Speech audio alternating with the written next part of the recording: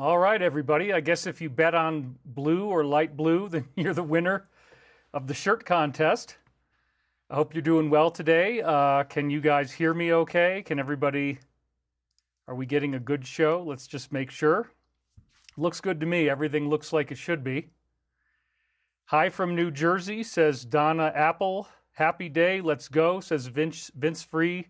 Princess of Alderaan says Jedi robe and lightsaber. How do you guys know about Girly beforehand? Yes, I did lose my dog, but that's okay. It was 3 years of her, having incontinence and having to be really careful. She was 14 years old. I did put that out on Twitter. Prem Prakash Patricia Kretschmer says, did you hear Girly's request to go home?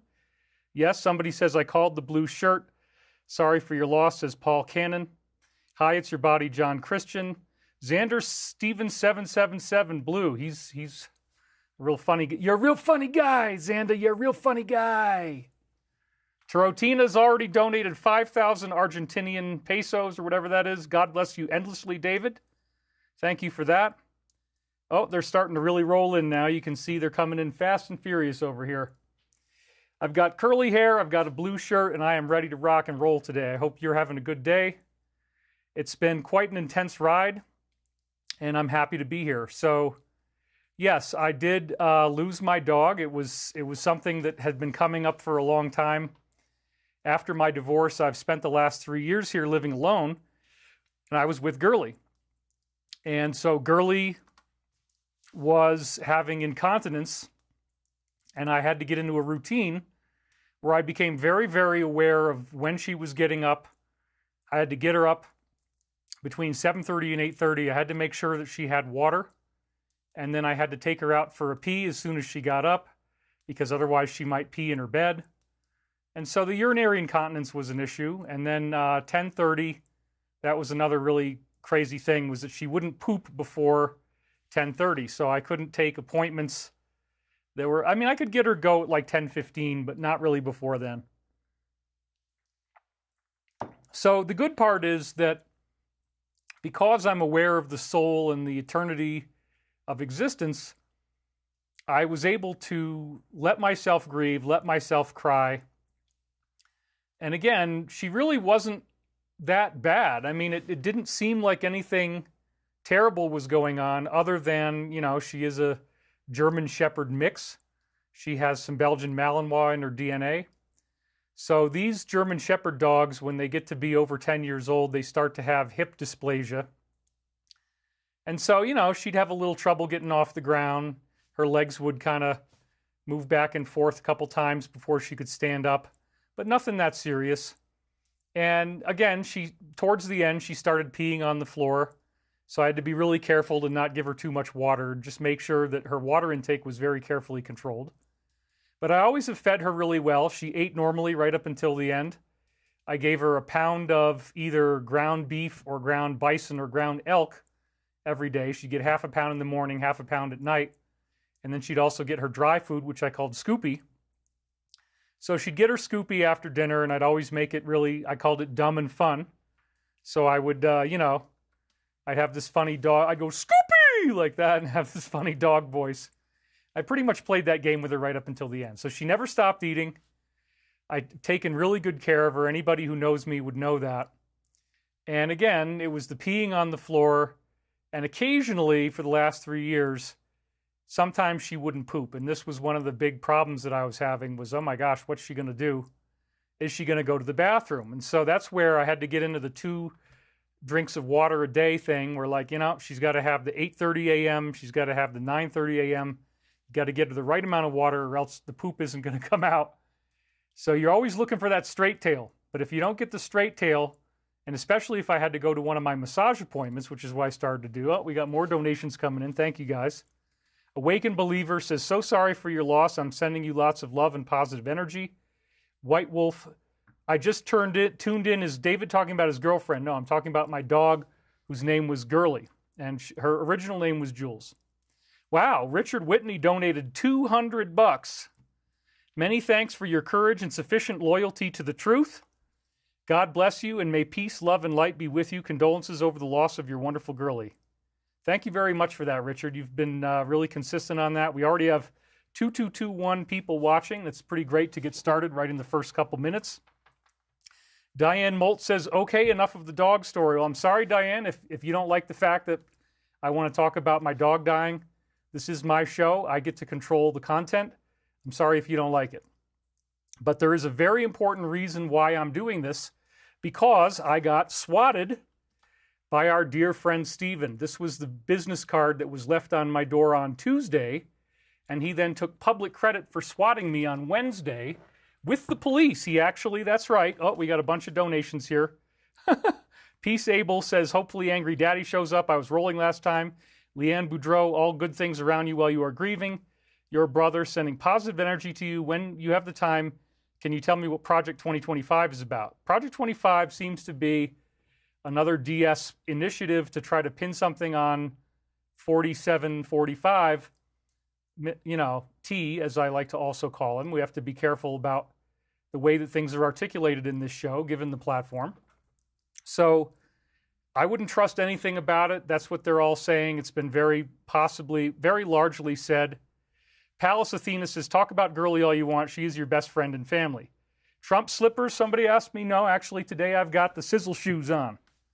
Yes, that's right. I decided that you deserve this. You've earned this level of gratuity from me as a public figure, that I have to give you this gift. So it's a very intense time, and this person who has been stalking me for at least 7 years that we know of escalated to the point of actually calling in a police hit on me to try to say that I was abusing my dog. And he wrote 2 different emails to them, which is all going to be in the investigation they're doing that's done on Monday. I've made great friends with the police over this. It's been actually a real positive event. Despite what he was trying to do, it had exactly the opposite effect. I've got a military aerospace company. This is our SM-39 right here. It's going to be the fastest jet ever made. Turns out that military people want to support you when you do a military company, and they're all veterans in the police force. So imagine that. Plus, in a small town, we stick together. So this is something that really has been a big jarring event. It's basically a light form of swatting. I did get swatted, and I never expected this to happen, but I also had not actually spoken to the police about this eventuality before. So now that this happened, I have been in direct contact with them. I've been in touch with the SWAT team supervisor, the local deputy, the head of animal welfare. I've got all the cell phone numbers. I've got personal relationships now. So even though this was intended to be something that would make me more sad, very negative, it wasn't. So that's why I'm talking about my dog in part, is that this turned into the most dramatic escalation of stalking and threatening behavior from a particular person that I've ever had in my whole career. He clearly wants me to be destroyed. That was one of the terms that one of the police used. He wants to destroy you. I'm like, yeah, that's true. And they were amazed that I haven't done anything about it yet. So we got another donation here. Alan Ward says, all hail Numa, I am the king. Prayers to our warriors in the CIA and the Alliance working to build a better future for our planet. Yeah, there are good people in the CIA, as I've said before. I don't have a problem with the CIA. I think there are certain control systems in it at the top levels that could be problematic. But overall, yeah, I don't have a problem with them. Bonnie Brown just donated $100 right here. Hello, David. I'm looking forward to hear what you have to share with us. Thank you, and nice shirt. Well, thank you. Sometimes the pattern is kind of a big gamble, because back in the old days of television, you'd get a moire pattern on the screen. So you're not really supposed to wear patterns in a show, but in the modern digital age, if you see funny, crazy lines on my shirt, I do apologize, but I don't think most people will. Oh, Insidious GG says, congratulations on 500,000 subs. Well deserved. I didn't know that happened, but that's pretty cool. So Chris Frey says, Girlie is still with you, David. When my last golden retriever passed, I swear I felt her tail brush the back of my leg when I was busy in my kitchen. My daughter said she saw her in the yard. Yeah, I mean, I definitely feel Girlie's presence here. I'm still talking to her in the house. And I've had her show up in many dreams. Kathy Mansell just donated. $50. We love you and your humor. Condolences for Gurley's passing. Thanks for sharing your integrity, wisdom, and insights, light and love. And then we also have Sovereign Shauna with love and memory of Gurley.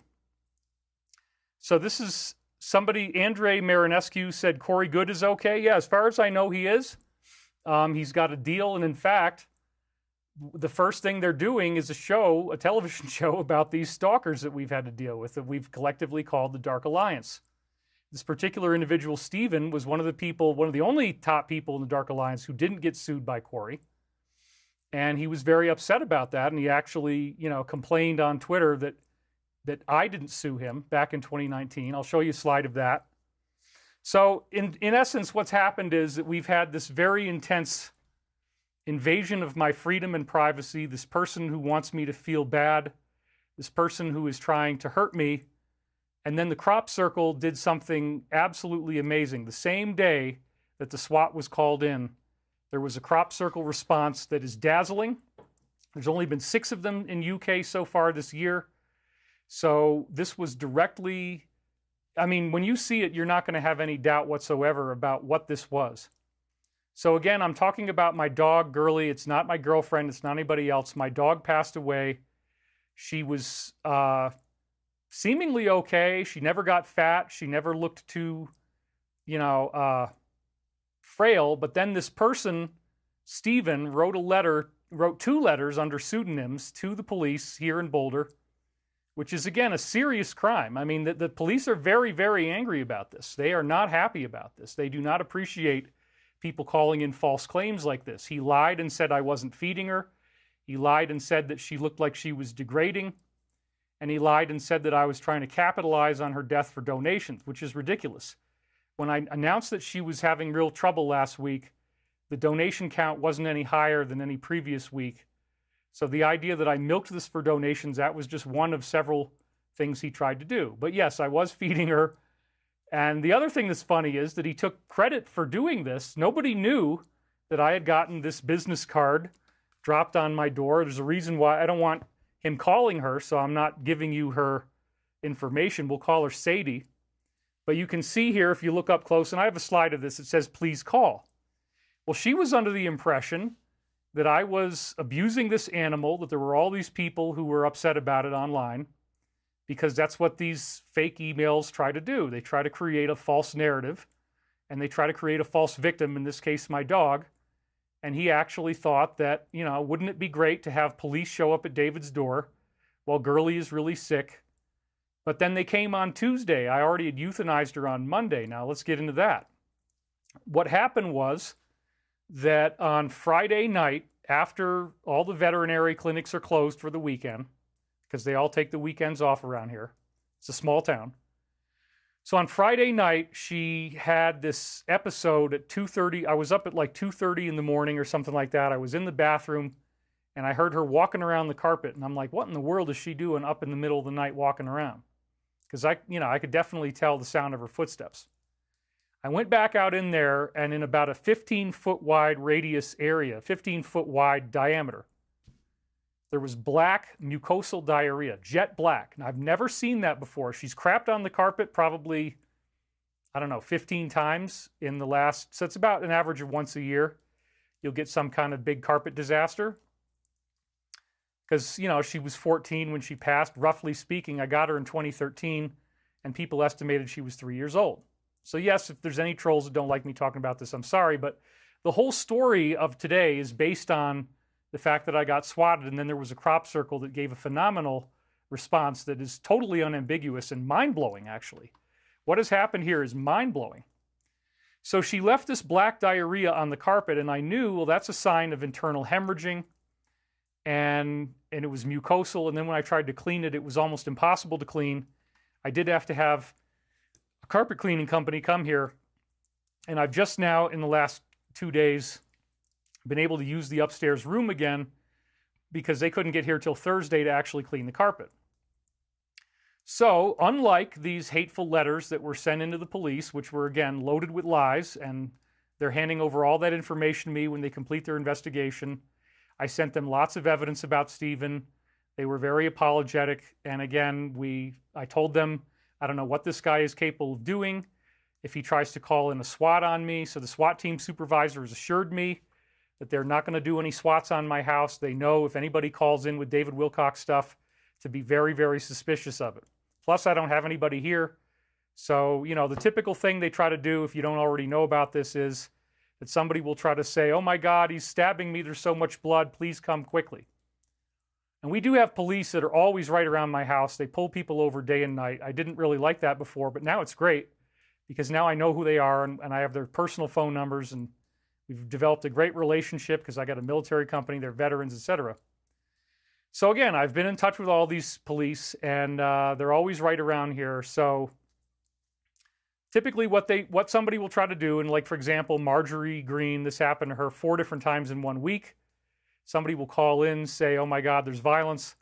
And what they're trying to do is to get a SWAT team to show up at your house, and they have their guns drawn, and it could be AR-15s or something like this. They could have body armor on, helmets, and riot gear, and they pound on your door. They might even break the door open, and they put you at gunpoint because they think that you're killing somebody inside the house.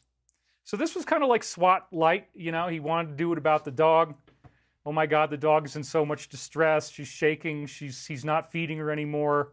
These are all lies. But what he didn't know was that I took her to the vet on Monday, and I'll show you the proof for that in just a second. So the cop didn't show up till Tuesday, so there was no dog to be barking on the door, and I happened to be asleep when it happened. But anyway, we'll go back to that story in a minute. The overall point that I want to show you guys here is that I've been talking about really big stuff having to do with the state that we're in and how deep they are. We'll call them the DS, okay? And if you've been watching my show, then you know that I talk regularly about this organization, which is still predominantly unknown to most people, especially those on the left.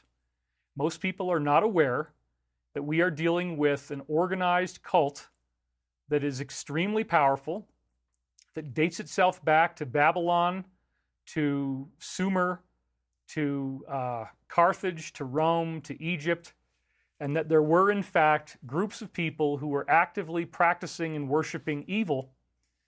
And it turns out that if you play around with this stuff and you know what you're doing, you do it right, that you get results. And what do I mean by results? I mean entities will show up. You will get a visible, at least it appears to be visible to you, manifestation of some kind of creature. And apparently this actually looks like the devil. They often have animal and human features blended together.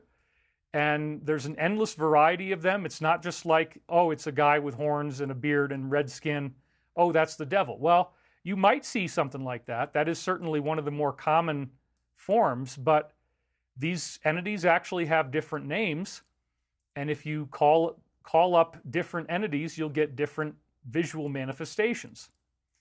So this goes back to, again, Carthage before it was conquered by Rome. They were openly summoning beings like Baal and Moloch. And this was done in the public, and it typically would involve what's called a burnt offering, which is where you have some type of, usually an infant, who is offered in the form of this fiery event. And of course, death occurs.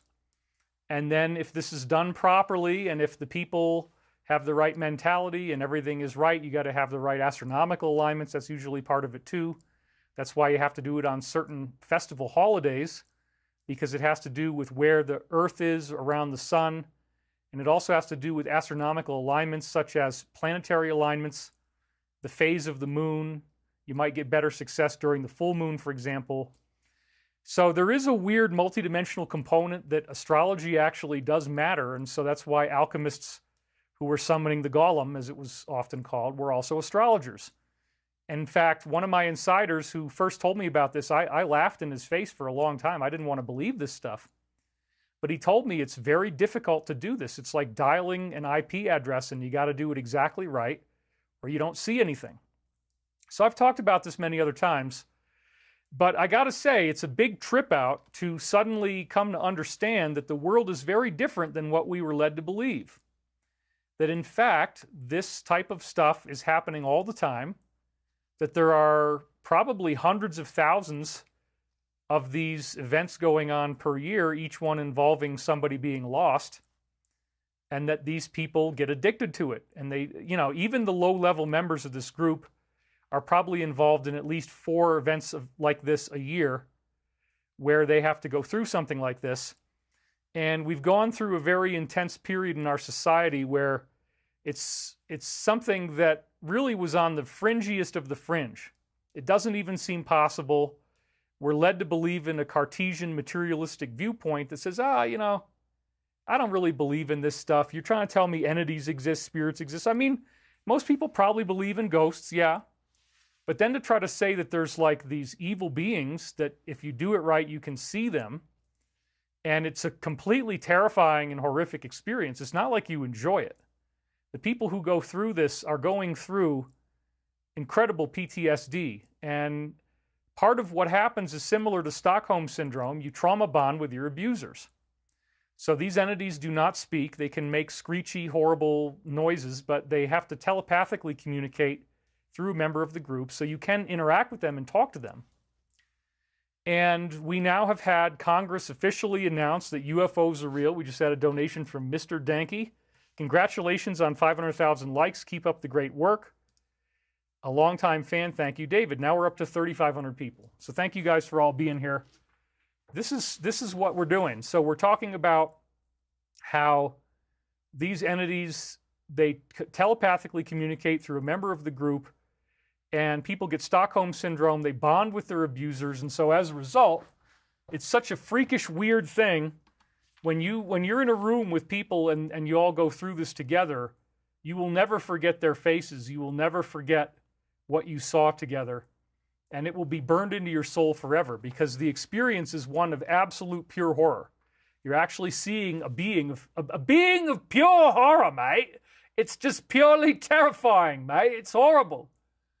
So this is actually something that really can happen.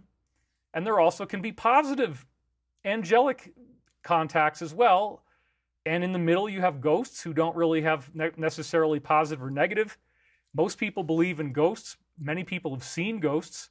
So we kind of take that for granted. Yeah, there's definitely ghosts, but then there's also entities, both positive and negative. Kay Wamsley says, I really enjoy your weekly YouTube shows. I hope you keep doing them. Well, my aerospace company is about to be funded, and we have several huge contracts coming in, so I'm going to have to start making trips to Washington, D.C. I'm going to start having to make trips to some of the top American ally countries to visit with their ministries of defense to talk about our products. So I don't know if I'm going to be able to keep doing it every week, but I will try to make sure that these trips don't last more than a few days, and I'll try to keep doing it as much as I can.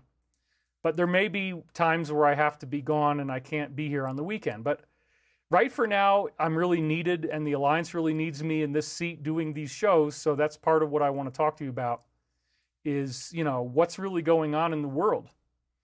And this is a strange thing. It's a very strange thing to learn that these magical practices can be done on the dark side and that you get results.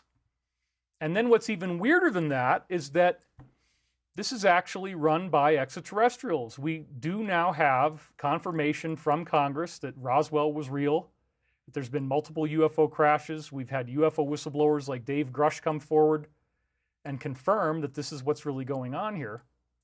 So there is also a very interesting thing going on where this evil group is being opposed. Oh, we had a whole bunch of donations come in. Shannon Benniger celebrating her first super $200. That's amazing. Thank you, Shannon.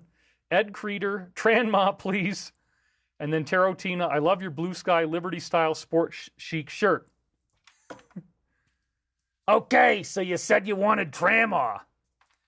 I'm not a homosexual, okay? This is just how I like to identify. I'm an Italian grandmother from Yonkers. I'm from Yonkers, New York. And I just want to be your Tranma. I want to love you. Come here, baby. You look so hungry. Why haven't you eaten anything? Why aren't you eating? Let me feed you, baby. Come here. Oh, your Tranma loves you. Go get the Tran kids. Bring them over here. We want to get everybody involved in this. Tranma loves you so much. Tranma loves you, baby. There you go. A little taste of Tranma. Oh, no, there she is. He is. Somebody says, what is going on? Hey, look, I got different characters. Somebody asked for Tranma. I can't deny you that privilege. It's an honor to have trama in your home. She's not a homosexual. She just chooses to identify as a trans woman. And, you know, that means that she sees herself as in the perfect environment when she is identifying as an Italian grandmother from Yonkers. And I can do those voices very well. I grew up in New York, lots of Italians around. There really are women who have a voice that's as low as a man's voice, scratchy from years of cigarette smoking. Mrs. Doubtfire 2024, now I want a cigarette. Woohoo, look at all this. Everybody's smiling, they're all laughing, and they're all in tears. Uncle Jack, mate. Somebody said they won't call him Nagisa. That's another character I got, mate. He's got an Australian accent, and he comes out of the bush, and he talks to wallabies, and he talks to kangaroo. I'm drooling all over my cigarette right now. You got to get the cigarette just right to make this character really work. You want to have it dangling. It's got to dangle in your mouth like this, mate. And then you got to get the smoke coming out. A little smoky smoke for you, mate. He's Australian. He's from Queensland. He's out in the bush, mate. If you ever eaten bush meat, it's totally disgusting, but that's part of the initiation if you want to be a member of the Australian military.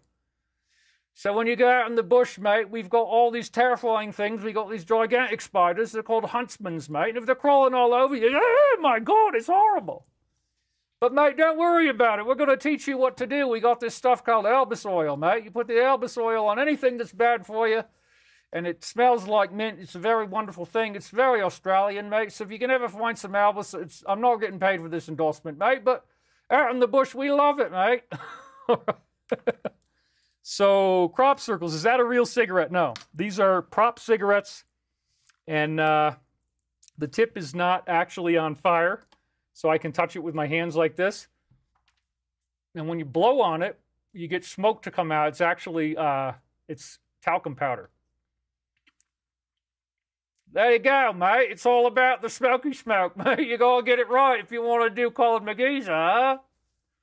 So I just like to have some fun. You know, there's different characters that I call it the David Wilcock cigarette variations, you know. Paul Rooney says, from a special person to a special person. Yeah, Trama's very special, so thank you. I'm a trans woman, and I appreciate your support. So, you know, I like to have fun. We could even do Galian. I've got an alien mask, and he could be a homosexual character, too. Oh, my God, Galian, you know, he could be just like this. There's a very special thing that you have to do if you want to do the gay voice. You got to get it up in your nose. You got to have all your S's very sibilanced. And it's just important with your hands. You got to get your hands to look right. It's all these things, you see. So anyway, there's lots of different characters. I am no one, just donate $20. Love you, David. Agarthan Council says Earth will move into the fifth dimension, not the fourth. And anyway, I just lost that. Yeah, Galian is another character. If I throw the mask on, I'm going to mess up my mic and I'm going to mess up my hair. But yeah, there's lots of different ways we can take this. Plenty of fun characters to explore. And of course, there's Angry Daddy. Somebody asked me to do an Angry Daddy routine about electric cars. All right, we'll do Angry Daddy for you. I have had it.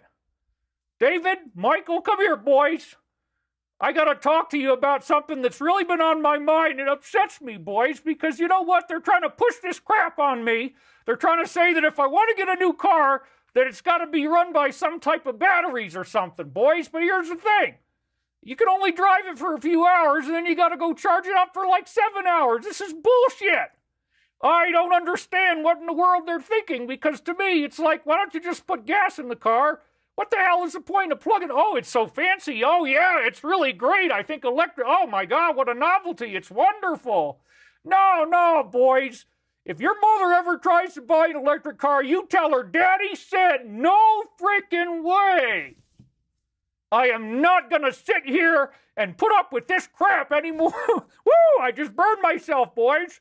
That's okay. Daddy's got to have a little relaxing break once in a while, put one of these in his mouth in order to try to have a little more compassion for people who don't understand the pleasure, the enormous pleasure that I'm feeling as I just sit here and kick back and I'm smoking away. Oh my God, boys. You ought to really take up cigarette smoking. It's a wonderful thing. I'm telling you, boys. It'll help you to get through all the anger, because I'll tell you something, boys. It's about the level It's the level of anger, and I feel that level going higher and higher. I wake up in the morning and I'm screaming. I just can't even stand it. I get out of bed. I'm like, what the hell is going on here? I have had it! Daddy has spoken. That's right. God damn it. Well, I'm having fun today. I can't handle it. I have had enough. You guys are great. You're such a great audience. LOL, he's pissed. Trama on J.D. Vance's remarks on...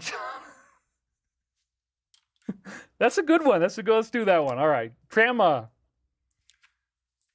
Okay. I had somebody in the comments here telling me that they want to hear about Trama, saying something about J.D. Vance, who's a very, very lovely boy, I might add. He's got such warm little cheeks, and he's got that beard. Oh, my God, he's adorable. Oh, my God, I lost one of my cigarettes. Let me get another one here. I don't want to be cut off from my pipeline. This is it's like sustenance coming into Trama's body. You know, I'm not a homosexual, by the way. This is just how I choose to identify. You can take it or leave it. But anyway, what was it that J.D. Vance was supposed to be talking about? I forget what it was exactly, but it was something about how much he said, oh, yeah, that's right. Trama got a little mad about this, you guys. He said that the whole country's being run by a bunch of childless cat ladies. Now, I resent that. As your Trama, as you being my Tran kids, okay, it's very important that you have to have a cat in the house. I'm drooling. You got to have a cat in the house, okay? So you can't just let go of that stuff. You got to keep your kitty. And, oh, kitty, come here, kitty. Trama loves you so much. Trama says kitty's got to come and have a little saucer of milk. She's got to have a little cat food. I got this little thing in a can. You pop open the can, you give it to the kitty. What the hell is wrong with this? Yeah, there's a cat box in the house, and it kind of stinks, but I'm not worried about it, mate. No, I just started to go over into Colin McGee's. I got to keep my accent straight, brother. Anyway. We're never going to get through anything if we don't start to get down to the content here, but you guys are funny and hilarious, and I like to laugh along with you, and I'll take requests on comedy sometimes. So Sherry Hope says, I think you're speaking your truth, David. You've had enough divorce, dog passing, false accusations, police confrontations. It makes you go a little crazy just like you did. Big up New York, lifting up the vibe. Yes, cats are very important. April Williams says, I love that you can be so funny and silly. Many highly intelligent people can't. Ralitza says, okay, enough messing around, LOL. Well, yeah, so I'm happy to get back into the content here. I think it's a good time for that. So we're talking about how this group that I've been referring to as the DS is now in a high state of desperation. So this is another really important part of the story. We actually have, as I've been saying in many other episodes, a very ongoing organized effort from what I call the Alliance. And Griever Arc just says, how's it going? Remember me? Fates to Why Not? Yeah, I do remember Fates to Why Not. Trama adds vanilla extract to everything. That's right, you got to put some vanilla in it. Anyway, so the Alliance is real. The Alliance is an organized group that has been working behind the scenes since at least the 1950s. Eisenhower was very well aware of it. JFK was aware of it. After JFK's death, you have this DS start to reassert control over the presidency. And I went through this. It was in 2009 that I had been working with Project Camelot for, up at that point, I think it was 2 years or 3 years almost. And they introduced, no, 2 years. And they introduced me to Dr. Pete Peterson. And he claimed to have had a company called Cyberdyne Systems, and that he had actually designed androids. And essentially the movie Terminator was a documentary based on stuff that he had actually invented. There was this chip called the Aquarius, and it was done with quantum tunneling. It actually uses electrons instead of, it actually uses photons instead of electrons. And then there was a little square box, a little black box that he embedded this chip in called the Gatekeeper. The Aquarius chip was a matrix of 12 by 12 for a total of 144,000 processors in a square grid. And this was, each one of these processors actually held a photon, And what was cool about it was the equivalent of quantum computing, but they had it in the classified world in the 1970s. So you can do, hundreds of thousands of calculations at the same time with one processor in parallel, because a photon can be in quantum superposition. So it's pretty exciting. Seen Your Sunt donated. I'm not the best personality for Ascension. David's point at camera, no violence, no riots. I'm like, yeah, what am I supposed to do with my anger? I'm feeling pudgy and soft. I won't do anything, but I'm still angry. God damn it, I have had it. Well, look, anger is a good place to go through, but it's an emotion you want to move through. You don't want to get stuck in it. Anger does have benefit because it's a call to action. But then once the call is made, you got to rise to the occasion and get beyond that. Griever Arc just donated and says, I've retired, no more psychosis. I have a girlfriend, a different life now, balance and peace. I'm no longer posting and I'm not fates to why not. Okay, fair enough. Thank you. So we are talking about Pete Peterson and how he claimed that he worked at Area 51, that he had interacted with multiple extraterrestrials in person. And I had been collecting these testimonies from many different people since about 1993, when I first learned that UFOs are real. And a physics professor at a local university in upstate New York, he was the head of the department, and he had worked for NASA for over 10 years. And it was common knowledge in the higher echelons of NASA, according to him, that Roswell was real, that we got various technologies from it, including computer chips, fiber optics, Teflon, laser beams, infrared night vision, LED lights. But again, computer chips probably being the most significant out of all of them, because even solid-state transistors, before the Roswell crash, we were still using vacuum tubes. And so one of the first debut inventions after Roswell was the transistor radio, where you could have a radio and a little thing that you could hold in your hand instead of needing to have this big wooden box in your house. And it could be battery powered. Well, that's all because of this extraterrestrial endowment. The legends of Roswell are very well substantiated. There's been many, many witnesses who came forward to substantiate that, yes, there was a crash. They tried to write it off as weather balloon, first of all. That was nonsense. They tried to write it off as Project Mogul, that there were dummies in there. That was nonsense. The reality is that we have never been alone. And if you watched my show last week, I took you through human extraterrestrials that were visiting us. They look like human, or they look very similar. They might have larger eyes, larger head. And in fact, the Roswell beings were not grays. They didn't have black eyes. They had large human-looking eyes. The irises were larger. The eyeball was larger. They were bald. And they carried around this thing that they called the cube. And it was then part of something called Project Looking Glass. This cube was their navigation system. And what was so cool about this was, if you hold it in your hands, the top opens up like a folding box. And then there's this yellow disk of energy that appears in that area over the box. And that's one of the reasons why they call it the yellow disk.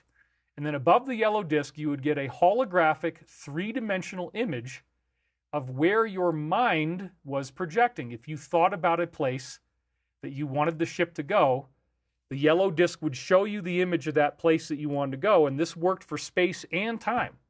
You could project into the future, you could project into the past.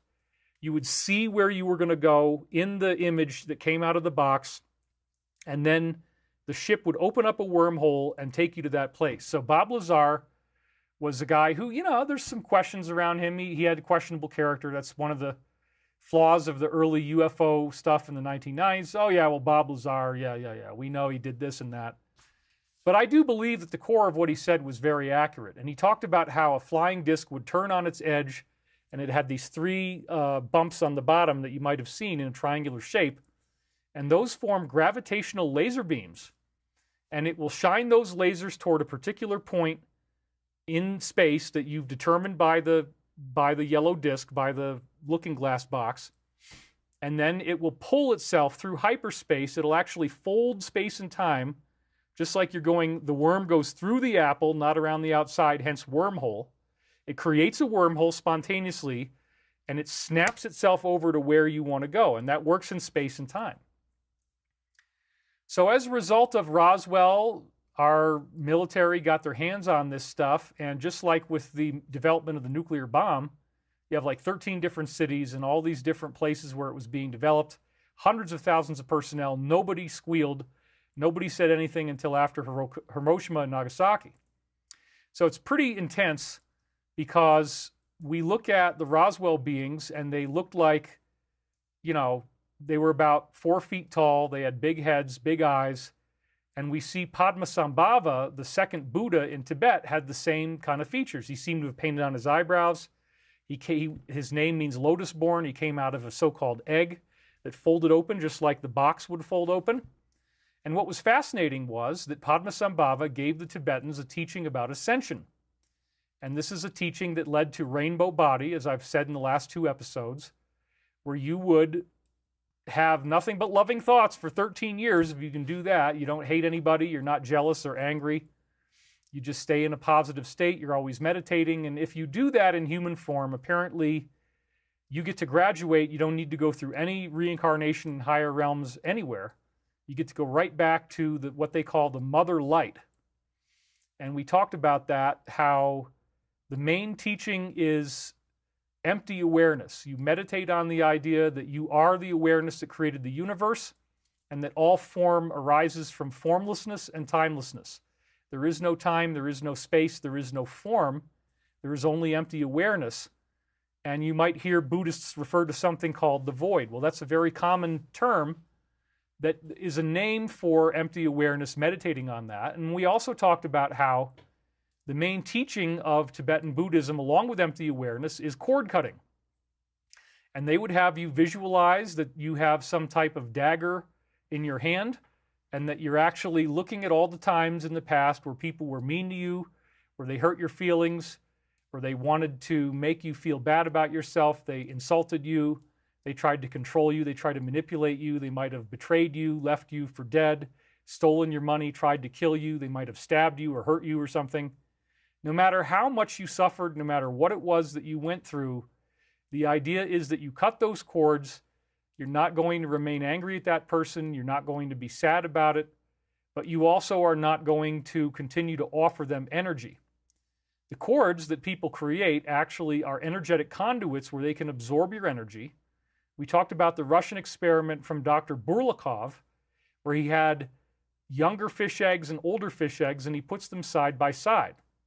And the older fish eggs will actually suck the health out of the younger fish eggs, and the younger fish eggs die.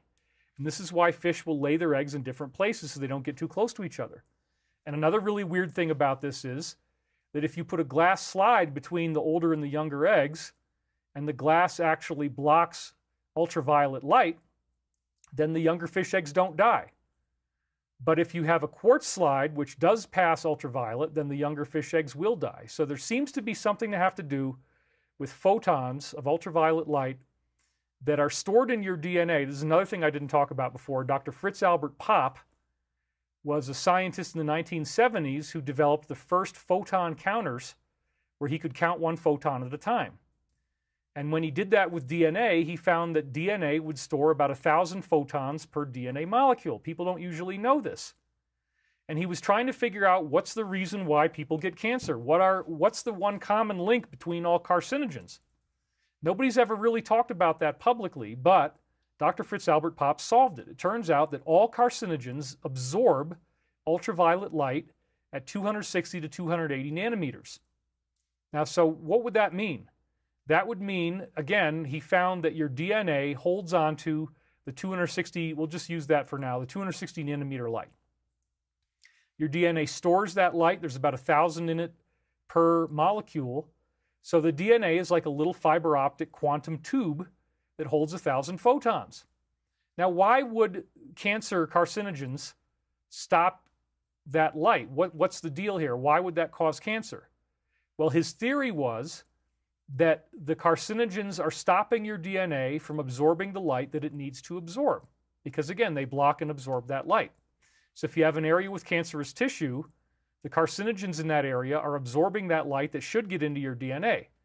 Well, okay, what is cancer? Cancer is caused by cells multiplying out of control. They just keep going and going and going, and nobody ever tells them to stop. So it would appear that the message to get the cells to stop is coming from light that is stored inside the DNA. And then the DNA kicks out one photon at a time, and that photon has now been modified by the DNA, some intelligent process, and it becomes a stop sign. The photon says, hey, stop. Or the photon says, keep going. Or maybe the photon has other properties as well, but it at least represents an on-off switch for cellular growth. So if you take away the on-off switch, if you have carcinogens, then your cells do not ever get the message to stop reproducing, and you get cancerous growth of tissue. So it's actually a very plausible thing, and believe it or not, when you look at regular animal cells like your skin only has about 1,000 photons per square centimeter that it gives off, and they are measurable at the quantum level. But if you deal with plants, they have 10,000 photons per square centimeter. So this is why it's very important that you eat your vegetables. Fresh vegetables in particular are loaded with these photons. It's also very important that you get water, fresh water, and sunlight, because you got to get these photons into your body. Your body can move them around in the bloodstream and get them to the cells they need to go to. But if you don't eat your vegetables, then you're not getting enough of these photons, and it can be very deleterious. So that's a really amazing description of cancer. And again, we also see in Pete's quantum ship, the Aquarius, that it uses photons in superposition, and those photons convey information. So I developed a biological model that I wrote in my first New York Times bestselling book, Source Field Investigations. That's what the, where is the good camera? Yeah, so there's a, right up there is the New York Times bestseller that I have. You can also see it in this shot right here behind me. Source Field Investigations. It's got over 1,000 academic references. You only need 150 to get a PhD. So there's multiple dissertations in there, and I was offered an honorary PhD from a university that specializes in energy medicine. I just actually haven't had the time to get it. But if I was Dr. David Wilcock, people would probably hate me even more. I don't really have any haters. It's just this one guy. You know, but that's enough. I mean, he caused a lot of trouble this week. So anyway, I've been going through all these things, and we're talking about now the quantum biological model. The idea is that photons actually have all of the instructions needed to build life. This is not known to most people, but when you take this Russian experiment done by Dr. Peter Garyaev, it's very fascinating. You have salamander eggs, and you shine a laser through them in a hermetically sealed container, and you shine it into another container that has frog eggs in it. And once again, if you put a piece of glass in the way, it doesn't work. If you put a piece of quartz in the way, it does. So this is based, again, on ultraviolet photons at 260 nanometer wavelengths. If you take those ultraviolet photons from the salamander eggs and you shine them into the frog eggs will mutate and they will grow into salamanders. And these are perfect salamanders. They don't have cloning problems like Dolly the sheep, where her feet are all screwed up or whatever. They actually can breed with our salamanders and have salamander babies. You change the instructions from frogs to salamanders, and the eggs that were laid by a frog grow into salamanders. This is not speculation. It's been scientifically proven. I have Garyaev's laser. It's called the LGN 303. I have it here at the house. I should bring it out as a prop one day. And the main magic of the laser is that he introduces a transverse wave. So normally a laser has a longitudinal wave that just goes one way, but then at the same time he's got a transverse wave that's going side by side at the same time it's going longitudinally. So you have this 90-degree crossover, and the 9-degree angle is one of the strange things about how these weird effects work. You can do it with spinning motors. We're going to talk about that a little later. You can do it with laser light. But you need that transverse wave. That's a very important part, the 9-degree angle. The orthogonal rotation is another name in physics for that. Well, the frog-salamander experiment is very interesting because, as I say in my course, Sacred Science of Michael Prophecies, evolution of species does not occur randomly, and it does not occur over a long, slow curve. Evolution actually occurs in sudden bursts. And these sudden bursts occur in even intervals of time, 62 million years and about 25 million years. And so what we see, this is done by Dr. James Raup and David Sepkoski, who are both paleontologists and geologists. They studied all of the many different strata of rock that were from seabeds, and they found, wait a minute, we're supposed to be seeing evolution in a nice steady curve if Darwin was right, but instead it happens in sudden bursts. So there was a theory called the nemesis theory, that there was some type of large gravitating body that would occasionally come by and wipe everything out on the Earth, and then maybe this evolution occurs automatically. But the point is, with the Gary Eye of study about the frog eggs transforming into salamanders, we now have a method by which light photons themselves could have information stored in them that cause biological life to transform from one level of evolution to another. And it appears that the sun gives off different photons of light at different times to cause this worldwide evolution of species to occur. This is the real mechanism of evolution. And so this is one of the things that is a very exciting outcropping of my scientific work. I haven't tried to get these ideas published in peer-reviewed scientific journals, but I've had plenty of alternative scientists who are the equivalent of peers, and they've looked at this and they've been very excited. This is why I have bestsellers. This is why I'm in over 100 episodes of History Channel's most popular show, Ancient Aliens. I've achieved pretty massive fame worldwide. I was just at the dump the other day, actually throwing away girlies' urine-soaked beds. And here's a guy also named David who, he didn't want to let me know right away. He was trying to be cool about it, but he knew who I was. He says, I'm a huge fan of your work, blah, blah, blah. That's also why you see this YouTube award over my head. I got 100,000 subscribers way back in the day. Now I guess I'm celebrating 500,000. So wow, thank you guys. We finally made it over that hurdle. I never thought it would happen, but it did. I'm going to drink to that. Calling a drink to that, mate. You got to be on the piss a bit here. I am still sober. I haven't been doing any medication at all, and I'm happy to be that way. A lot of the medication usage was really from the stress of being extremely bankrupt for the last 3 years, but I am digging my way out of there, thanks to your help. Your donations are why I can do this show on Sundays and not have to go, quote-unquote, get another job. And when I did get larger amounts of money in the past, I invested in Stavati Aerospace, and I'm actually the largest friends and family donor for the company. Investor, not really a donor, but an investor.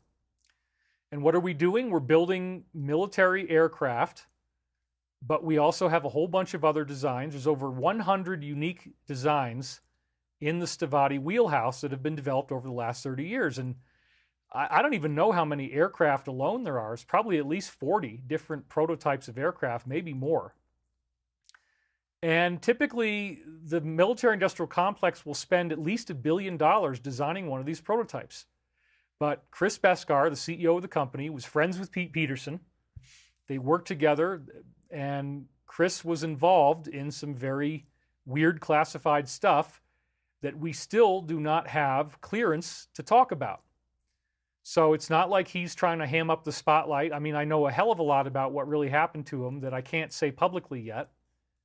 And I got to be really careful not to even allude to anything. But Chris, in the course of his work in the classified arena, came across 8 different methods of how to build anti-gravity from recovered discs. I think I can get away with saying that much. Recovered ships that were kept classified, and they were studying these anti-gravitic systems. Now, Chris was tasked in the 1990s to design anti-gravity that does not cause time travel. Normally what happens is you create this gravitational bubble, and it goes around the whole ship, and your ship is inside the bubble. And one of the ways that this was done was the Otis T car, OTC-1. We're going to see that a little bit later. The problem with that design is that if you're inside the bubble and you move through space, you also move through time. So in the 1990s, Chris was alerted by Majestic, the control group that he was working with, to go find Dr. Kenneth Shoulders, because Kenneth Shoulders had invented something called charge clusters, which he later called EVOs, or exotic vacuum objects. Now, what are those? It turns out that if you roll, I use a cigarette as a prop, mate. If you roll the electricity off the end of a needle, it will roll into a ball and form this strange thing that he would call an exotic vacuum object. And if you start bombarding a material with these objects, it will eventually levitate. And this is what we see with the David Hutchison information. David Hutchison somehow independently discovered this. And for our film Levitation, we have a new film of him actually causing this levitation. He did it in his office for our staff. This is very exclusive. He hasn't done this on camera in a long time. But it's a bottle of Clorox, I think it's Clorox bleach, it's some kind of bleach. And he actually gets the bottle to levitate caused by these charge clusters bombarding it. And there's also an interview with Kenneth Shoulders talking to David Hutchison. So Uncle, if you want to call it that, the military, Uncle Sam, was very aware of Dr. Kenneth Shoulders' work. He is the founding father of zero-point energy. And you can look that up and find out, yep, he's the guy that designed it.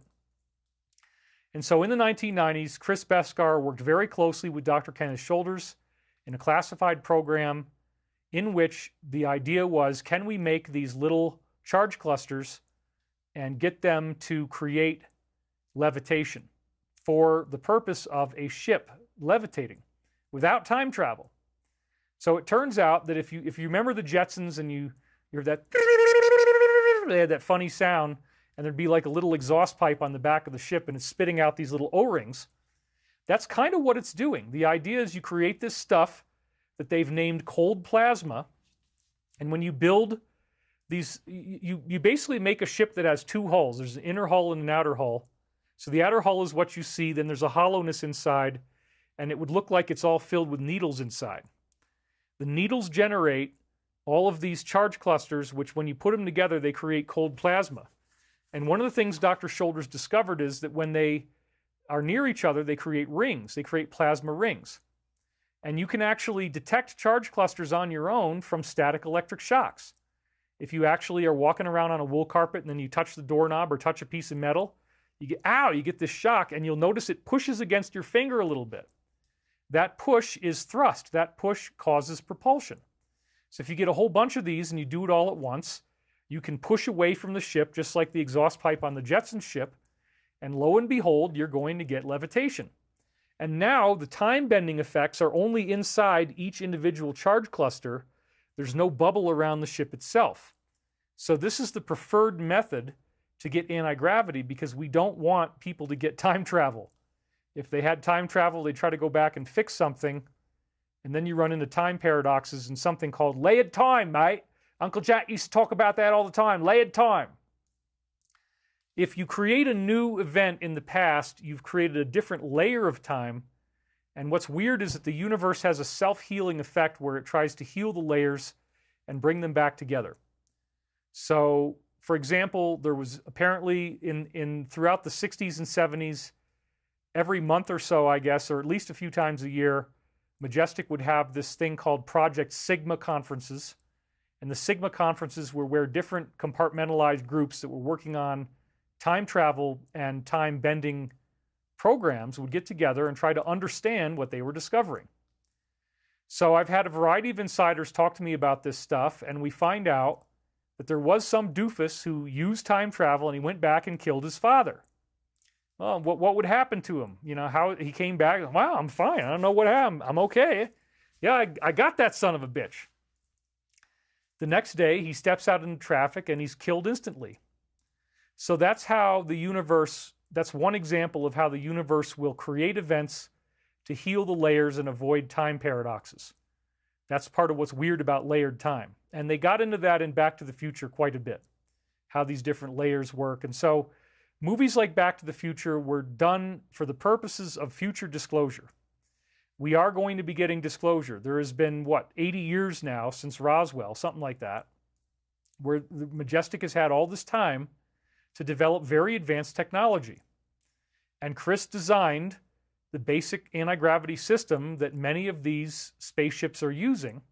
He was considered a huge hero inside the classified programs. And so by the time he was 21 years old, he'd already accomplished more than most kids could ever imagine accomplishing their whole life. He'd contacted them from 8th grade. And apparently Majestic had wanted Chris and me to get in contact with each other all the way back since I started to release books on anti-gravity in 2000.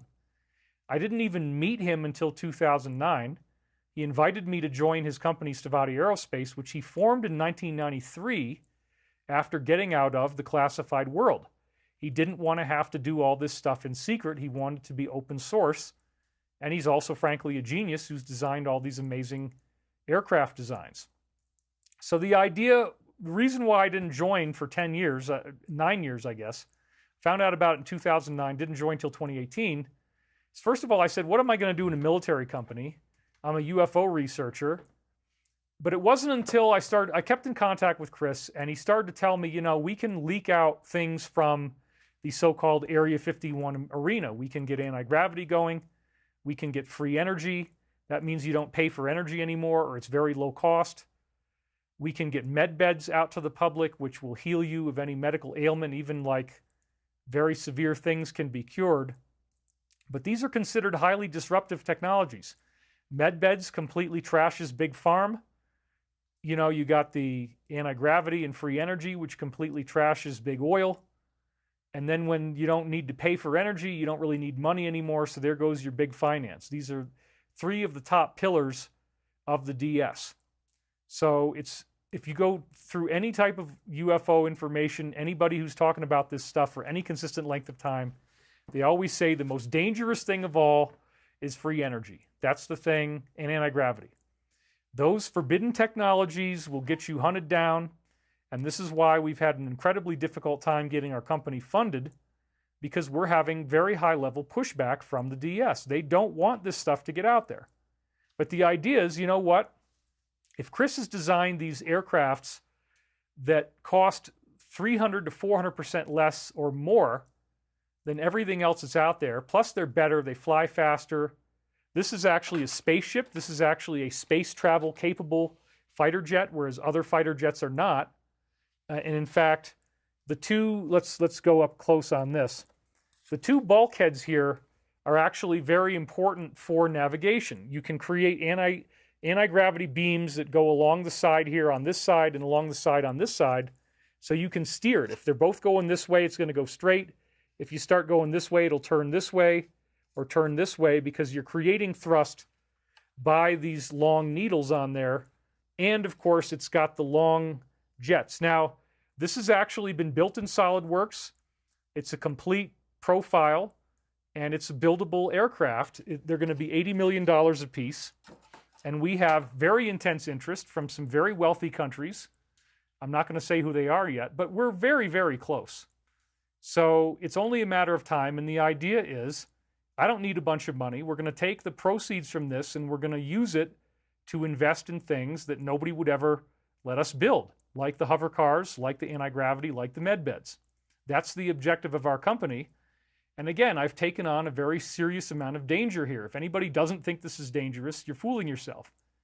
And over 30 years, Chris has got, I don't know, 40 different types of aircraft designs, over 100 total different designs for various military applications, including engine designs. We have advanced materials, advanced ceramics.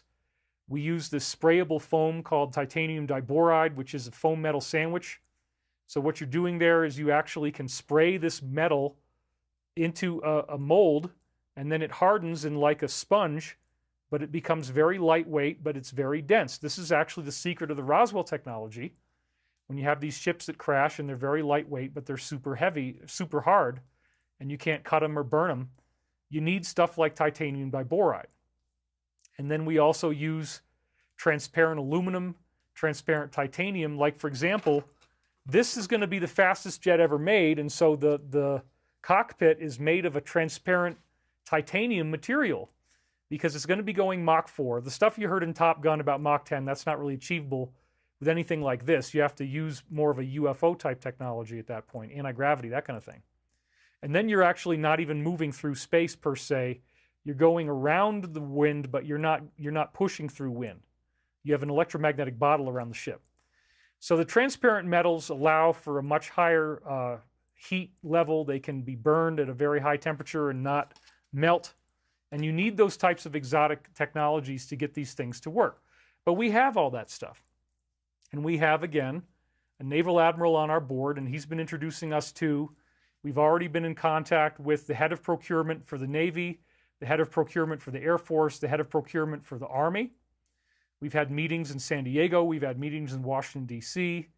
We're in regular contact with various entities, including NASIC, the National Air and Space Intelligence Center. We've had meetings with DARPA, Defense Advanced Projects Research Association, whatever it's called. And so DARPA is actually very interested in the titanium diboride products, among other things, because that sprayable foam metal sandwich stuff has wonderful applications for a wide variety of things. And so we're trying to get this Area 51 technology out of the classified world, break it into the public sector, because it has many, many very valuable applications, such as for body armor. Titanium diboride body armor is very lightweight and it's extremely hard. So it's a much better thing for resisting bullets, as an example. And I'm actually really happy to support the military. You know, if people want to shame me and say, oh my God, what are you guys doing? Well, we're saving the American taxpayer potentially hundreds of billions of dollars, first of all, because this stuff is much less expensive and it works better. It's the sixth generation, it's the new technology, next generation air defense.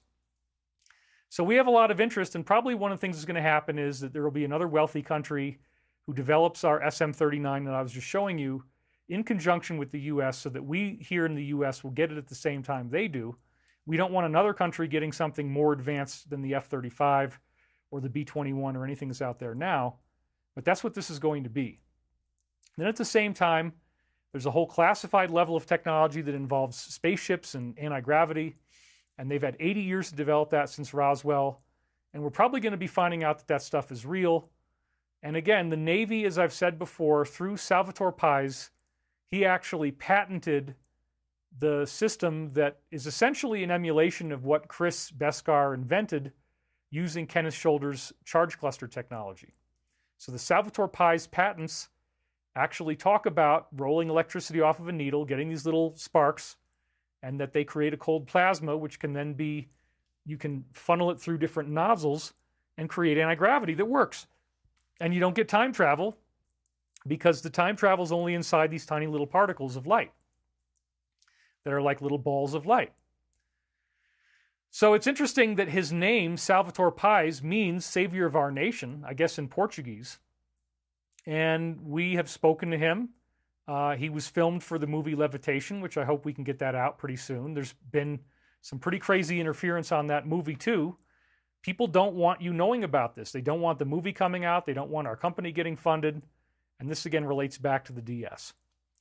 So when I was talking to Pete Peterson back in 2009, what I found out was that the people within Majestic, the people who have cosmic top secret clearance, which is 35 levels of need to know above the President of the United States. Whoa, wait a minute. You're telling me the President doesn't know everything? Absolutely not. Joe Biden has not been read in on it. The Clintons were not read in on it. Obama was not read in on it. Trump probably knows some of it, but probably there's a lot that he doesn't know still because, again, need to know.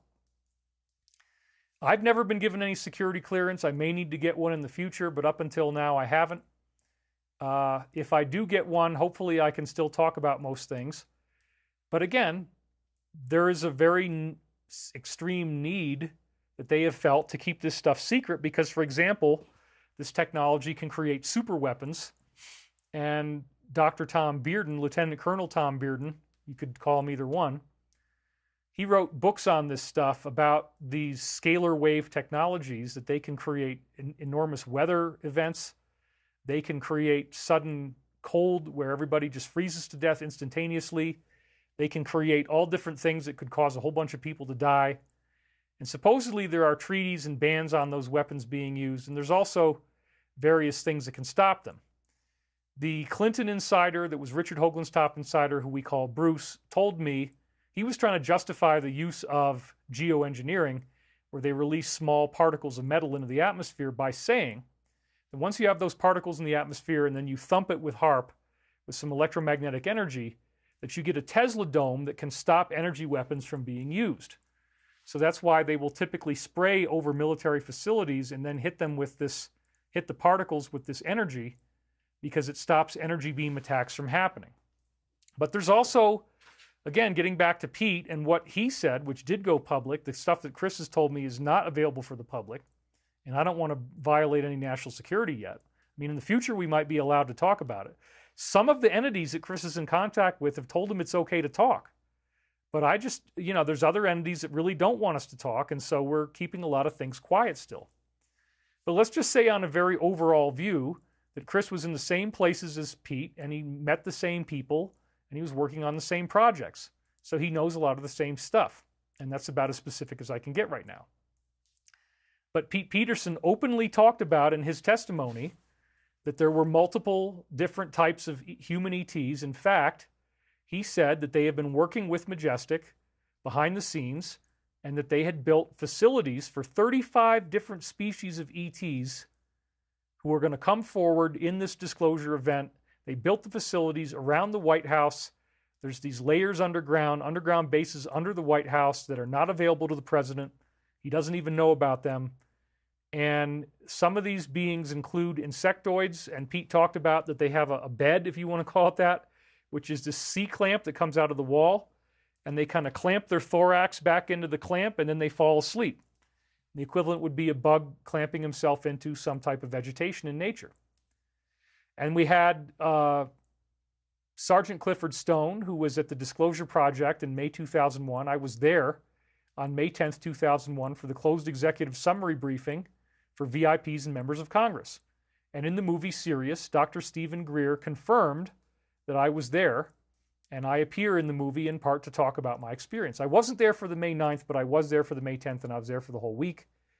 So I'm on record in a movie talking about how I met all 35 of the witnesses that Greer got to come forward in 2001. And there's some very, very fascinating people in that group. But Sergeant Clifford Stone came out on record saying that there was an Air Force colonel who was very highly read into the classified world and gave him a field manual because his job was to do UFO crash retrievals. He was part of a special team. He had a cover story, but when there was a UFO crash, they brought this special team out. It was classified. They couldn't talk about anything. They would go to the crash.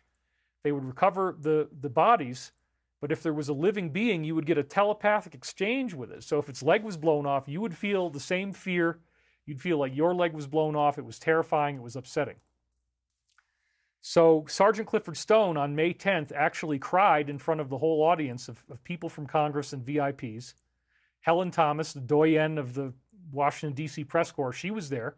In fact, she was sitting right in front of me. My girlfriend Sabrina and I were sitting right behind her. In fact, Sabrina was the one who introduced the event at the beginning. Greer decided to let her do that. Back then I had a beard. I looked a little different, but I was definitely there. And I met everybody. And I met Sergeant Clifford Stone, and again, he talked about UFO crash retrievals, telepathic exchange with the beings, and the Air Force colonel gave him a field manual that outlined 57 different varieties of extraterrestrial beings that were visiting the Earth. And they were called the Heinz 57, like the ketchup. And what is so amazing is that the majority of all 57 of them look predominantly human. They look predominantly like we do. Some of them look exactly like we do. Some of them were human beings. They looked almost exactly the same as a human being, except that their irises were violet colored. Or maybe their eyes are slightly larger and they're a very deep blue. So there's different types of beings. People have heard of tall whites. That is true. There's one type like that. But I've heard from various insiders who I met since Disclosure Project that there's humans that look pink, there's humans that look green, there's humans that look orange, there's reddish colors, there's a jet black, and then you have like 4 different types of reptilians. You have the yellow ones, you have the greenish ones, you have the brown ones, you have different types of grays. There's a pink gray with a very skinny face. There's all these different, there's insectoid different types. There's one they call the crickets. There's another one that looks like a praying mantis.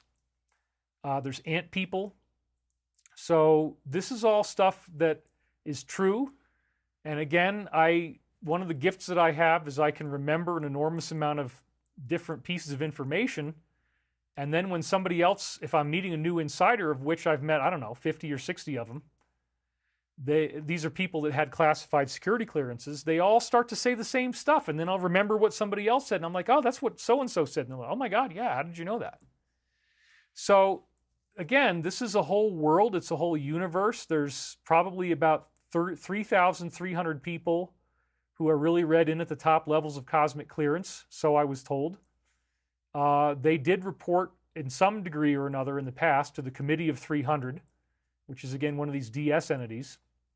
But most of the people in the conventional DS, which again is this weird cult that dates back to Egypt and Carthage and Rome, they don't know anything about this secret space program stuff, which is a term, it's just an open-ended term. So the people in this DS on Earth, they're involved in these dark practices, and they may see these spiritual entities, but what they don't understand is that there is a group called the Unholy Six. I talk about this in Michael Prophecies. There's 6 major evil alien races that are here on Earth, and unfortunately, some aspects of the classified community at Cosmic Top Secret are essentially captured by these evil aliens. There are reptilians, and Uncle Jack told me that there are they have a spectrum of genders that goes from predominantly male to predominantly female, and then there's different intervals along the way. And if you didn't know that these were genders, they would look like entirely different species. So according to Jack, these reptilians went all through our galaxy and they found various planets with indigenous reptilian life, and then they would mix and match and tinker with DNA and take the best DNA from everything, the DNA they liked the most, and blend it with their own. So the main Draco reptilian species is highly menacing. They can be 10 feet tall. They have kind of a protruding mouth with lots of teeth, and they treat people at the highest levels of the DS like garbage. So if you're at the level of the Roths, you know, with child at the end, those guys are not treated well. They're getting tortured, and Jack also had to meet with them. When you greet them, you have to do this. You have to bow in deference, and you have to kind of go down like this. And he would say, mate, I got problems in my knees. I can't bend over. So he didn't want to bend to the Draco, and that was his excuse. But he claimed that there were high-level meetings happening with Draco and people in the president's cabinet on a daily basis under the White House.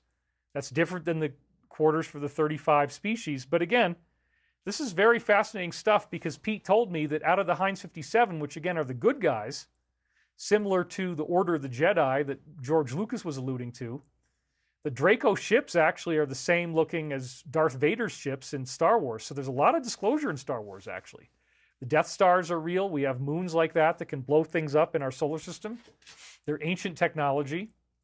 The Jedi represent the positive ETs. The lightsaber is like Archangel Michael's sword of light. And Darth Vader, again, is a half man, half machine. That's why... right? He's got this mask on, and his limbs have been cut off. So he is the man-machine transhumanist dream. He's the fusion of man and machine. And it turns out, as I've said before, that the top level, what you could think of as Satan or the devil, is actually a electronic intelligence. And it might have some type of sentience and its own soul. It can project into a body if it wants to. One of the sensational things that Pete had talked about before that I didn't know about, that Pete was telling me, and I don't know if I believe that. But then Chris confirmed it at Loveland, Colorado, and we'll talk more about that in the future when we do another public event. There is this place in Antarctica called Lucifer's Palace. It's incredibly beautiful architecture, unlike anything else on Earth. And Lucifer itself will project into human form that you can see if you go to Lucifer's Palace in Antarctica. Looks like a human being, and you can have a conversation with it. So apparently that's the top of the hierarchy on the negative side, and then that entity in turn controls the Draco, certain insectoid races, certain races of greys, and those groups are now controlling, again, there's half and half. There's a secret space program half, and then there's a terrestrial half. Terrestrial half is the deep state. They don't know anything about what's really going on. They don't know anything about these aliens. They've never met them. They've never seen them. They only get to see lower astrals in their ceremonies. But this whole thing is ultimately an alien agenda. What they're doing here on Earth is controlled by this Luciferian force that can project into human form if it wants to. in this special secret place in Antarctica, apparently. And it controls these reptilians, which have been widely reported by various witnesses. So what we're actually having here is an agenda in which the Draco want to greatly reduce the population so that there's only a small amount of people left on Earth who serve them. And the Draco's home base is Satanism. They love Satanism. And so all the stuff that you see with pentagrams and lower astrals and blood and fire and wearing masks and robes and burning candles and chanting, this is all stuff that they do apparently every time they go to a planet. Every time they go to a planet, they want to create the same kind of stuff. So the people in the DS are not aware that this is ultimately an alien agenda, and that wherever planet they go to, they set up this same kind of ritual system. But what these people in the DS are doing is they're controlling the planet, they're evoking these goals to try to get rid of a whole bunch of people. But if they were able to fulfill that, then the rules in the universe dictate that these negative aliens can then appear among us, and you would then see them walking down the street. They're not going to be hidden anymore. They're only hidden up until the point where we as a collective of our own free will accept their enslavement, which would mean that we would have to be evil enough to say yes to it. So, for example, these entities operate on the same principle as Borlakov's fish egg experiment. You remember, the weaker eggs are killed and destroyed by the stronger eggs that absorb their health energy. They actually get healthier. So imagine now a being that lives on that, and that's its main source of sustenance. That's what these entities are. They need these ceremonies going on all over the world. They need these horrific deaths taking place because they feed on that. That's what keeps them going. If they don't have that for even one day, they would all die out. One of the most fascinating things Uncle Jack ever told me was that if everybody on Earth, if a majority of people on Earth were smiling and happy for one day, a vast majority of the Draco would die out. And they already know that's what's going to happen to them. Satan is defeated. Okay, this is already in the Bible. They're fighting against the inevitable. They can see it in the future. They've got time viewing technology. They can see that this is what's going to happen to them. And again, I know it all sounds, some skeptics might want to say, oh my God, this sounds crazy. Sounds like a big sci-fi movie. But you have to understand, I'm integrating probably 50 or 60 different whistleblower testimonies, enormous data sets of information, and all of this together comes into this story, which is a fascinating story that is not going to be kept classified much longer. You're going to find out that the stuff I'm telling you is true, and you're going to hear it on an official level. These Draco reptilians go around in many different planets, and they try to create a stronghold, but they already know that they're going to be defeated in the future, and they're willing to go for the 1/1000th chance that maybe somehow they can avoid this outcome. They will fight like crazy because they're facing their own death. Again, if enough people on Earth are happy for one day and laughing, then they die out. So one of the times where that almost happened was the subsequent sequel to Live Aid, which was called Live 8. And Live 8 had Pink Floyd, all these top bands from the 60s and 70s, rock bands, a worldwide event calling for the end to poverty and hunger, bands coming together and performing music. Everybody was watching it around the world. And then immediately after, just a couple days after Live 8 was going on, actually while Live 8 was still in progress, you had the London subway bombings. And that's what brings the loosh back. Give Lucifer his loosh. Negative entities need this energy of us suffering, being jealous, hating each other, killing each other. They need us to feel sad. In fact, Uncle Jack also told me that sometimes a certain high-profile celebrity will be killed so as to create enough loosh to keep everybody sad and miserable and depressed. So the game is ultimately a war for your mind. It's a war for your peace of mind. These entities are using their proxies here on Earth in the DS to try to make you feel sad, to try to make you feel angry, and to try to make you upset. And so this is why we saw what just happened with the games, starting with an O and ending with a C, and sounding like limp in the middle.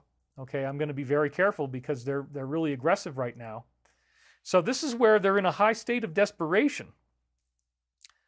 And by doing this thing with the opening ceremonies and showing these very blatant symbols to everybody, they're trying to make you upset. They want you angry. They want you sad. They want you terrified of them. Remember, one of Hitler's classic lines is, we do not want their loyalty, we only want their fear. So when you see all this stuff and it's shoved in your face, it's a very strange thing, because now the spiritual reality is colliding with our physical reality. You're starting to realize, as the great spiritual teachings of ascension tell us, the world is an illusion. It's not what you thought it was. You can't trust the television. You can't trust newspapers and magazines. You are not being told the truth. In order to get the real narrative, you have to look behind the scenes. You have to find people like me who are bravely telling you what's really going on. And it's a very threatening reality, but that reality has lots of intrigue. There's a huge story involved in this. And there's people on Earth, there's millions of people on Earth, part of this DS, who really have no idea that it's an alien agenda. They have no idea that they too would be killed by these beings and treated like crap. It's not like you get rewarded for your loyalty. Ultimately, these entities hate all humans. They eat us. I mean, they literally pick people up and eat them. So it's not a good thing. You don't want to support them. You don't want to support their agenda. All they really care about is misery, suffering, and death, because again, that's what they feed on. And they will park their ship cloaked over battlefields and just soak up that energy. That's a very important part of what they're doing. So part of the problem with disclosure has been, how do you tell people that there's these really, really evil reptilian beings that are cannibalistic to humans, that they've been here all along, and that there's these positive ETs that are fighting against them, much larger numbers. Again, there's 57 of the good ones. And, you know, we're in this weird situation where there's this war going on between good and evil, but then humans are the proxies. Both sides, the good and the evil ones, are trying to telepathically influence us and keep us under their influence. So the good guys, the influence they want is for us to be loving, forgiving, patient, compassionate, cheerful, happy. Whereas the negative wants us, we got some donations coming in. Senior Sunt just donated. He says, adding to the topic, when I looked into it, it's more difficult to find any society that didn't practice human sacrifice. The closest I got was the start of the Athens democracy, which is the end of Pharmakos. Thank you for that. Thank you for the donation. We're coming up to the 1.5 hour mark, so I got to get into my slides here. So I want to keep moving. But again, the positive side wants you to be loving, and they don't make an elite like the negative side. They're not going to try to get you to be as wealthy and famous as possible and become an elected politician or the head of a corporation or something like this. They are interested in humility, chastity, you know, monastic living. And so the greatest monks are the ones that get the highest level telepathic coherence. They meditate on thoughts of love, and they can have these angelic experiences, which usually are just telepathic. But again, sometimes you got beings like Padmasambhava or Jesus who come here and give us the pathways to ascension. And I'm not trying to diss Jesus. Here's another donation. Chantha Haysana says, "Oh my G, the O ceremony is a freak show. The Statue of Liberty beat up and the white horse sick. Yes, we're not going to show pictures of that because one of the things, let's get into the slides here. Anyway, I want to get into that because you just mentioned that. So here we go. They are in a high state of desperation right now. This is a very important point, and that's why this was done. The entities that are ultimately responsible for this are so desperate for loosh now that they need to torture the whole world by showing images that are very evil, very upsetting, hard, heavy metal, and Marie Antoinette beheaded, and the horsemen of the apocalypse, and all this really, really creepy stuff. And they're openly mocking and giving the middle finger to Christianity by mocking the Last Supper. And I had this buddy in high school named Boehner, and one time we had a party at my house, and we were 16 years old, but we were underage drinking. Again, I'm not endorsing this, but that's what was happening. So Boehner comes up to us with a beer, and he just starts laughing. He had this funny voice, kind of sounded like Mickey Mouse. And he starts laughing, and we don't know what the hell he's laughing about at first. And then we looked down, and he had taken the bottom half of his package and pulled it out through his fly, and it was just dangling outside. Not the top half, not the not the hose, but the other part was, there's two halves to that. And he's laughing and laughing and laughing. And finally we look down, we see this. We're like, dude, what the hell are you doing? Oh, I'm hanging brains, dude. I'm hanging brains. He called it hanging brains. Like, put that away, man. Put that back in your pants. What the hell, Boehner? Come on, dude. Well, there was a guy at the ceremonies who was hanging brains right next to the Papa Smurf figure, right on camera where everybody can see he's openly hanging brains. They want to do that on purpose. I mean, believe me, you're going to know if you're hanging brains. It's not like you got to wonder about whether the brains are in or out. You can feel it, okay? It's not like you're going to accidentally hang brains. He's hanging brains, dude. Check it out. Whoa. They want to traumatize you. They want to, the goal is to create as much depravity, debauchery as possible, because again, these aliens are fed by this stuff. This is actually real. It sounds really weird. It's a big learning curve. It's taken me 30 years to put all this stuff together that I can summarize for you like this now. Another reason they're in such a state of depression is what happened in the debate. They've already said, JB, you're out of here. And now the replacement is very unpopular. And so she's probably not going to become the one who's running in November either. There's very likely going to be another switcheroo that takes place. And people have a huge backlash against their dictates.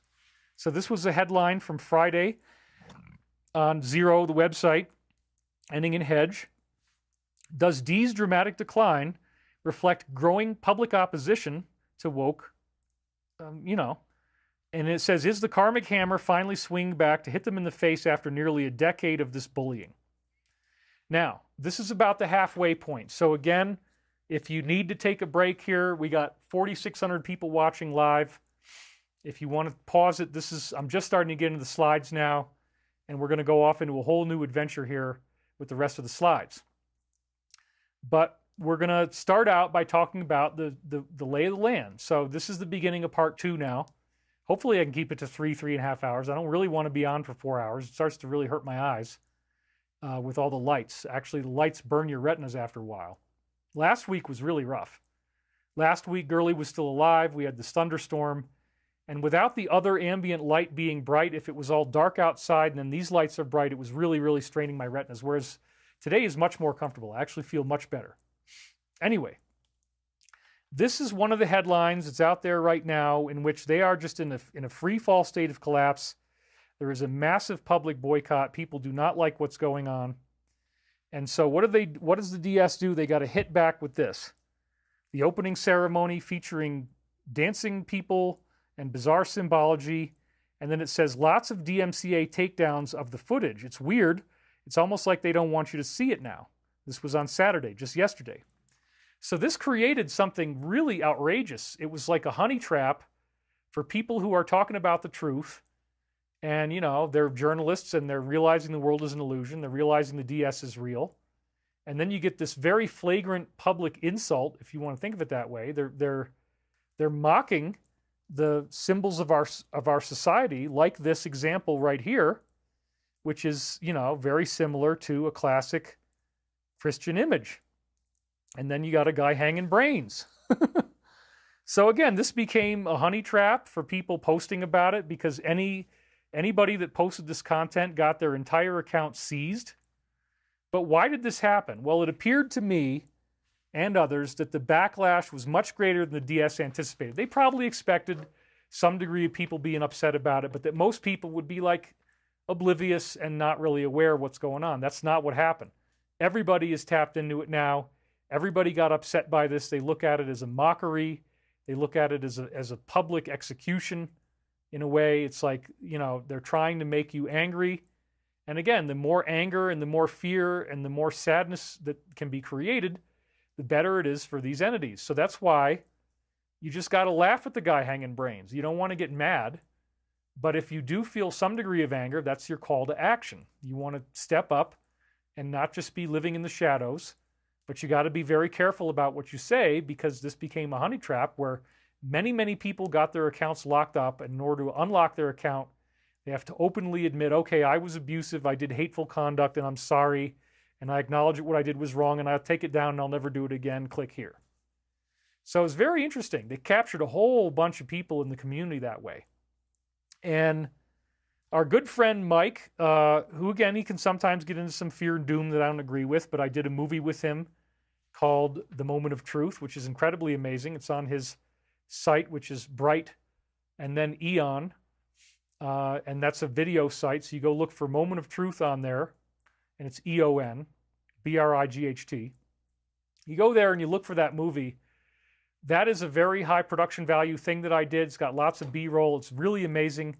And it created an overwhelming bunch of change in the community, including the default use of the font, which is Futura Condensed Medium, all caps, with no extra capitalizations. That's how I subtitled everything in the movie.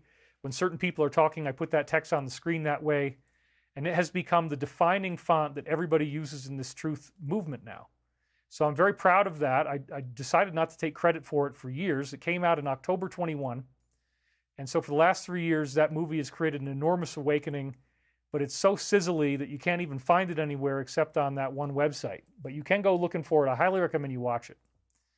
So he was the guy I decided to do this with because he could handle that level of discussion about the extraterrestrial nature of evil. And it's actually a big relief to a lot of Christians to find out that the things that they believe in are not fake, that there is truth to the idea of the devil.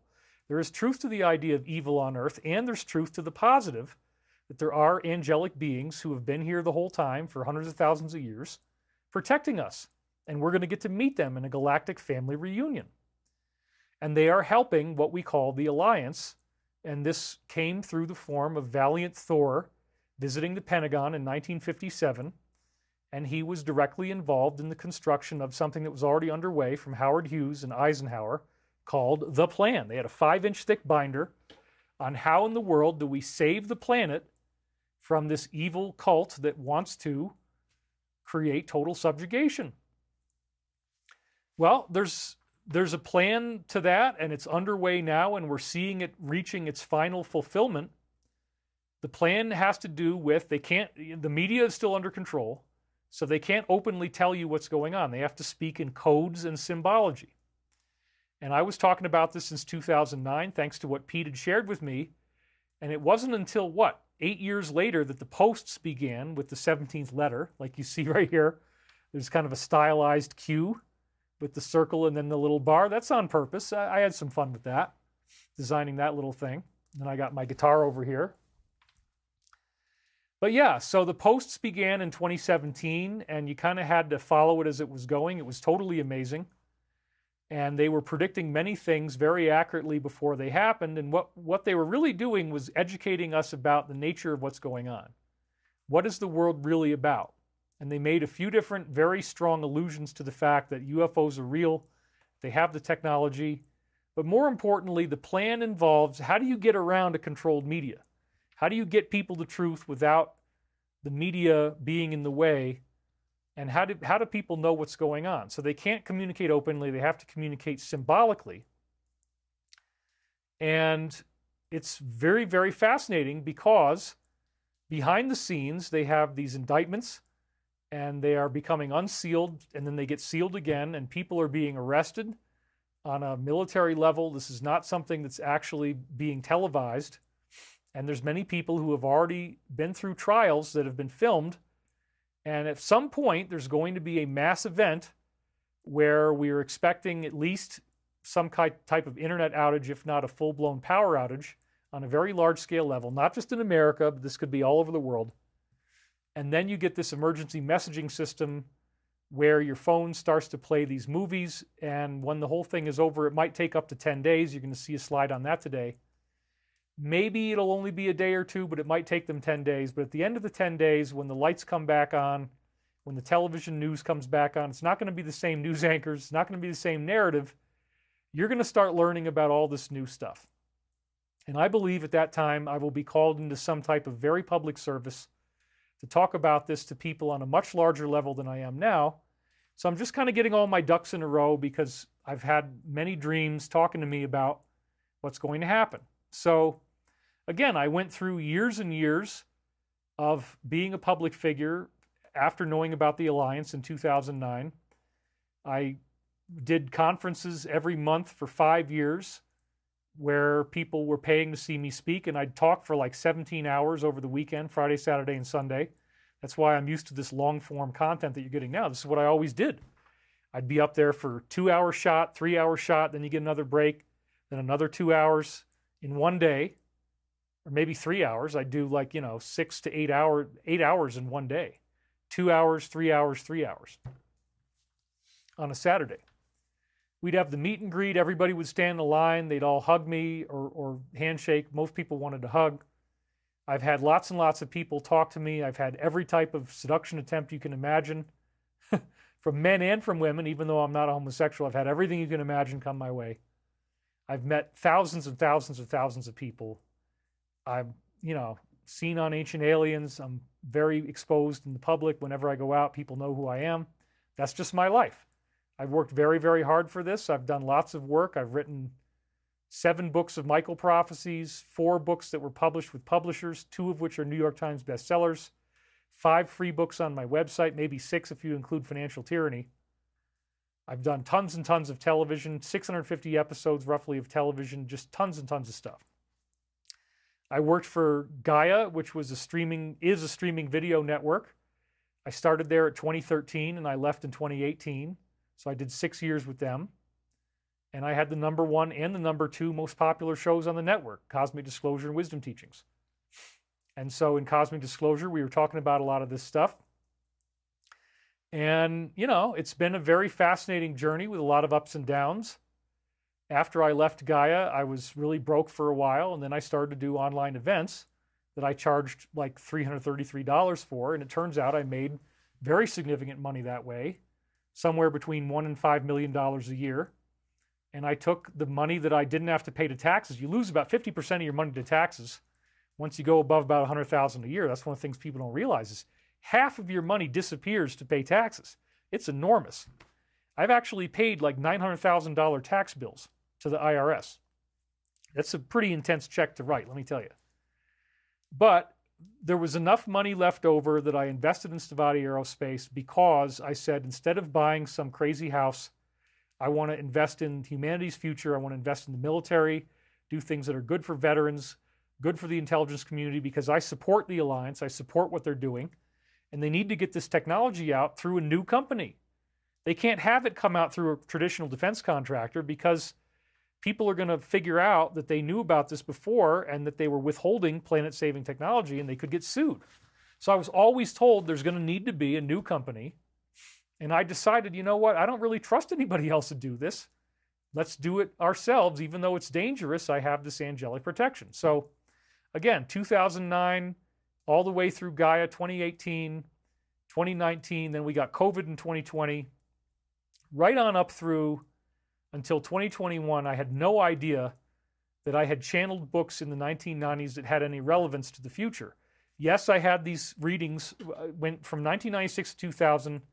I did a bunch of psychic readings using remote viewing protocols.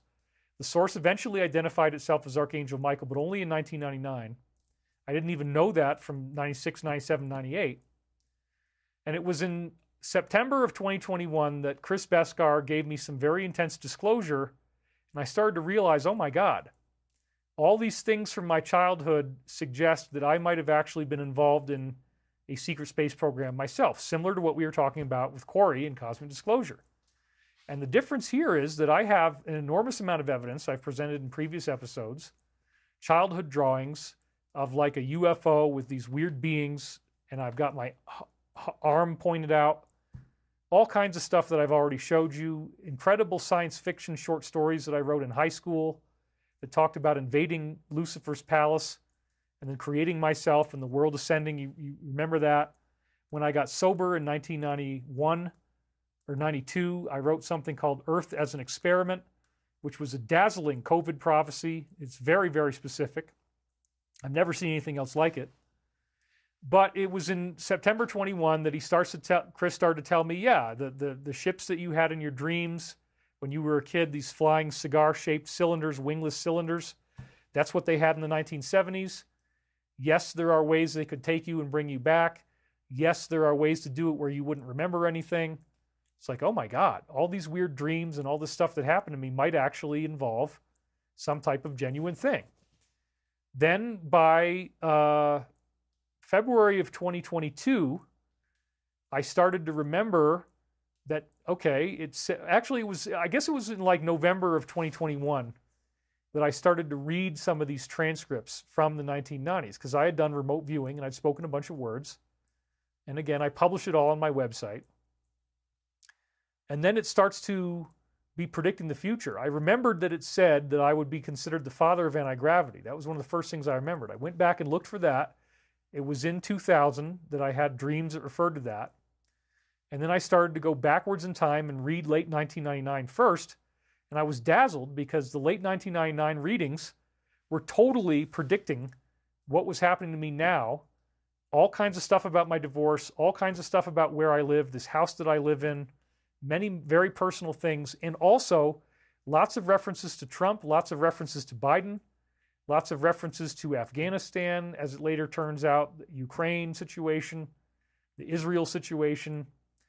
So I realized, okay, I had kind of thrown away all these readings from the 90s, and then I went on to become a mainstream UFO researcher. Richard Hoagland had told me, just get rid of all the channeling. Nobody wants to hear that stuff. It's all foo-foo. Just leave it alone. So I did. So the readings were done by 2000, and I didn't go back to them for 22 years. They just stayed in the archives. I've got the original cassettes. I've got the original printouts.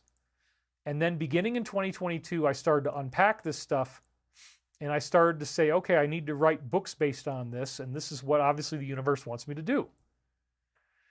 So at first, I only thought I was going to do one book, and I was going to try to cram it all into one, and then I realized, nope, I'm going to have to do like a 96, 97, a 98, and a 99, 2000. So maybe I can get it into 3 volumes. Then as it goes deeper, it's like, okay, I did get 96 and 97 into book 1, but then 98 was so big, I had to make books 2 and 3 that way. And then 99 and 2000 were so big, I had to do books 4, 5, 6, and 7. So the universe duped me, if you want to call it that, into doing 7 books in a row.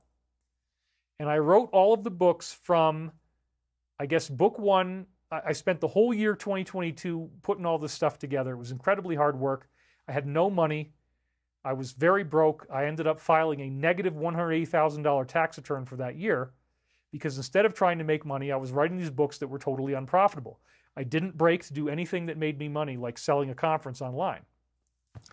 My first book didn't come out until December 12th or something like that, 2022. And then book 2 came out in, what was it, late February or something. And then book 3 came out in, I think, like March or April. And 4, 5, 6, and 7 went a little bit faster, but I didn't get book 7 done until October of 2023.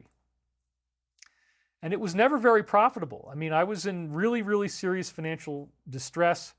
I had $1 million tax debt to the IRS that I couldn't pay off. I, had tax debt to Colorado and Arizona, massive, and then I had to do tax payments.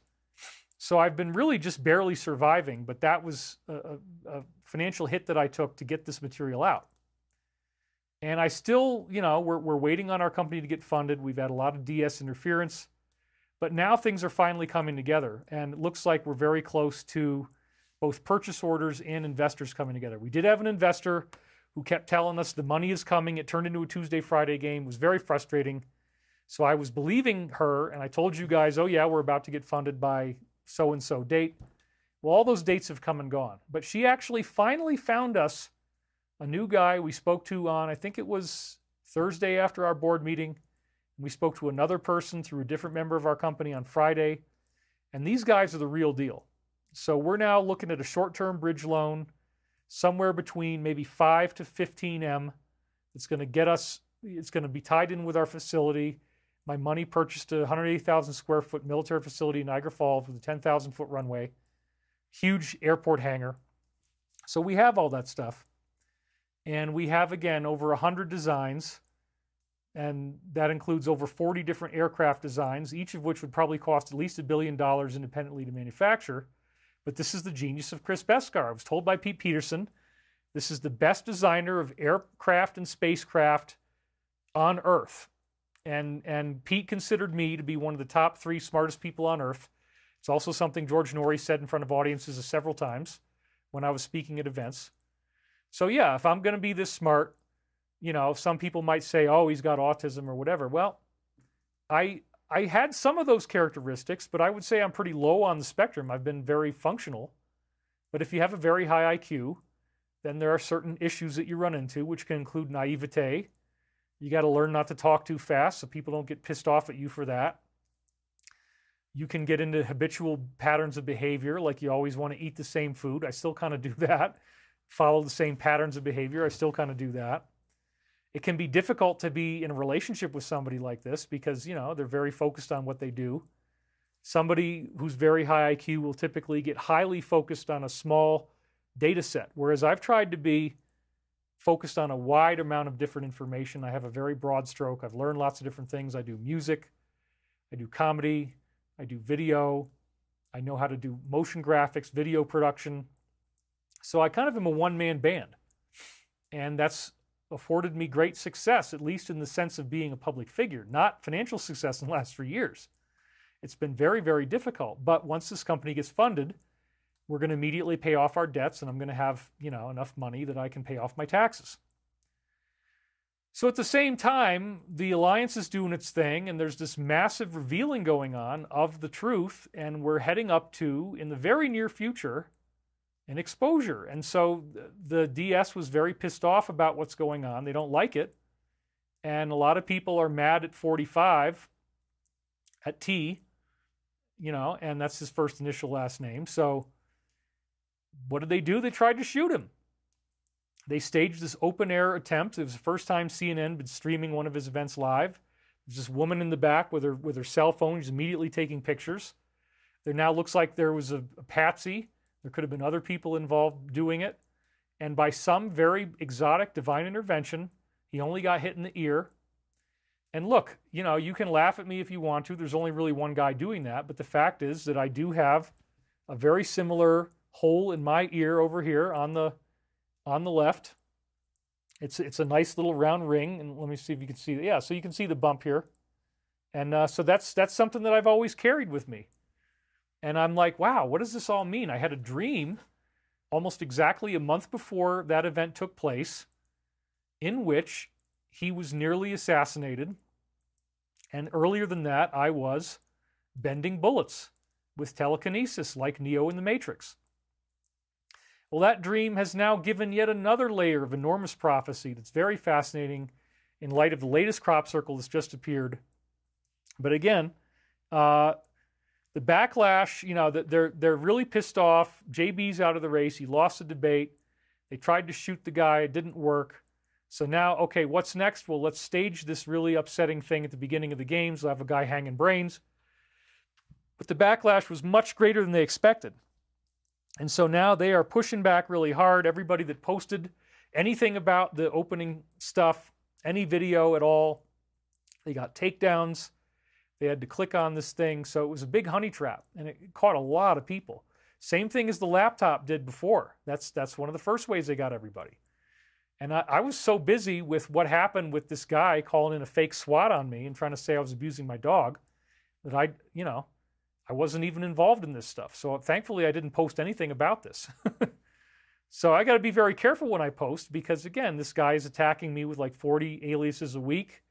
We now have hired a team and then 2 individuals.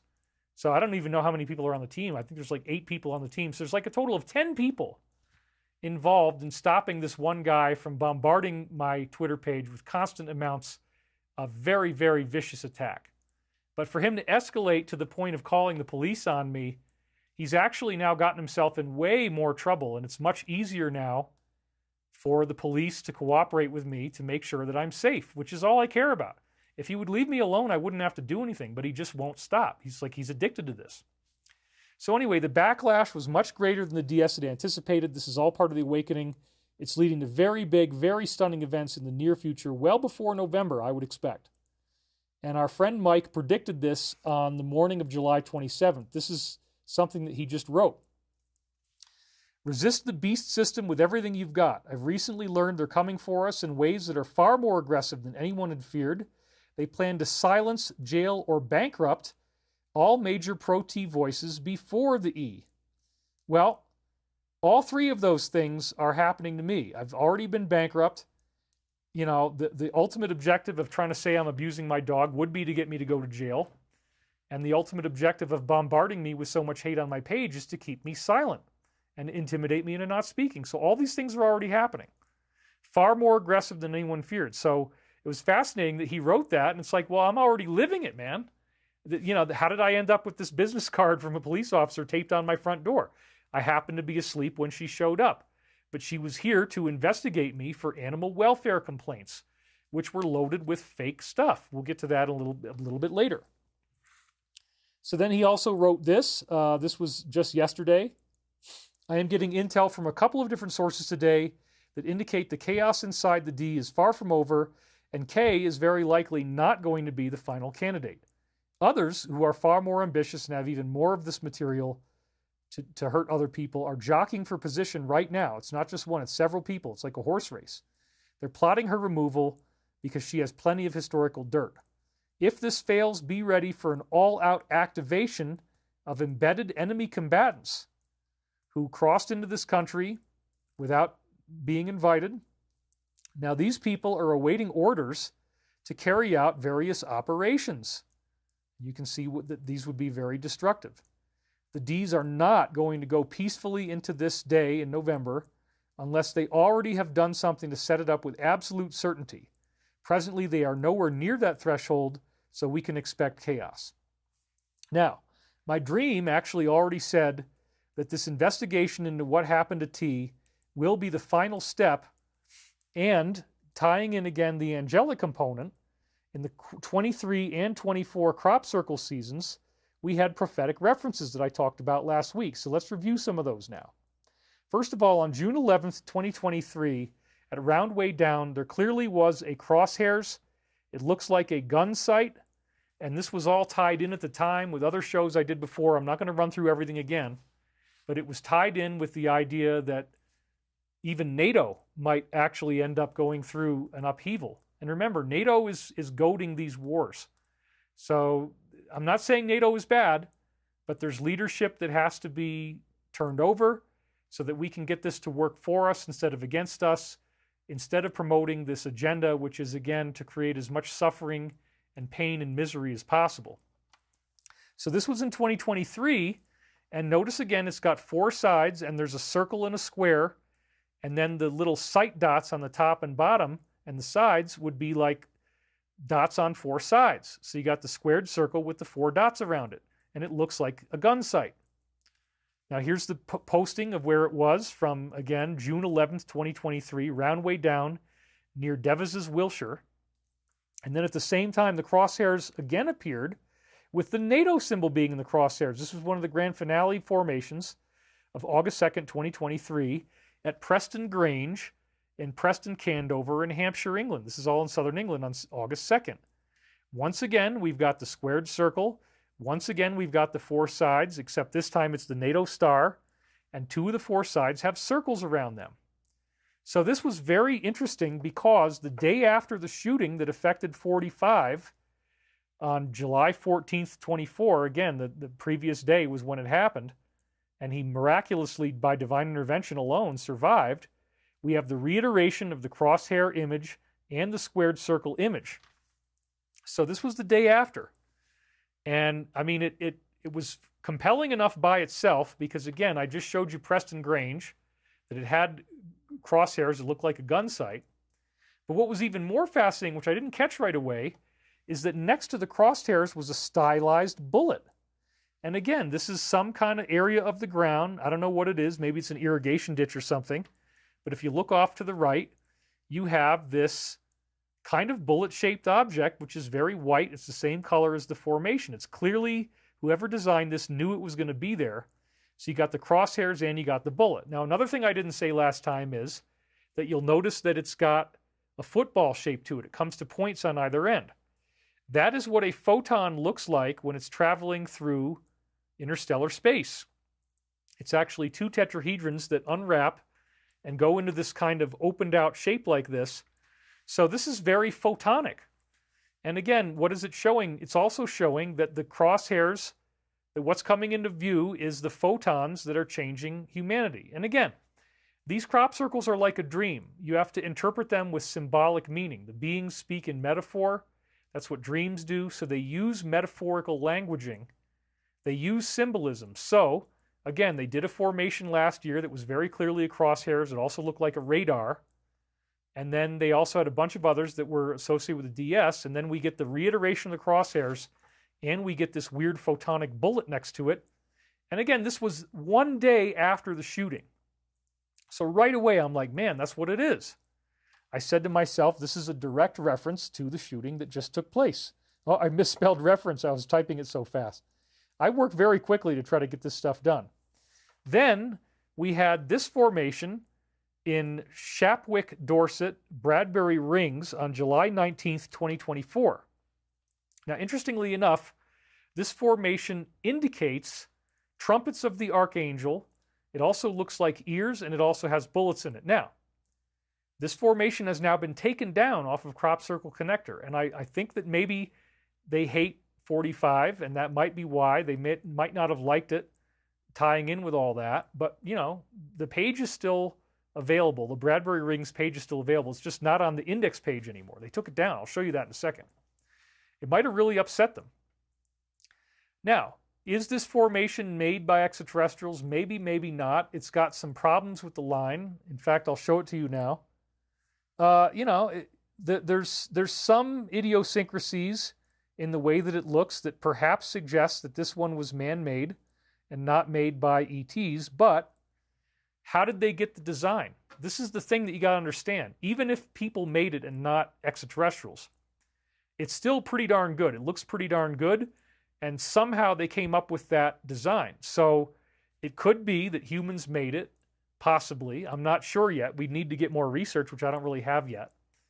But even if it was made by humans, how did they get inspired to come up with this design? Did they see it in a dream?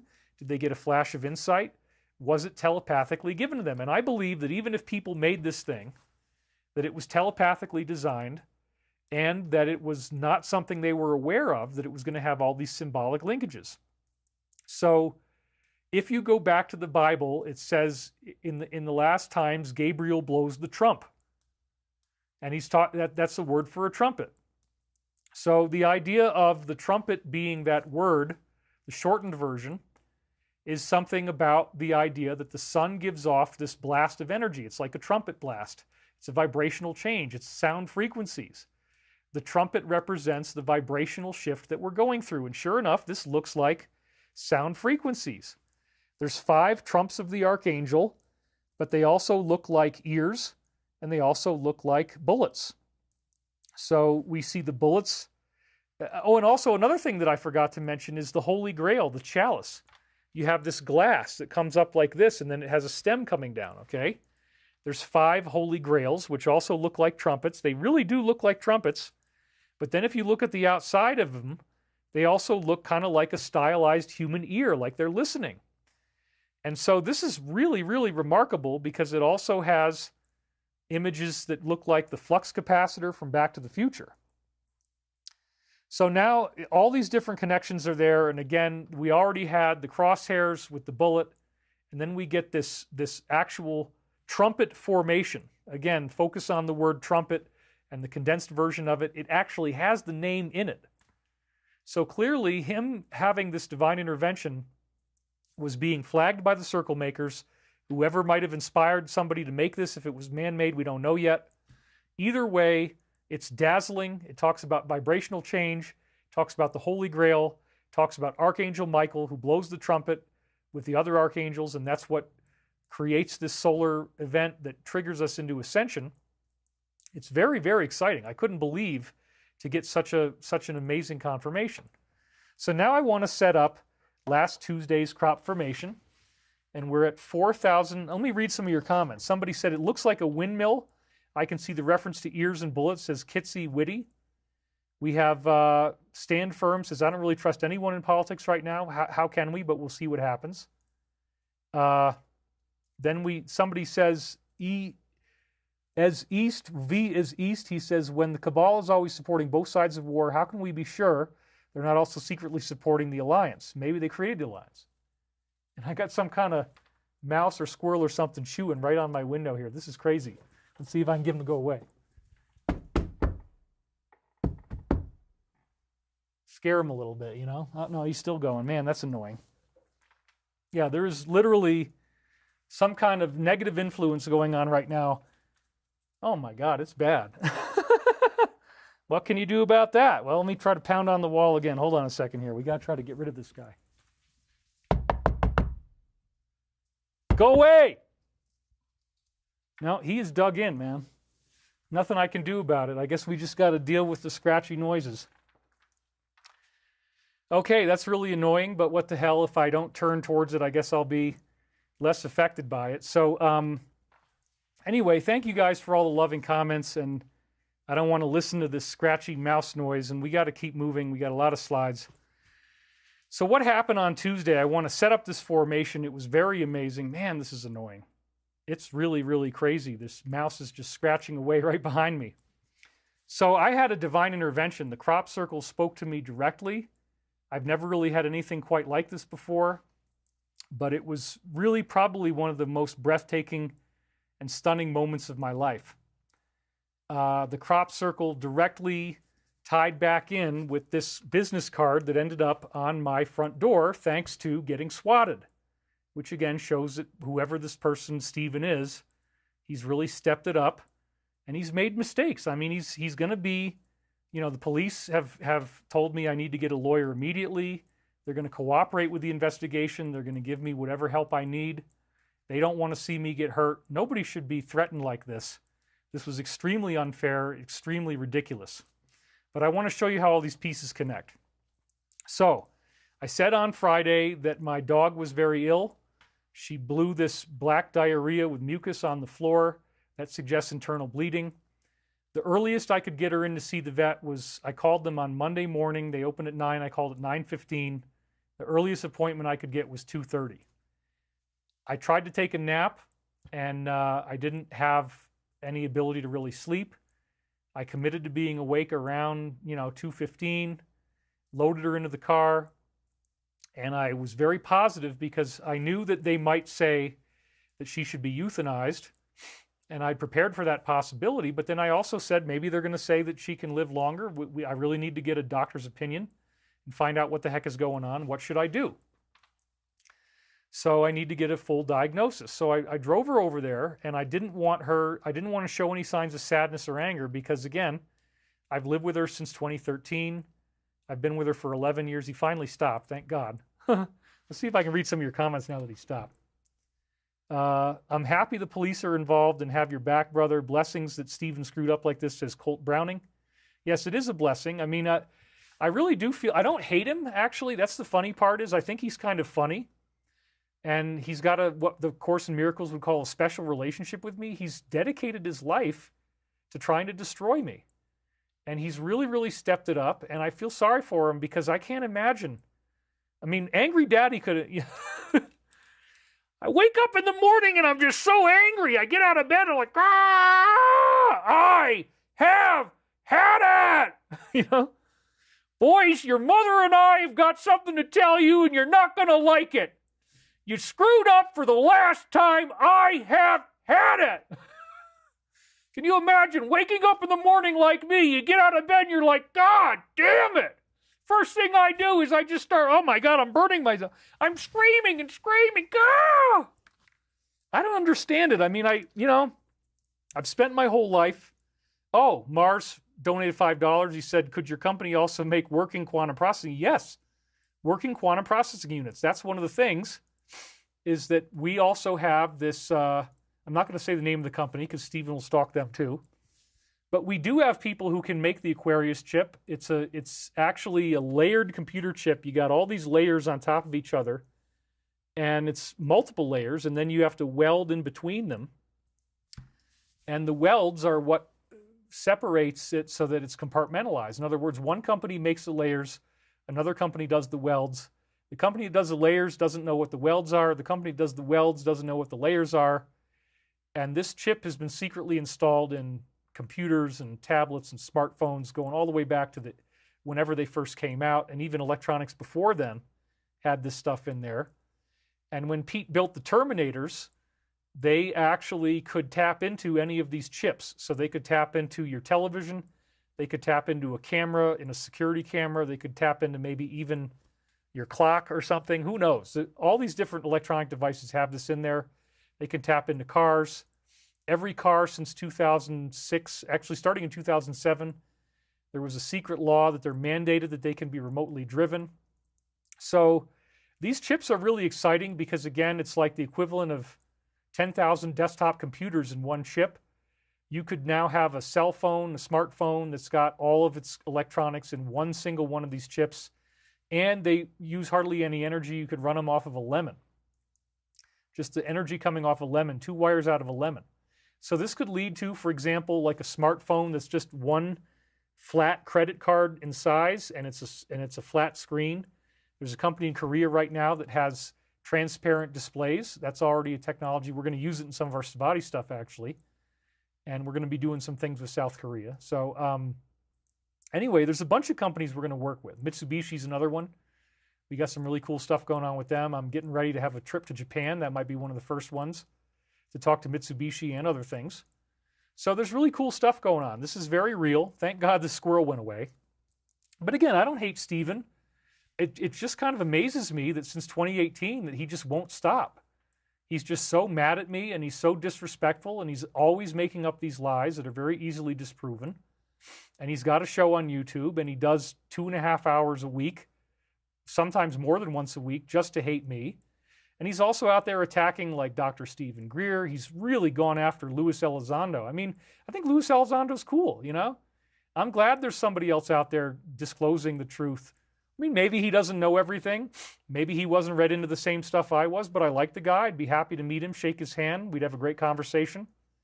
He doesn't deserve to be attacked and trolled and treated like crap all the time, but that's what this guy's doing. So he just seems to basically hate everybody who does UFOs, and he's equal opportunity in that sense. I don't know if there's anybody that he really likes. He seems to just be very angry, very, very depressed. And so like with my Angry Daddy impersonation, I don't know how you can wake up in the morning and be so pissed off all the time. And damn it, I'm going to hate David Wilcock again today. I got to do it again. I just need that hit. I need that love of hate. I love to hate, you know.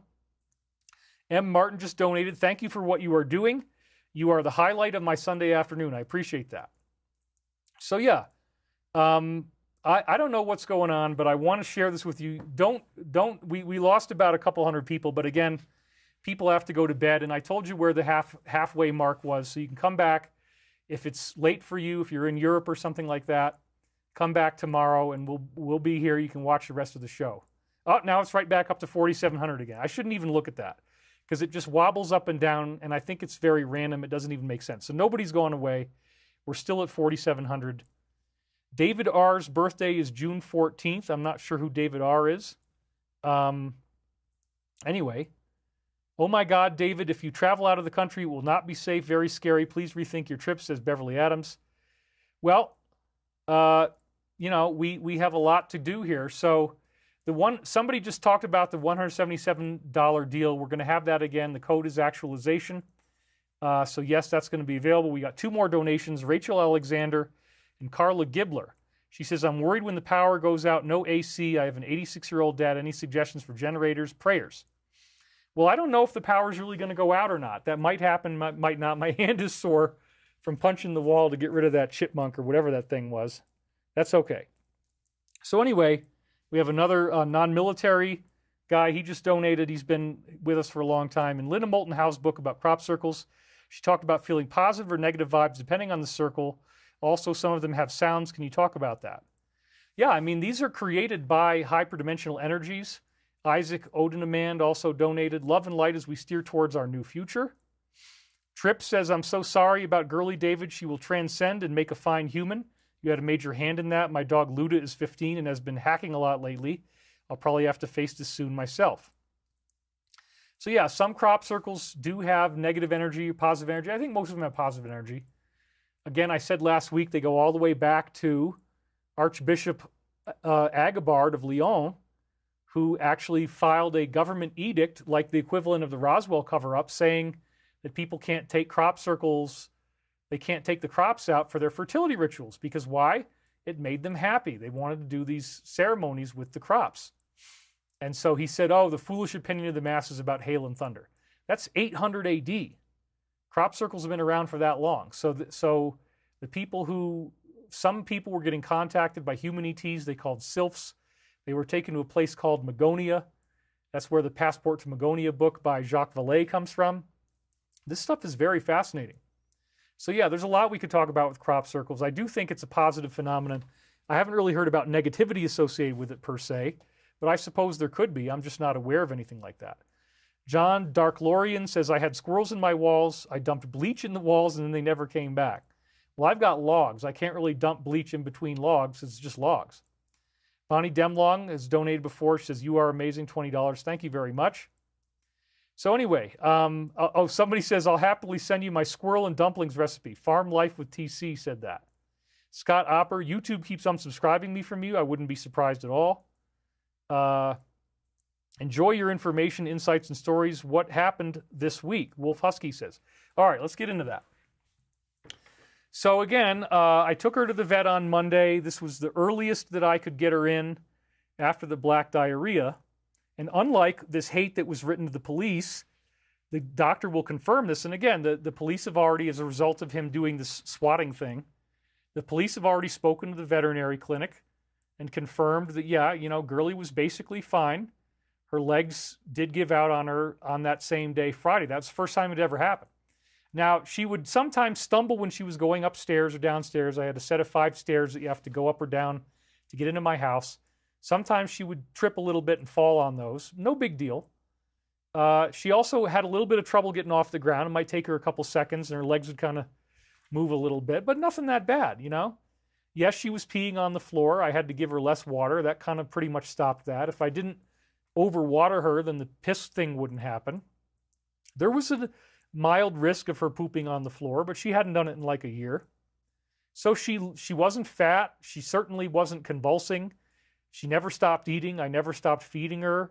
I have video of her right beforehand, but the fake letters this guy sent to the police included the idea that I had shown her in a video to the public. That's not true. That she looked really bad. That's not true. That I wasn't feeding her. That's not true. That she was degrading really dramatically. That's not true.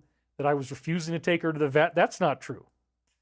The only time that she really needed to go to the vet was once I saw this black diarrhea. And again, that same day, I mean, I had just woken her up. I said, Girlie, let's go outside. And she was walking in the hall and then she kind of stumbled and fell. Now, my mom had a cat named Lyra, and she had to put Lyra down when Lyra started to fall like that, had to euthanize Lyra. And she did it 3 days after Lyra started falling that way. And so I had called my mom that night after Girlie fell. I said, I don't know. I really don't want to put Girlie down. She seems pretty okay, but, you know, she just fell today, and that's kind of an upsetting thing. It's never really happened. Well, she's just walking before. Only when she's on stairs or when she's trying to get up off the floor. And Girlie did spend a lot of time lying on the floor, and she seemed to be in pain. When she'd get up, she'd go, ugh, she'd groan a little bit. But, you know, she's an old dog. I mean, she's got achy bones, no big deal. And again, the doctor said I did not do anything wrong.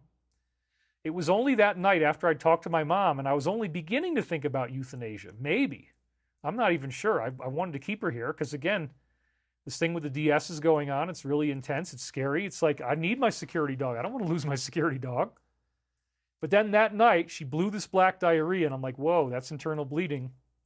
It's probably not a good thing at all. I need to get her checked out. So I called them on Monday morning. I got her in at 2:30, and I spoke to the doctor. I'm not going to say his name because, again, Stephen would stalk him too. And I'm not going to say the name of the clinic because Stephen would stalk the clinic. This is what he does. He goes after everybody I know. And he just thinks it's really funny. He thinks I'm a fraud and a con artist, and his role in life is to try to destroy me. That's just what I'm dealing with. That's the way this guy is. Okay. If you think this is fun, there's nothing I can really do about it except, you know, the cops are now telling me they were dazzled that I hadn't gotten an attorney yet. We'll get to that. So I took her into the vet, And just to prove this, which is now going to be like legal proof, here is the receipt of the vet appointment from Monday the 22nd. And again, I've had to block out a lot of stuff so that we don't have this investigator, as he calls himself, trying to call them and heckle them and harass them. But you see client ID 5771, that was me. I'm hiding the invoice number so we can't figure out which one it is. 7/22/24 is when I went in there. And then you'll see it says 7/22/24, patient name Jules, Shepherd mix, canine.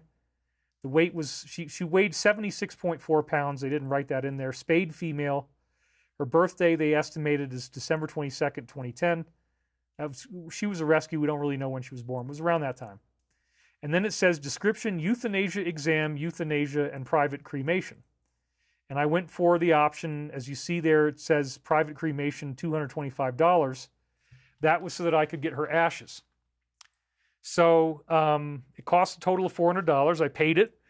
That's why I had no balance due on the receipt. So again, the doctor, it was a male doctor. He said I did nothing wrong. He was trying to talk me out of it. But he ultimately came to say, look, the hip thing is a problem. We can't really fix that. All these dogs get it. It's called degenerative myoplegia. And now that she's starting to fall while she's walking, you know, that's considered a quality of life issue. When that starts to happen, the conventional wisdom is that you go for euthanasia. I'm like, oh my God. And then he said, but what's even worse than that is the black diarrhea. There's some type of massive internal hemorrhaging going on. When you see that black poop, that's a sign that, you know, they could have a bleeding ulcer, or there could be something bleeding into her colon. She could have a perforated colon, this kind of stuff. And she did have some really smelly farts. I'd have to air out the room every night for like the last 4 months or so.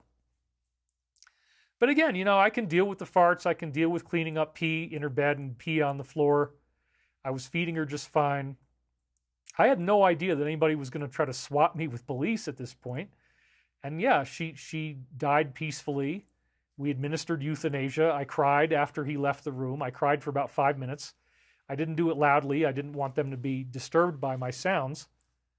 But I felt like I really let the grief process happen. I mean, it had been building up for 3 years where she, you know, maybe she's not going to poop. Maybe she's not going to pee. You got to get everything just right. It was a very upsetting event. But in a way, I felt glad because I went to the dump. So I got home and I pulled up the driveway at like 3:47 and the dump closed at 4 o'clock. And I had no idea if we were going to put her down or not, whether we were going to use euthanasia or not. Maybe he would give me a way to keep her going. Maybe he would say it wasn't internal bleeding. I don't know. So the dump closes at 4. It's 3:47. It's right down the street. It's only like 5 minutes away. So I ran into the house. I got all 3 of her beds, and they were soaked. I mean, when I picked them up, there was still urine in them that I could feel with my hands. So I loaded them into the car. I rushed down to the dump, and I threw them in the dump. And the guy gave me a free dump. This is, again, Monday the 22nd. He gave me a free dump because I told him I just had to euthanize my dog. He was really sorry. So I saved, I don't know, like the equivalent of $10 or something, because it would have been the equivalent of 5 garbage bags. Right as I'm pulling out of the dump, there's a stop sign. I had dumped off the beds. I'd gotten there. There was actually a woman who came in after me right before 4 o'clock.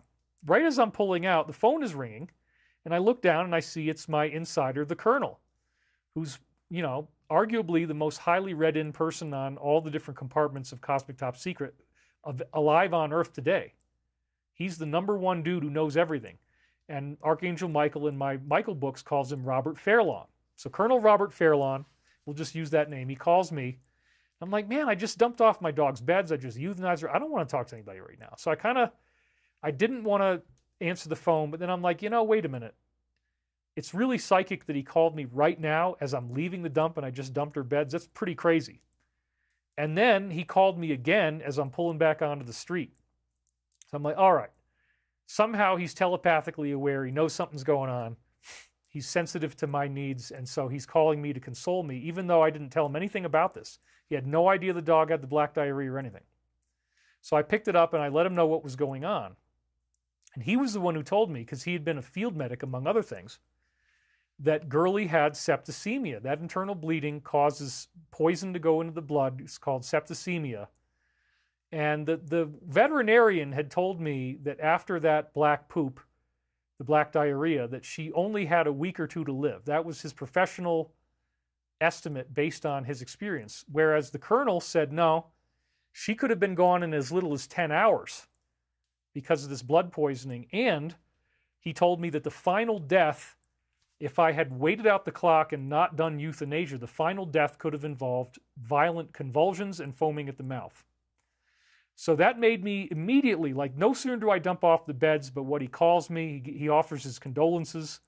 And I felt very relieved because it's like, wow, I didn't want to let her go. I didn't want to do euthanasia. I was arguing with my mother about it on Friday. And then that night is the black diarrhea. I'm like, man, this doesn't look good. I don't know what's up with this black diarrhea, but it sure looks like internal bleeding to me.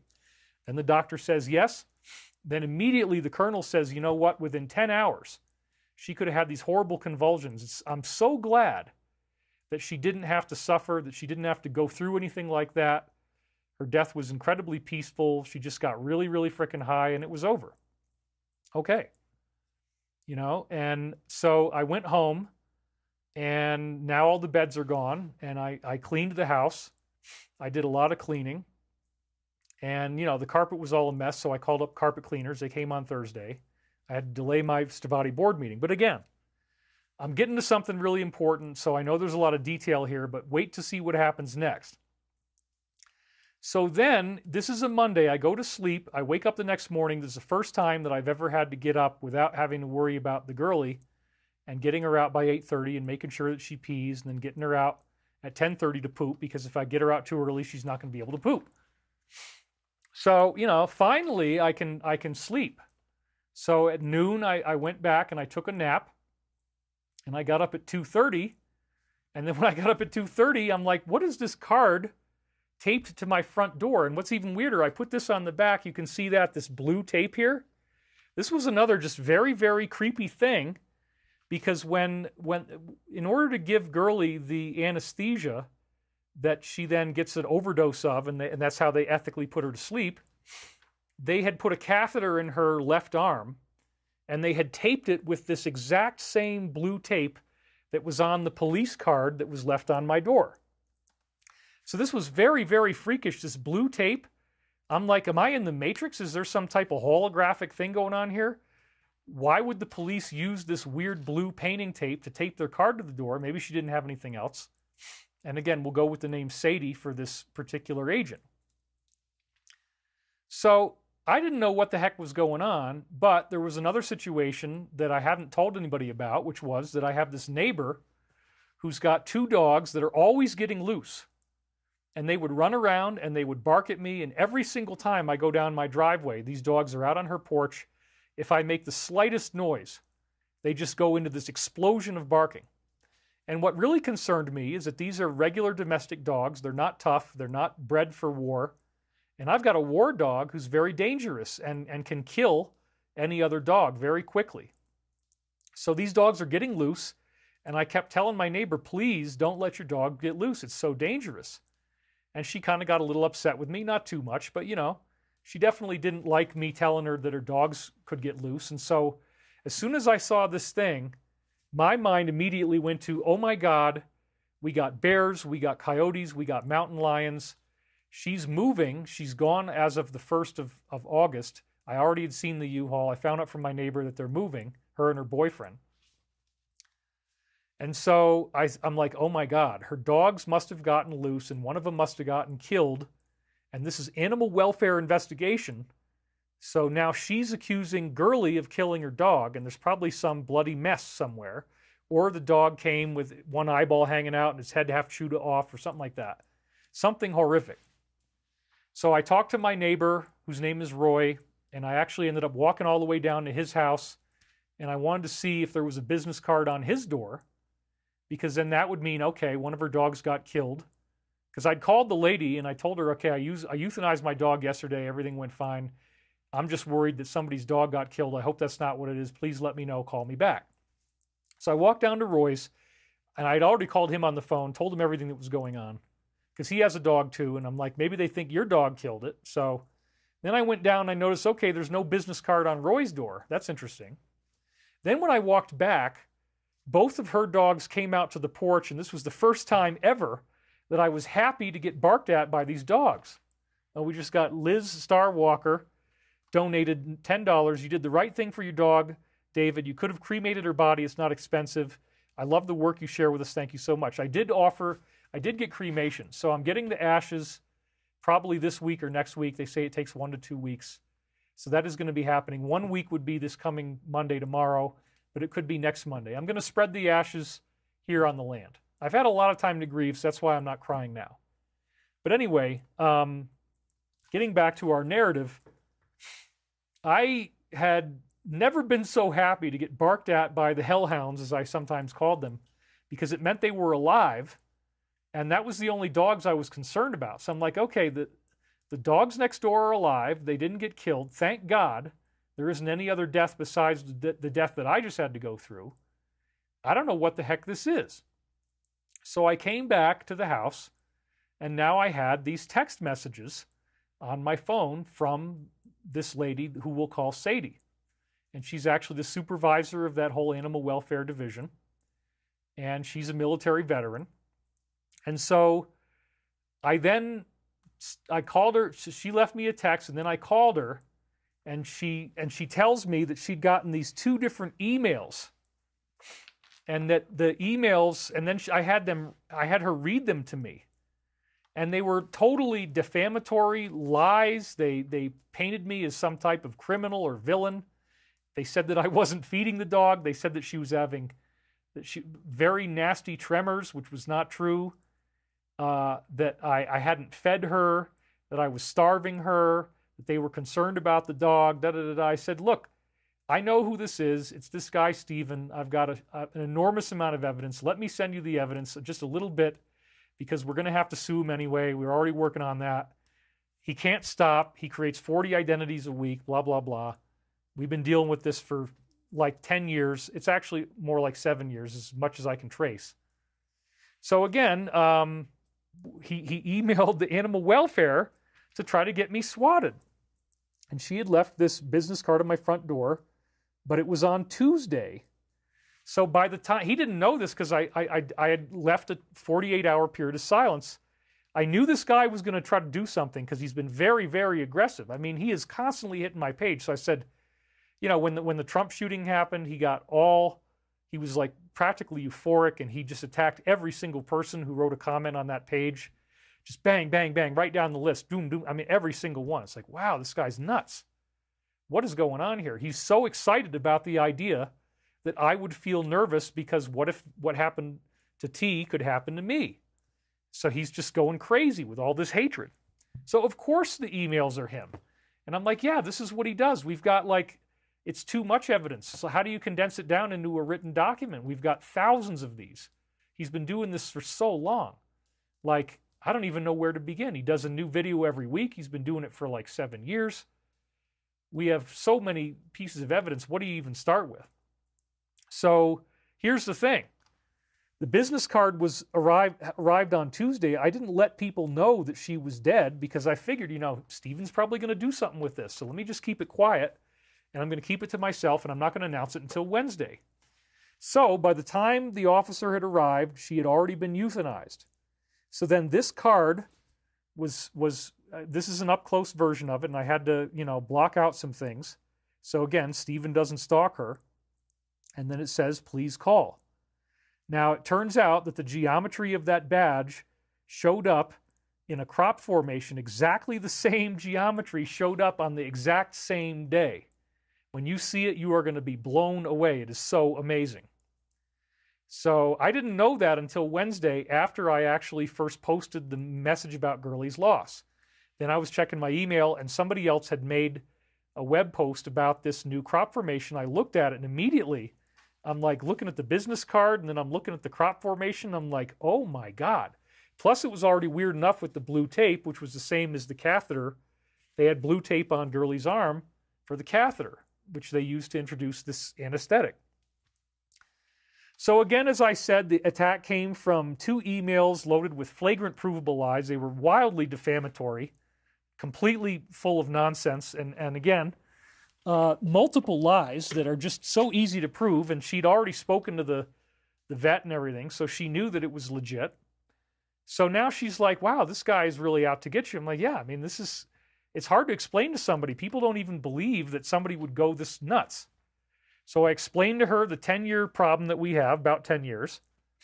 And then I ended up talking to her later on, and she ended up telling everybody in the office about this, that this is what this guy's doing. So now it's like everybody in the whole Boulder Police Department knows about Stephen, because we're expecting that if he keeps doing what he's already doing, it's just going to escalate more and more. What's he going to do next? He's going to try to get a whole SWAT team out here, or he might come out here in person, which he's now subject to immediate arrest if he does.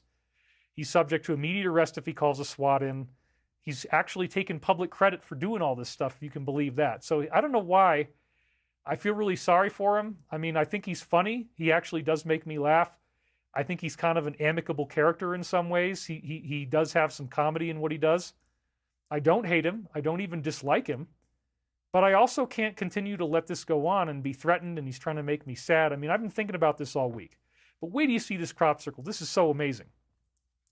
So again, now everybody in the police department knows nobody's against me. They're all on my side, absolutely 100%. They're veterans. They love my military company. We're getting along great. I have everybody's cell phone number. The exact same day that this card was left, Tuesday, July 23rd, we get the Roman Road crop circle. And it's even interesting, isn't it? Because look at that. Look at that shape and tell me if that looks familiar. The Roman Road. Well, I was just talking about that the deep state is from Rome. All roads lead to Rome, right? And the Romans came into Great Britain. And so Roman Road was one of the original roads that they built going back to probably around the time of Jesus, back when they started to create this as their financial center. So that's a weird DS connection. But it's the geometry of this thing that is so crazy. Take a look at it. And first of all, even before we get into the badge, notice that there are again grails. If you look at the internal 7-pointed star, the one that's the dark color, the 7 points are actually, they end in these grails that have, cups. So there's cups on the top. And once again, they also look like the trumpets of Archangel Michael. They look like trumpets. I mean, they get a little fatter as you go towards the middle of the circle, but my God, you've got the trumpets, you've got the grail, and then also if you look up close, they look like the tail of an airplane. They've got the fins on the end of the tail of the airplane. You can see there's lines that actually make it so you can see the 7-pointed star. And that's another weird thing. The 7-pointed star is Babylonian, and it's one of these strange symbols of the Cabal. It's also related to the original Wicker Basket formation, which was a prophecy, as I said, of the defeat of the DS. So these are incredible, and we'll talk more about that next week. I didn't have time to get everything in that I wanted to.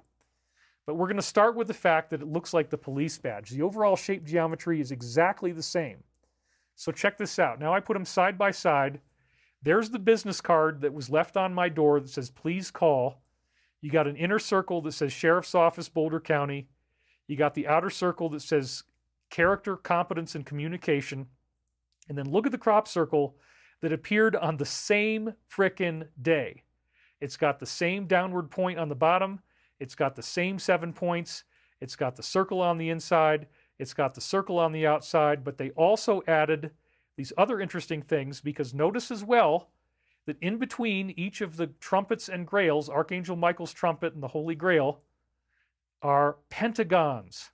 And the pentagons even look like they have an exhaust trail coming off of them.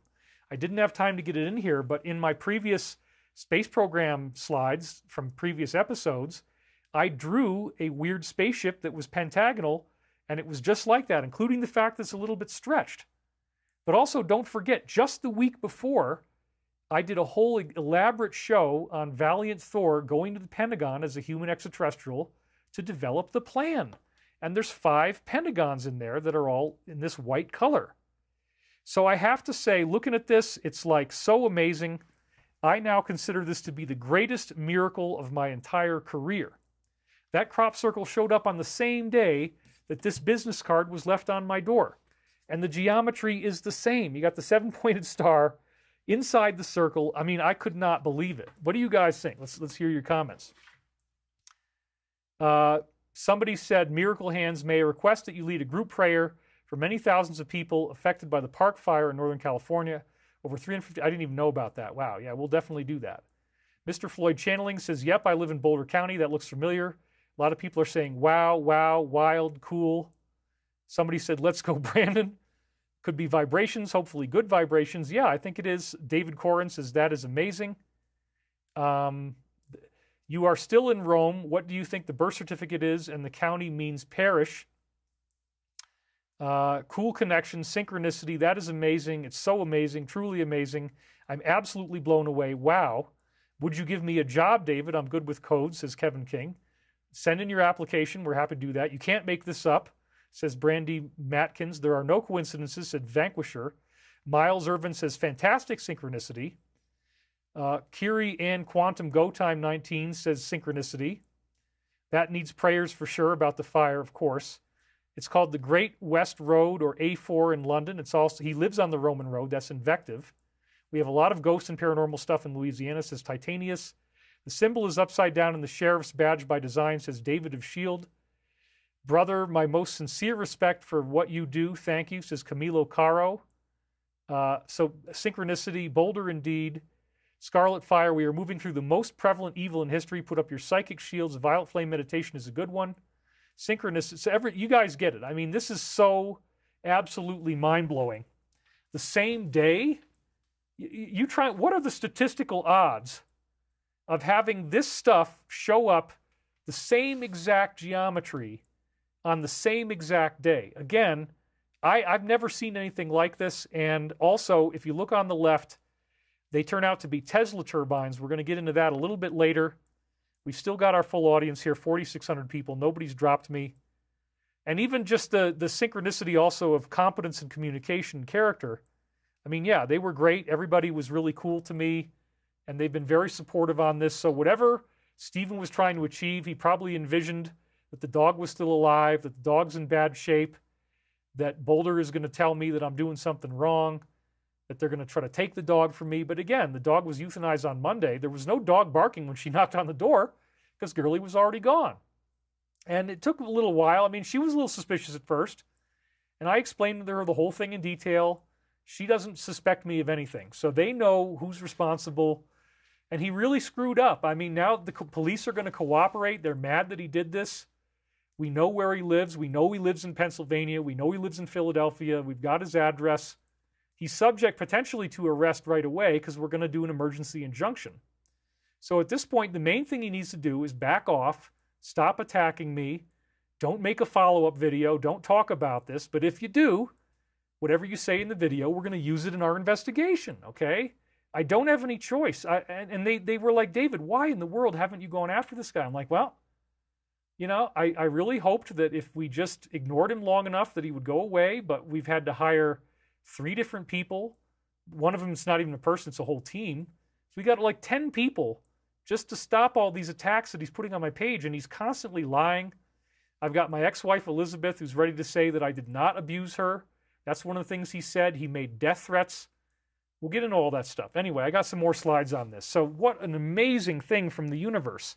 So Stephen's weird stalking behavior triggered this phenomenal, phenomenal response from the universe. The higher forces who are doing this stuff had my back. They said, don't worry, David. The trumpets of the Archangel are blowing. They got the trumpets in there. You are drinking from the Holy Grail of knowledge. And we got the Tesla turbines. I'll show you what the turbines are. That's another thing that's just so amazing. I haven't even finished decoding this for you yet. But then also the trumpets and the grails look like the tails of airplanes. I mean, if you look at it's not exactly the same, okay? But like, you look at the tail end. This is our SM31 stiletto, okay? And you see how there's 2 fins here, and then there's a line down the middle. Well, you look at this image, and you've got 2 fins with a line down the middle where each of the grails are. Crazy Silver SC says, sorry to hear about your dog. I've been through the same with my dogs and horses in the past. I have a question about the Mandela effect. Do you know what is causing them? Bud Riggs says maybe he will back down now. I don't think he will. He's so excited about trolling. He's so excited about hatred that anytime I pay attention to him, even if it's negative attention, he just wants more and more of it. I mean, it's almost like he wants to be arrested. He wants to be sued. he wants to be in jail. I don't know why you'd want to mess with your life like this. I mean, to hate somebody this much, to try to get, to try to get me hurt, to try to get my dog hurt.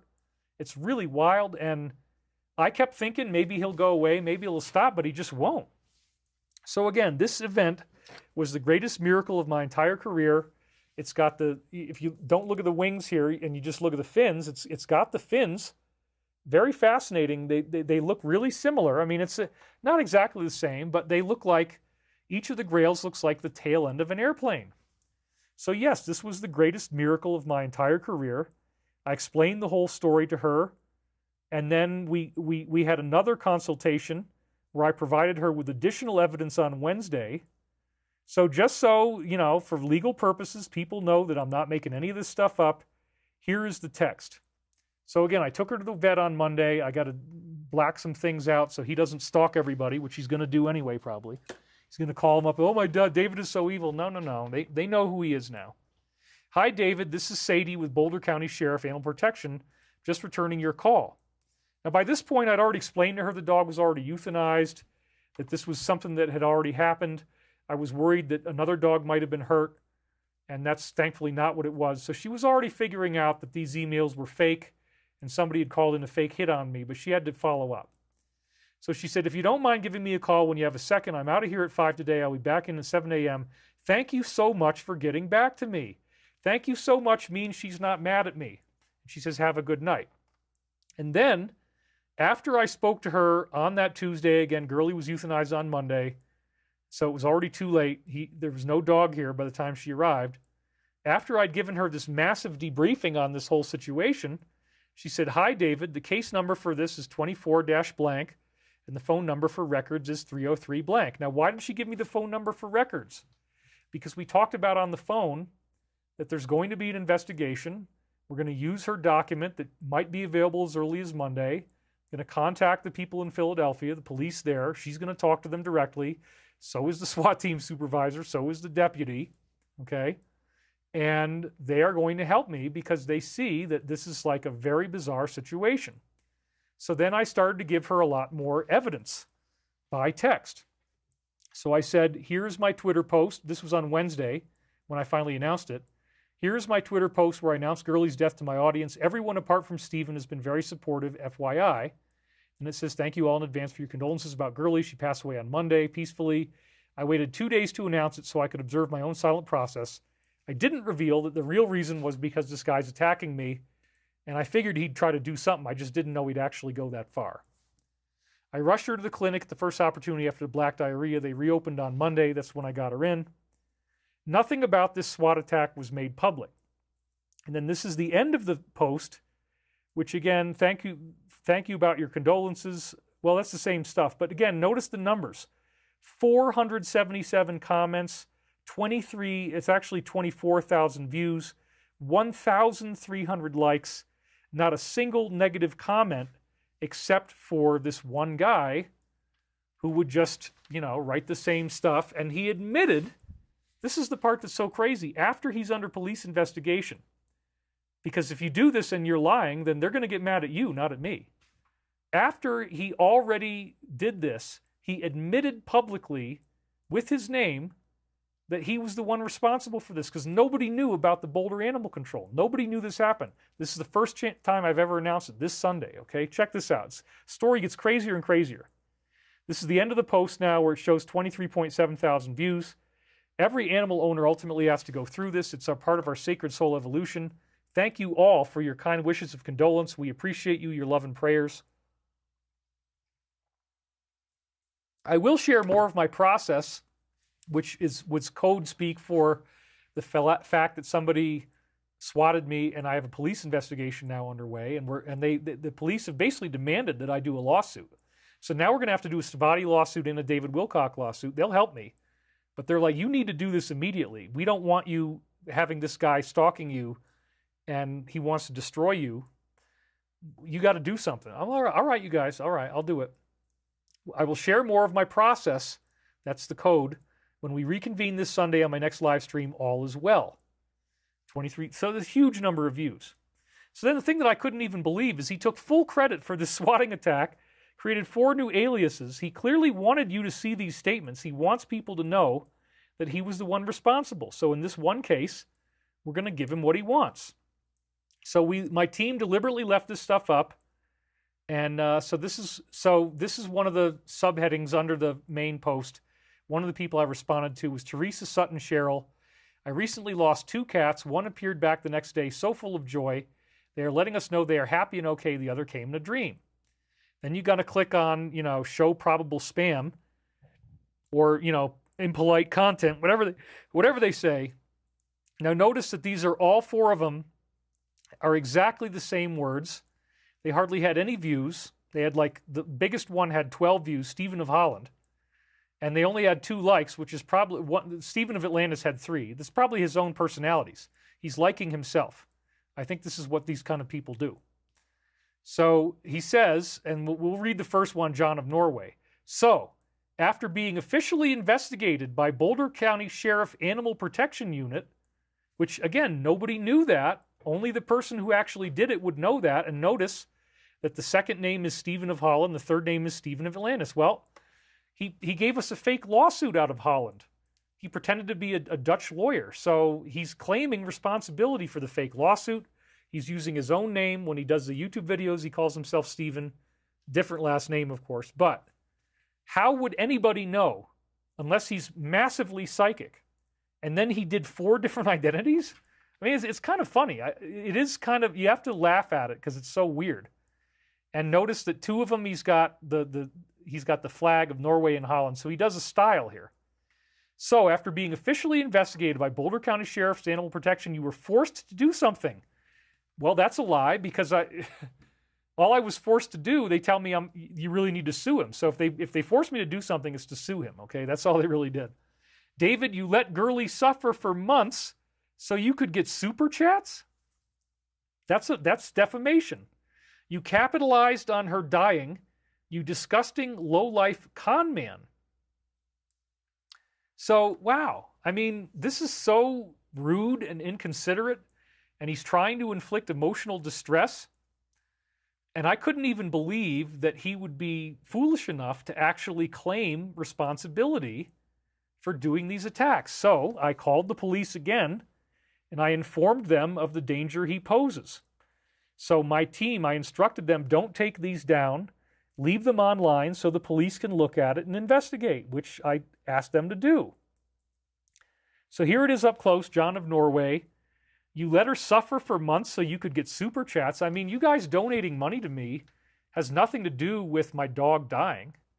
I only even mentioned the problem on the last show, and the donations weren't any higher than the previous weeks, which I could show if I wanted to. And for a judge or a police investigation, I absolutely will. There was no spike in donations. To say that I let her suffer for months, it's just so silly. You get what I'm saying. He's trying to call me a con man and said that I made money on her dying. Well, everything that happens to me, everything that I do, he tries to spin it into something where I'm disgusting, I'm evil, I'm a lowlife. And as I just said, Gurley's health was rarely even mentioned in my shows. Here's the other 3. They're all exactly the same wording. So this again proves, okay, just like I'd already told the police, he does multiple identities, he uses different names, but his real name is Stephen. 2 of the names are Stephen. And the main argument is that I'm a con man. Oh my God, David is making money. As it says right here, the most common accusation is that I'm a con artist. Well, here's something that you don't know, Stephen, and that is that I could quintuple the monthly income that I have if I would simply do advertising. There's 2 types of advertising that almost everybody in my field does. They're called pre-roll and mid-roll. Pre-roll would mean that somewhere within the first couple of minutes of the show, I read a 30 to 60 second blurb that advertises someone else's product, and then I get a pretty significant chunk of change for doing that. And then the mid-roll ads would be somewhere in the middle of the show, I read those things. So I'm not kidding when I say that if I actually was in it for the money, if I was doing this to make money, I could do those ads and I would quintuple my income, at least, maybe even, 10 times more. But when you have somebody paying for your ads, that means that they now have some discretion over what you say. Even though they tell you, oh, they like what you're doing, No, no, no. I've already heard I'm not supposed to talk about 45. I'm not supposed to talk about the alliance. I'm not supposed to talk about arrests. I'm not supposed to talk about any of these things. And, well, you don't want to jeopardize your relationship with the advertisers. You like this money, don't you? So I've been voluntarily poor. I've been voluntarily bankrupt. It wouldn't really bother me to read something for 60 seconds, okay? It's not a big deal. I don't mind helping other people make money on their product. What I do mind is the message integrity. I haven't done it because I want to be able to talk about the things that I reveal in this show.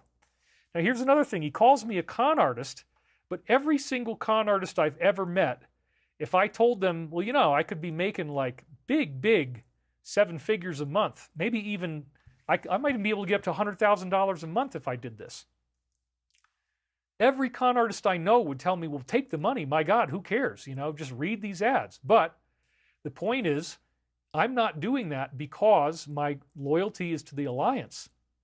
And so it's your public support, it's your donations here that allow us to remain commercial free, so I'm not doing those ads, and that I get to have control over my message. Because otherwise, well, you know, David, the advertisers don't like what you said last week, and, you know, we really need you to tighten it up. You still want to make this money? Then you're getting blackmailed. Or you could call it a bribe. So again, all of these things are projection because he is the one who is constantly lying and manipulating. One of his fake lawsuits that he sent to Stavati was allegedly from Holland. He claimed that by calling himself Stephen from Holland. And then on Friday, because I still hadn't said anything, I think he's just burning. He's like, why in the world hasn't David said anything? He changed the story again, and he posted it publicly.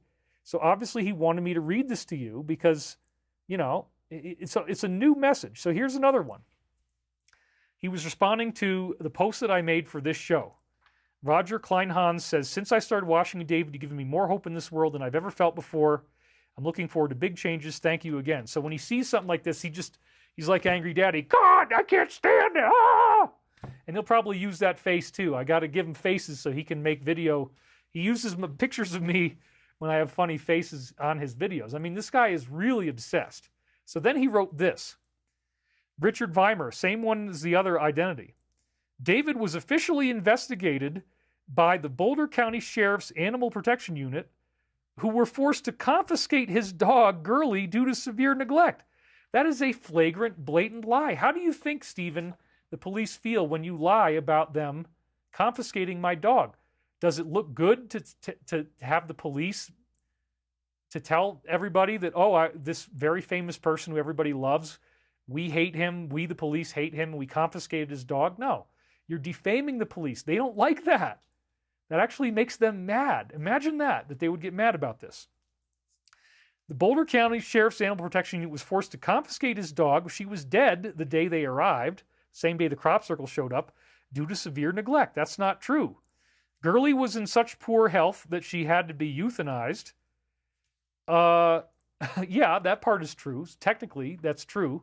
If you isolate that sentence by itself, it's true. But this was all done very ethically, and it was done the earliest opportunity I could after she bled out on the carpet with that black diarrhea. David is trying to capitalize on her suffering and death. Again, the officer did not arrive till the day after her death. Therefore, Stephen is knowingly lying to try to destroy me, and he's probably going to make a whole video about this, and he's going to be laughing and telling me I'm a jerk and mocking me. That's all he ever does is mock. And again, I don't even dislike him. If he hadn't gone this far, I might not have even moved forward with the lawsuit. I might have just let it go. But the police are demanding that I do it now. It's like, okay, well, then we're going to do it. You guys can help me. Thank you. So he's knowingly lying. We just proved it. I proved it with receipts and texts. The first time she texted me was on a Tuesday, and Gurley was euthanized on a Monday. Therefore, it is a lie that Boulder Animal Protection had to confiscate her. She was already dead before they ever showed up. So that's called lying, okay? And when you go in front of a judge, which they've asked me to do now, the only thing the judge cares about is who is lying. And so there's something called an emergency injunction, and believe it or not, he might actually get arrested right away once I file that injunction. That's how serious this is. You can't lie to the police. You can't do this kind of stuff to people. So if he makes another video, if he keeps attacking me, then the judge is clearly going to see that he's obsessed and he's a stalker, And he's much more likely to get arrested than if he actually stops. So, Stephen, I recommend that you stop. You probably won't because nothing has ever made you stop. But anyway, now I'm going to show you guys the evidence on Stephen that I'm going to be sharing in my lawsuit. I'm not going to give his name out, but I'm going to go through some of the things originally that we put together in 2019 because he was demanding in 2019 that I sue him, and I'm going to show you those texts. So again, all the judge cares about is who's lying, and there's this thing that you learn in freshman year law school. It's a Latin saying, falsus in uno, falsus in omnibus. What that means is if you tell one lie, false uno, then everything that you say is a lie, falsus in omnibus. So all the judge cares about is who's lying, and if they can prove that you have lied about one thing, then they don't believe anything you say. You lose all your credibility. If you try to say, well, David is also a con artist, David has also lied about that, no, they don't even care. Can you prove it? No, but we can prove this. David is very popular. People love David. Everybody, there's 24,000 people that wished him well for his dog. There's 477 comments. There was no video. The dog was not mistreated. The dog was always fed. The dog was not confiscated by animal control. These are all lies. And why is he doing this? To commit crimes such as tortious interference with business. That's a crime that means when you're trying to hurt somebody's business. Intentional infliction of emotional distress. Aggravated harassment. Stalking. Defamation. We've got multiple criminal charges. We've also got criminal impersonation because he's done 2 fake lawsuits. He impersonated Washington Post. It's crazy. He was called up Chris Beskar on Monday of last week and said he was the Washington Post. And I can't imagine he's not going to do another video, but the faster that he keeps attacking me, the faster the injunction is going to come down, and the faster they're likely to arrest him with the cooperation of Boulder, okay? That's what's going on.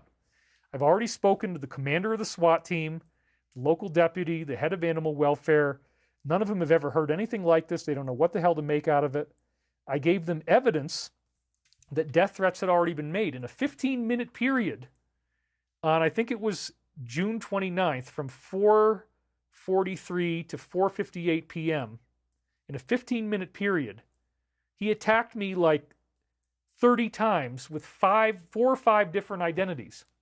And in those 30 or 40 attacks were death threats. And I'm not even going to say what they are. They're not boldly. They're not, I have a gun, I'm going to come and kill you. Or I have a knife, I'm going to come and stab you. But man, he walked so close to the edge. And I'm not going to, if I give them all to you, he's going to try to pick it apart and say da-da-da-da. But they're death threats. And I think the judge is going to agree that they're death threats. And it has significantly escalated this to a much higher level. So now I have to do a lawsuit. Now I have to get all this evidence together. So that's what I've been doing most of the week. I've been investigating the self-declared investigator. So as I just said, he had multiple death threats within a 15-minute period on June 29th. The judge is going to see that. That'll be in the lawsuit.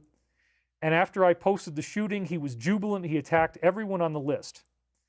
So he was demanding that we sue him in 2019, December. We actually were just about to do that, but I had to finish Awakening the Dream, and then I got this COVID thing. Wait for this part, folks. Don't drop off, because this is... Wait till you see what this guy has put online. I mean, it's outrageous. So check this out. And this is slide number 7777, ironically. So my ex-wife put together some really brilliant research from that December period. If this hasn't already amazed you, wait till you see the... Now again, these are statements that he's already made. He's already made these statements public, and he's been proud of what he said. So there's no reason why he should be upset, because this is just stuff that he wanted you to read. This is who he is. And the evidence shows that he's openly and proudly satanic. Now, there's nothing intrinsically wrong with that. However, this gives us an accurate character portrait of the man who's been making all these accusations against me. Now you're going to get to learn who he is. This is what he's proud of. This is what he wants to be. This is what he's saying. And this is the stuff that's going into the lawsuit. So the police, I've invited them to watch this video, and I'm going to give them the timestamps of where we're presenting the evidence so they can see it for themselves, because they're having a really hard time wrapping their head around this. I'm like, well, I'll show you some of his tweets. I'll reveal to you his pattern of activity, which is what they're always looking for. They're looking for a pattern of activity. Okay, so here's the first one. December 19th, 2019, he posts the face of the devil, and he says he's angry that he was not being sued by Corey Good. says it right here. I wasn't even named as a co-conspirator, because this is when he was talking about the lawsuits.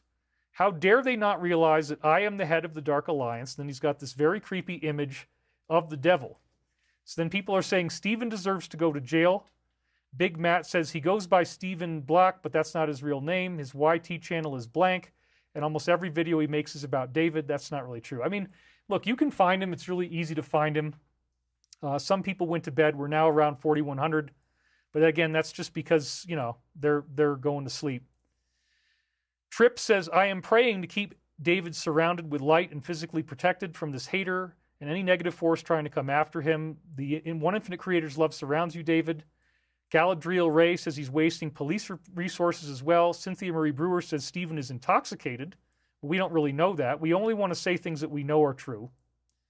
Poor sad Stephen, he has 0 life, says Linny Kenny.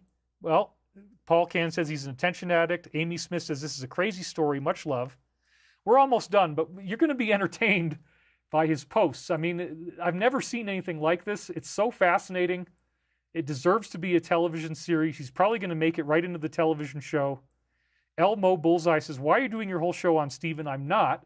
This is a little segment, but it's important that you know this. It's important that the investigators know this. So let's blow through it pretty quickly here.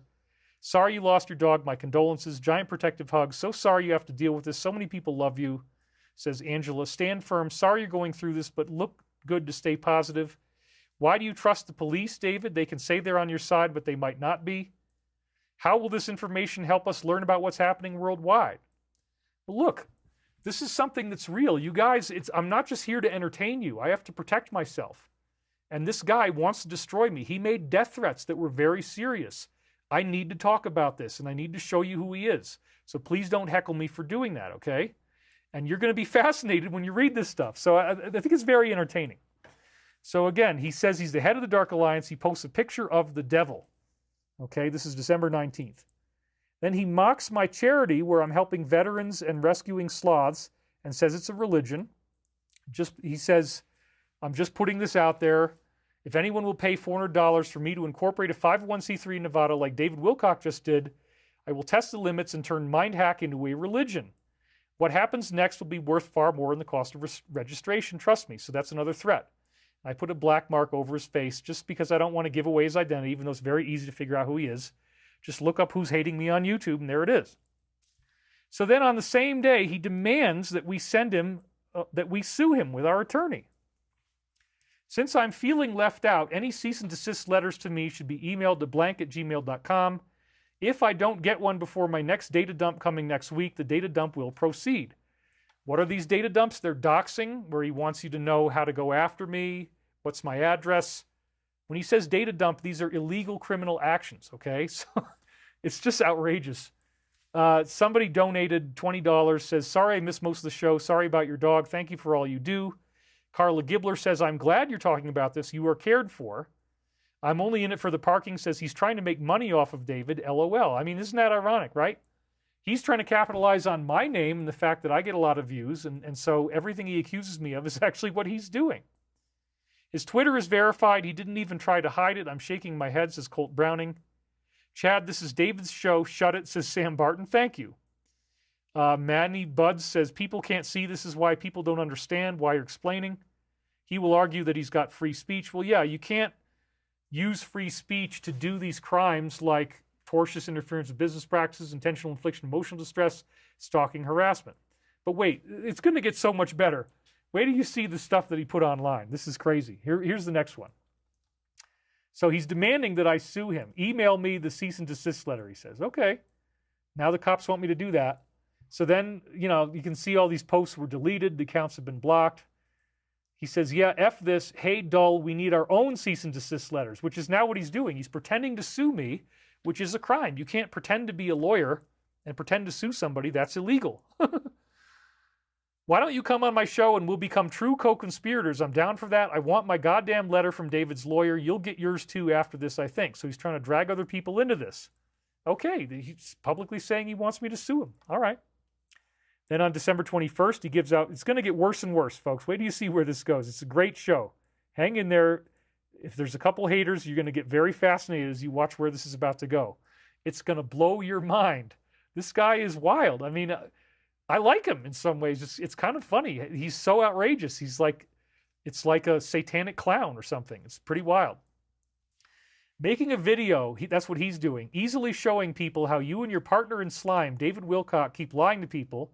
That is not cyberstalking. Actually, yes, it is. It's a public service. If anything goes to court, you'd first have to prove your blue chicken stories. Good luck. That's not true. Even if I talk about stuff that's weird and paranormal and you might not necessarily believe it, you might think, oh, David's full of it, David's not telling the truth.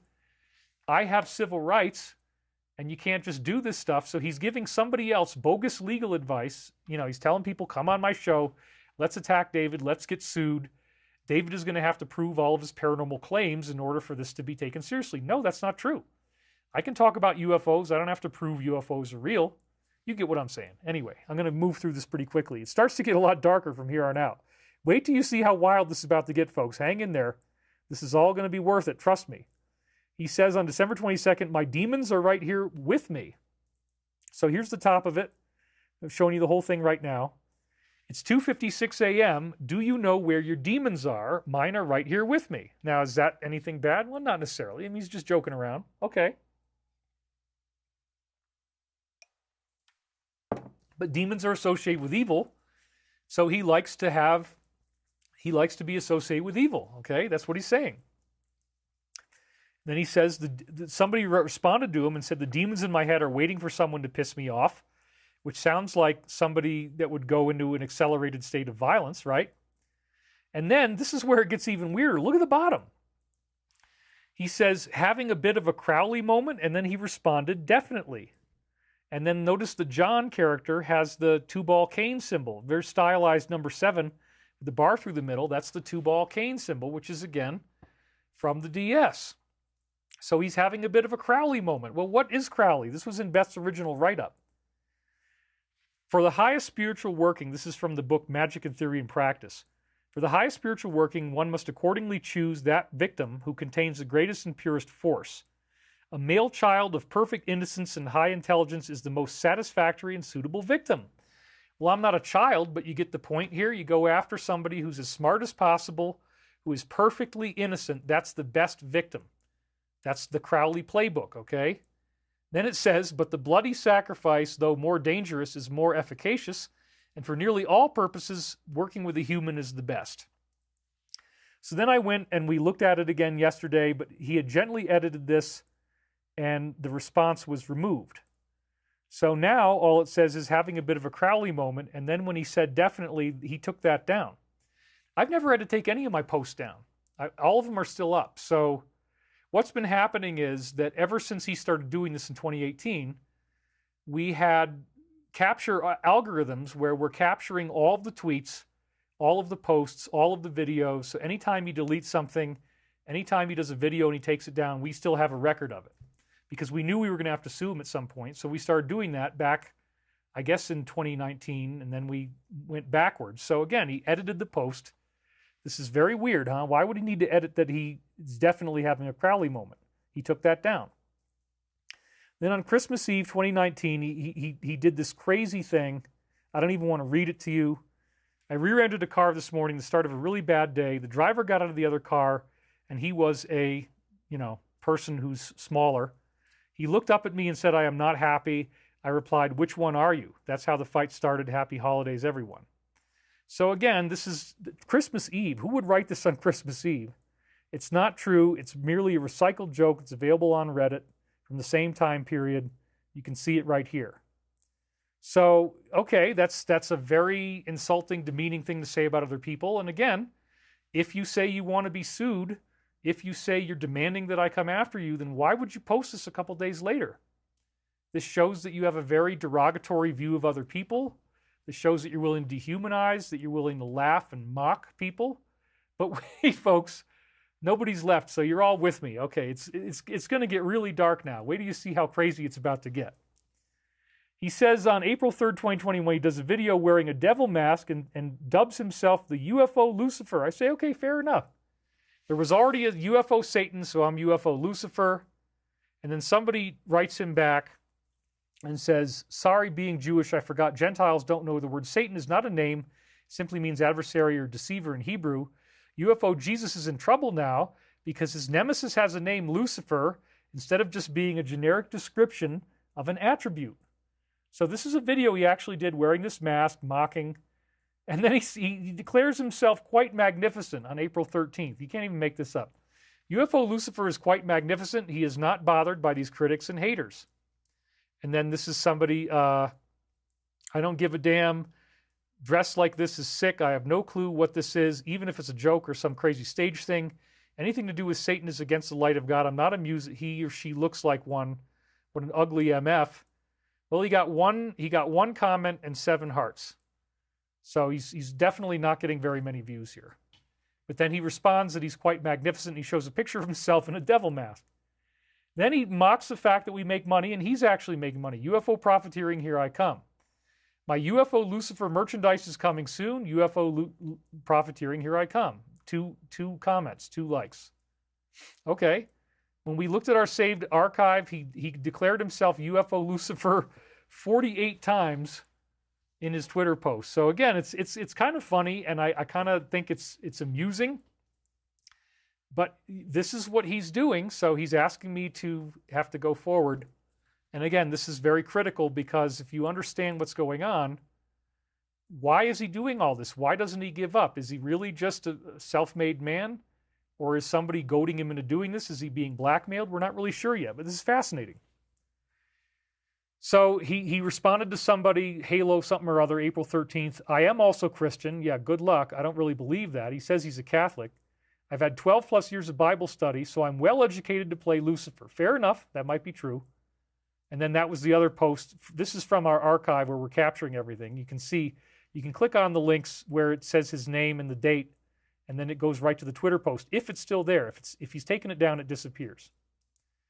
So now we're going from the time interval of these captured posts of UFO Lucifer are from December 20th, 19 to October 7th, 22.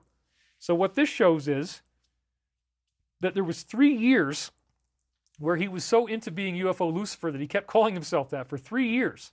That's what the archive actually shows. So he loved this name. And he said, buy 6 Lucifer shirts, praise the cash. Again, he's actually raising money. The hater Maz something or other says, numbnut, you know I'm not buying 4 of this ugly mug. Go get some holy water.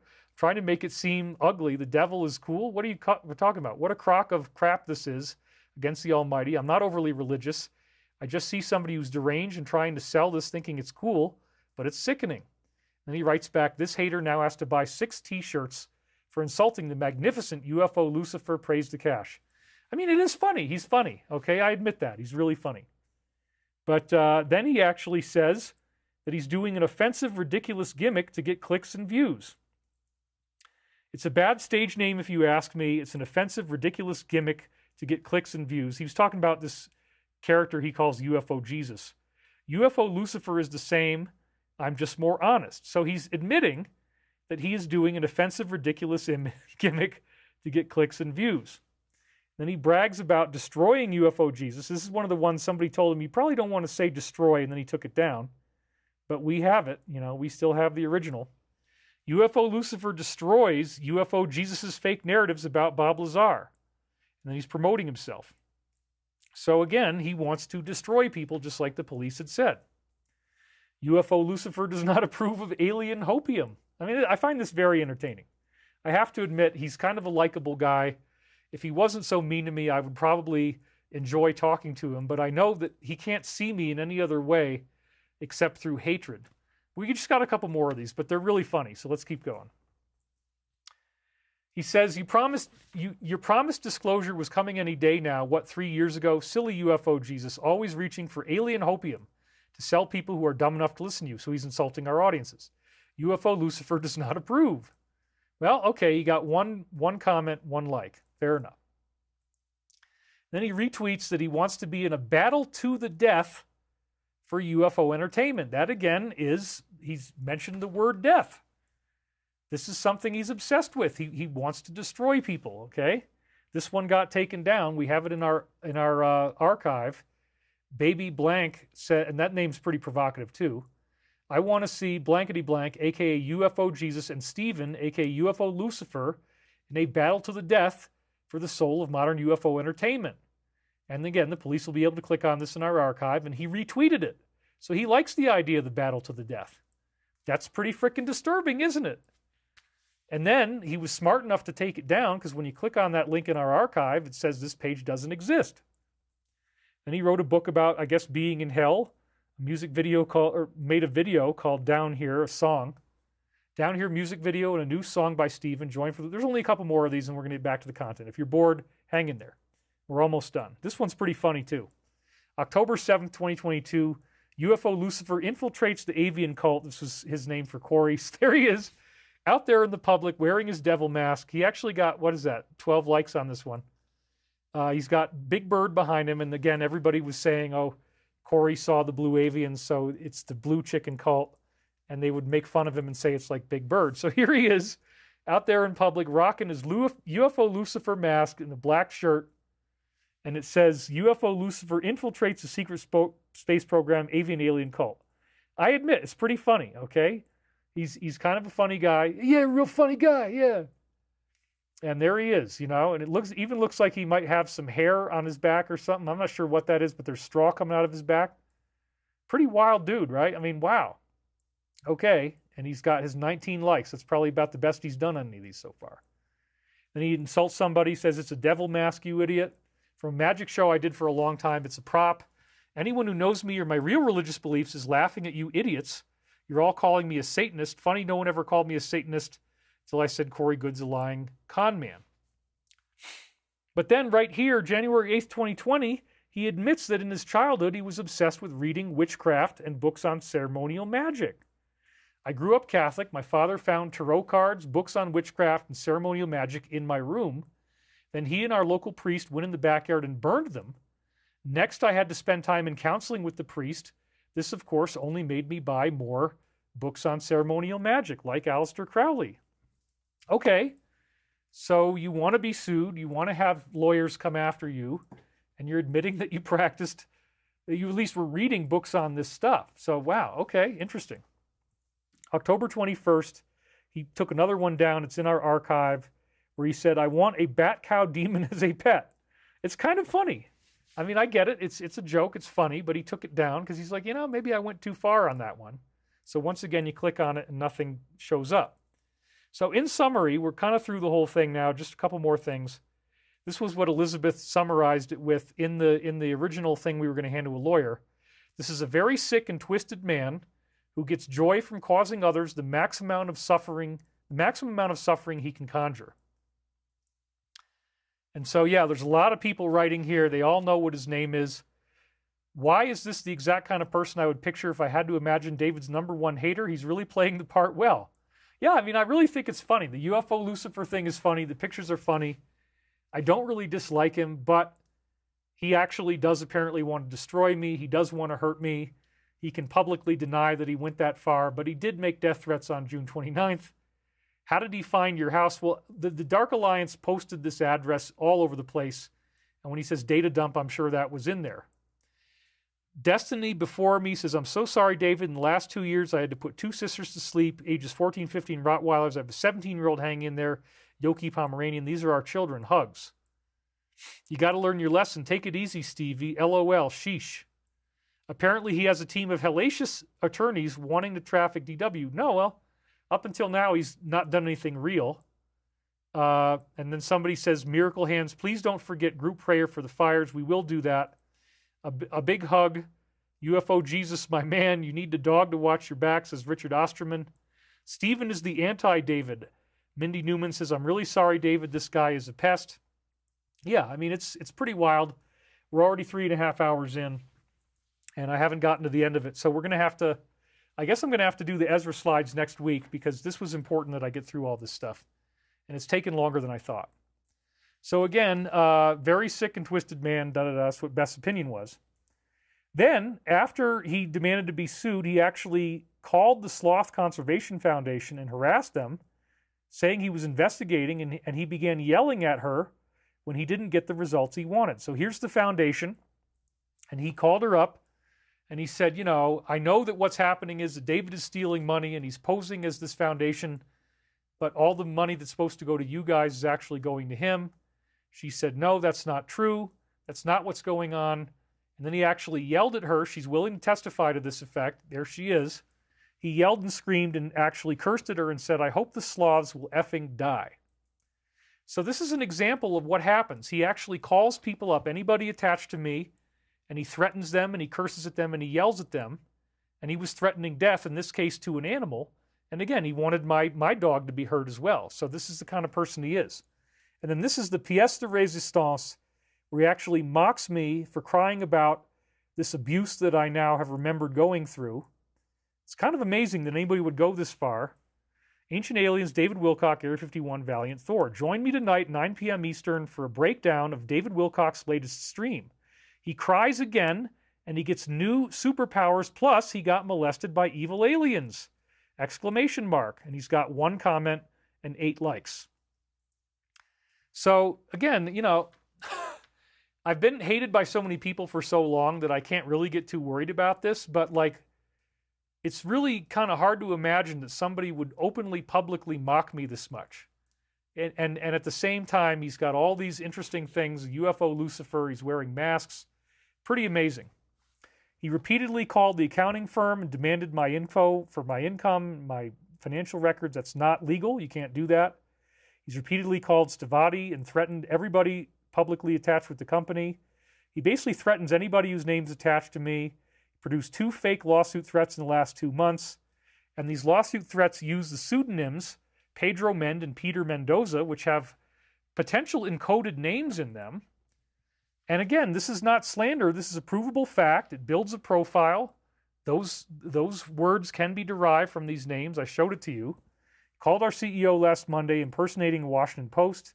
And he routinely is mocking top UFO personalities, Dr. Greer, Luis Elizondo, etc. 40 to 50 fake identities a week, as I said. We've had to hire 3 different people, as I said. He keeps doing it even though nobody seems to agree with him and he's getting almost no views. But in my entire career, nobody's ever tried to swap me with police before, and as a result, he's now subject to emergency injunction and arrest, which the police want me to do. He actually, as I showed you, has been demanding I do this for at least 5 years, and so I'm going to get the police report from them on Monday. He's probably just going to keep on going, but again, Stephen, I have to do this. The cops have demanded it to protect myself. I would have left this alone, but he's now forcing me to have to do something because he's just escalating so much. So now our local police are on alert for a man of his description. They were dazzled that I haven't already filed anything, and they told me that this greatly increases my ability to stop him because this is very serious when you file fake complaints with the police and then take credit for it publicly.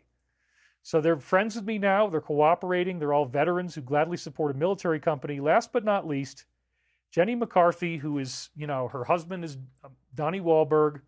His brother is Mark Wahlberg. They're tapped into all the top celebrities in Hollywood. They have now said, and they're willing to go on the television show that Corey's doing and say, this Dark Alliance stuff is the worst, craziest thing that anybody's ever seen. Nobody in Hollywood, none of the big celebrities have ever been stalked this badly. And Steven is kind of the most outrageous character out of all of them. So we've already been asking in the Stavati company, is somebody paying him to do all this? You know, it could be B or L, these major contractors they might think of us as competition, even though they're going to get a lot of business from us. We've looked at that possibility. Or another possibility, is he being blackmailed? Is somebody forcing him to do this even though it's so self-destructive? We don't really know. Again, Corey's making TV about this, so he's probably going to get famous because of what he's doing, unfortunately. But I haven't agreed to start any of them, at least not yet. This is the final point I wanted to make, and then we're going to get into the rest of the crop circle thing. He has inoculated me against any future attacks like this. I almost wanted to call him a vaccine. You know, it's like I've been vaccinated. I've got my team, so nobody can hate me on Twitter. I've gotten in touch with the local police, you know, and his absolute hatred of me triggered this remarkable response from the universe in the form of this crop circle. So yes, if you're going to go after somebody, if you try to shoot 45, there's divine intervention. You try to get me swatted, there's divine intervention.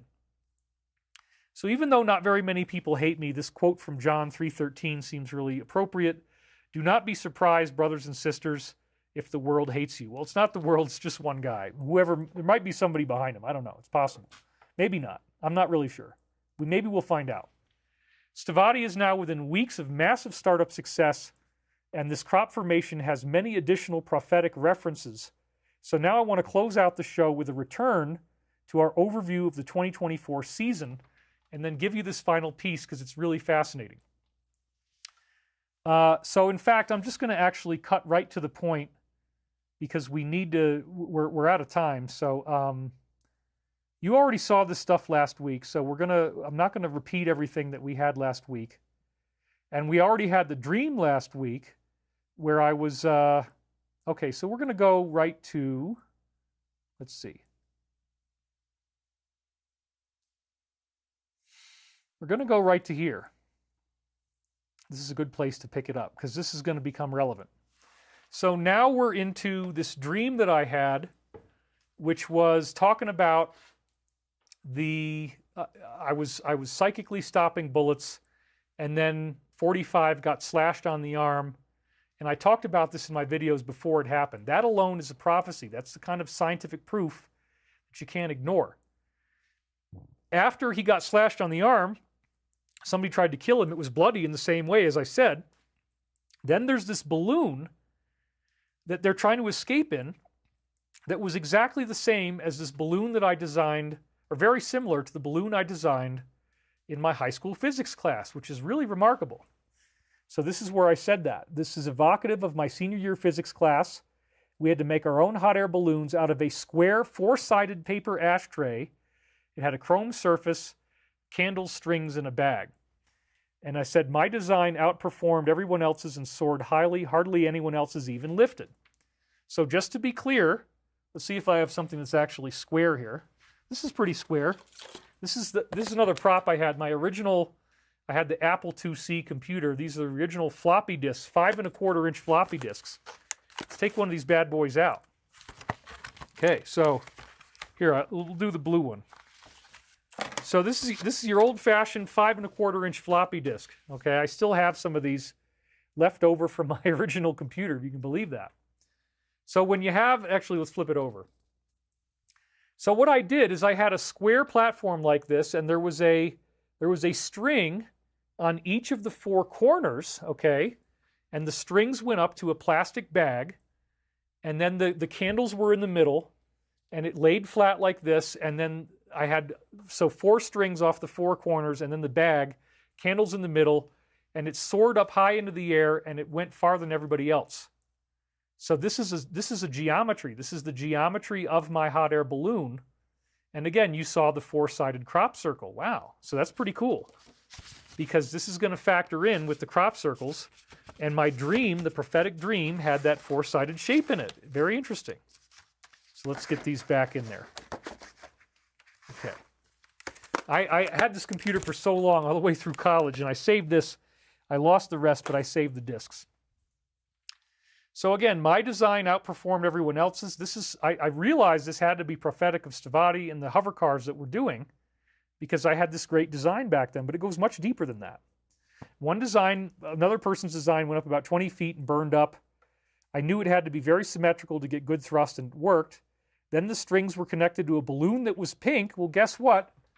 The DS actually, in the opening ceremonies that just happened, they actually had a balloon behind the ruined Statue of Liberty, as someone mentioned in the comments, and I'm going to show you that. So they have the David fetish, they make allusions to the stuff that I'm talking about. Okay, so it looked somewhat like a hot water bottle turned into a stylized balloon that was round. I said, good luck trying to escape in that silly balloon, you won't make it. And then they showed this in the ceremonies. As I watched it drift away, I was in shock. And then I heard the words, the key to the insurrectionism, as you see right there. These are partially spoken and partly written. Okay, so then I said it was on a document, I saw the words first. You've seen all this before. I didn't dare go to the bathroom until I had all the details. My main regret is I missed out on the memories of all the training on how to stop bullets. I hope this isn't a literal prophecy that somebody could go after him. It seems symbolic of everybody coming after him with court cases and indictments. I certainly don't intend to be stabbing anyone. That's what happened at the end. Had a very direct Matrix Neo reference. I need to get right back to sleep. This was very shocking to say the least. It again suggests we're closer to this whole thing ending than many would think, going back to sleep at 5:58 a.m. I'm so grateful to have lost the insomnia problems I was having. Okay, so we're going to be done by 4 o'clock. I'm going to keep it to 4 o'clock, but you want to hang around. I've lost a little bit of the audience. We're down to 3,800, but again, there's people on European time schedules and they got to stay up and they're like dying to stay awake. They're going to watch it tomorrow. But we're still at almost 4,000 people, so hardly anybody's left, just a couple hundred. So then when you see that I had this balloon thing, it's like, oh, wait a minute, the four-sided ashtray that I visualized with the floppy disk, you got these four-sided circles on the square. That's kind of like an illustration of my balloon, even though in my case it was on the corners. It's going to go much deeper than that. We talked about the astronomical alignment on the day it was formed, that was of that date. But then there's a grand cross formation on August 14th. So this is the prophecy that I think we're going to see some really interesting stuff happen by that time. It's not very far away. Something big is going to happen. It also hinted at the squared circle relationship between the Earth and the Moon. Maybe we'll talk about this in the next show. We're running out of time now. We're going to be done pretty quick. Hang in there. And then this was the trumpet of Archangel Michael thing, which I already showed you. It's got the ears, it's got the trumpets, it's got the bullets. That's the center of it. Here it is from the side, farther away, closer up. It also has the flux capacitor from Back to the Future, which again, when you build a UFO, you get a time machine just like in Back to the Future. Well, it really does look like the flux capacitor. Here's the part, we're getting into the new stuff now. And again, this is really fascinating, so even if you're tired, you want to hang in for this, folks. The crop circle connector took the image away. The trumpets formation, to be careful how I say it, disappeared between the crosshairs and now this new one that looks like the police badge. But the original page link still works at this time. So I'm going to make this offer one time because somebody was asking. We can offer it to you now for only $177. It's the whole set of videos. There's 10 and a half hours of video, 11 videos. And, you know, I need more money to afford to defend myself against this person who's made these outrageous threats. So the normal price is $333. We've discounted it by a massive amount, almost half. Just type in actualization, that's the code. But now I want to give you the grand finale. It's going to end out the show. I'm sorry to the Alliance that I couldn't get through the Ezra posts this week. I processed them all, but I didn't know it was going to take so long. But this is really going to blow your mind. So if you thought, oh, the show's kind of wearing out, I'm getting tired, this is getting boring. No, wait a minute. And we're still at almost 4,000. So everybody's still here. Thank you for being here. This frickin' blew me away.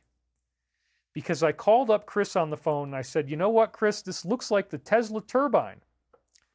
And then I found out that that's the secret sauce in our vertical takeoff and landing jet. Wait till you see all this. It's incredible. This is what we're going to end the show with. So this was the formation. Again, it showed up on Tuesday, the same day that this business card arrived on my door, as we've been saying. It's called Roman Road. And, you know, all roads lead to Rome. It's from the deep state, whatever. Okay, so, yeah, we talked about the shape geometry is the same as the badge. It's quite a divine miracle, like nothing I've ever seen. But it also ties in with this amazing information that was leaked by Project Camelot about Ralph Ring. Now, here's Ralph Ring as an old man. I think he's passed now. Here he was in like 1984, and here he is with Bill Ryan from Project Camelot. And what was he talking about? He was talking about Otis T. Carr's flying saucer, a working prototype, and he posted these pictures from his own personal archive. Now, the story was that Otis Carr was a student of Nikola Tesla, and Tesla taught him everything he knew. And there was this special turbine that Tesla had designed that created anti-gravity. It wasn't even the first one. It was a later iteration. The first one was in 1913. This later iteration, I'll show it to you. It's in the crop circle. It's so freaking amazing.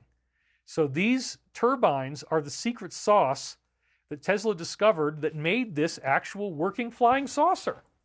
So I've never done this before. I've never showed you all these pictures or told the whole story before. It's very fascinating. So this is them actually with their flying saucer out there in the field. You can see how huge it was. It's big enough for people to stand inside, and it actually did work. It was called the OTC X1. This is a desktop model, not the full size, but a tabletop version. And apparently it flew. Now look at this.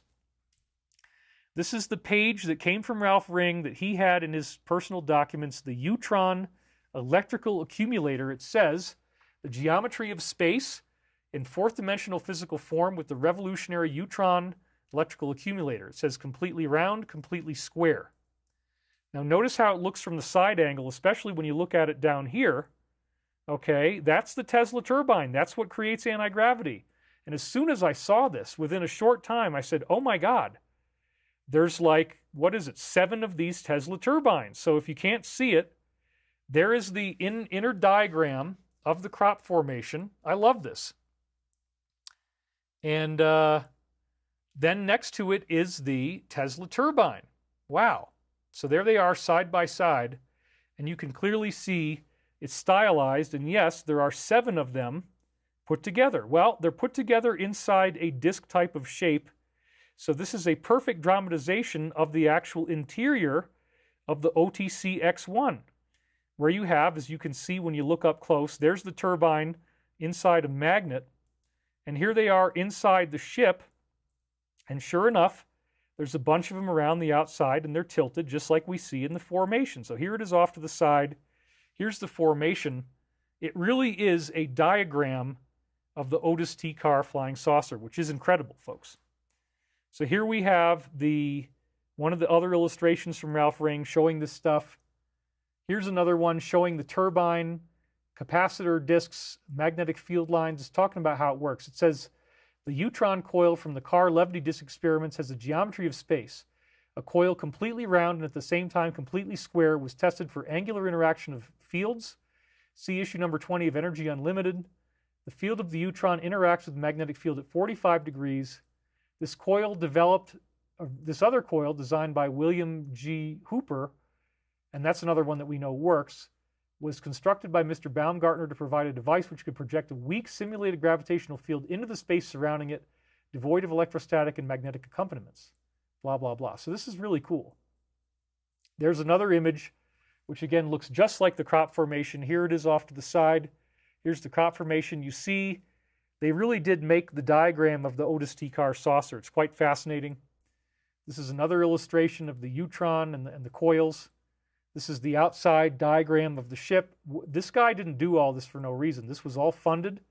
It would take a lot of money just to draw these architectural diagrams. It's not something you do quickly or easily for a quote-unquote hoax. There it is from the top down. There it is from the side. And here's Otis T. Carr. And here he is with his attorneys. And here he is with Wayne Aho, who's a famous UFO researcher. So they actually built this thing, and it actually did fly. And what was fascinating about it was that you could fly it with your mind. You think about where you wanted to go, and it would take you there. And here's another thing. It's kind of hard to see what all that is, but these are just some diagrams. The one on the right, you can kind of see the saucer. On the bottom, you can see it. And they actually paid for a billboard. So he had enough money that he was advertising anti-gravity, and it said, with new concepts in aerial transportation utilizing gravity, electromagnetism, electromotive force, and electrochemicals with new dynamics, Otis Carr and Associates. So lo and behold, when I talked to Chris, I found out that here's this illustration of the Otis Carr flying saucer. And it turns out that he's using Tesla turbines in our most advanced vertical and takeoff and landing aircraft, the SM-36 Stalma. This is an image of the Stalma, and again, we have it in SolidWorks. We could print it out, and this actually will levitate off of the ground, so you don't need any runway. It'll just lift up into the air, and again, so anybody trying to say we're a hoax, well, you know, there's 40 different aircraft designs, and this is the one that's gotten a lot of attention with a lot of customers.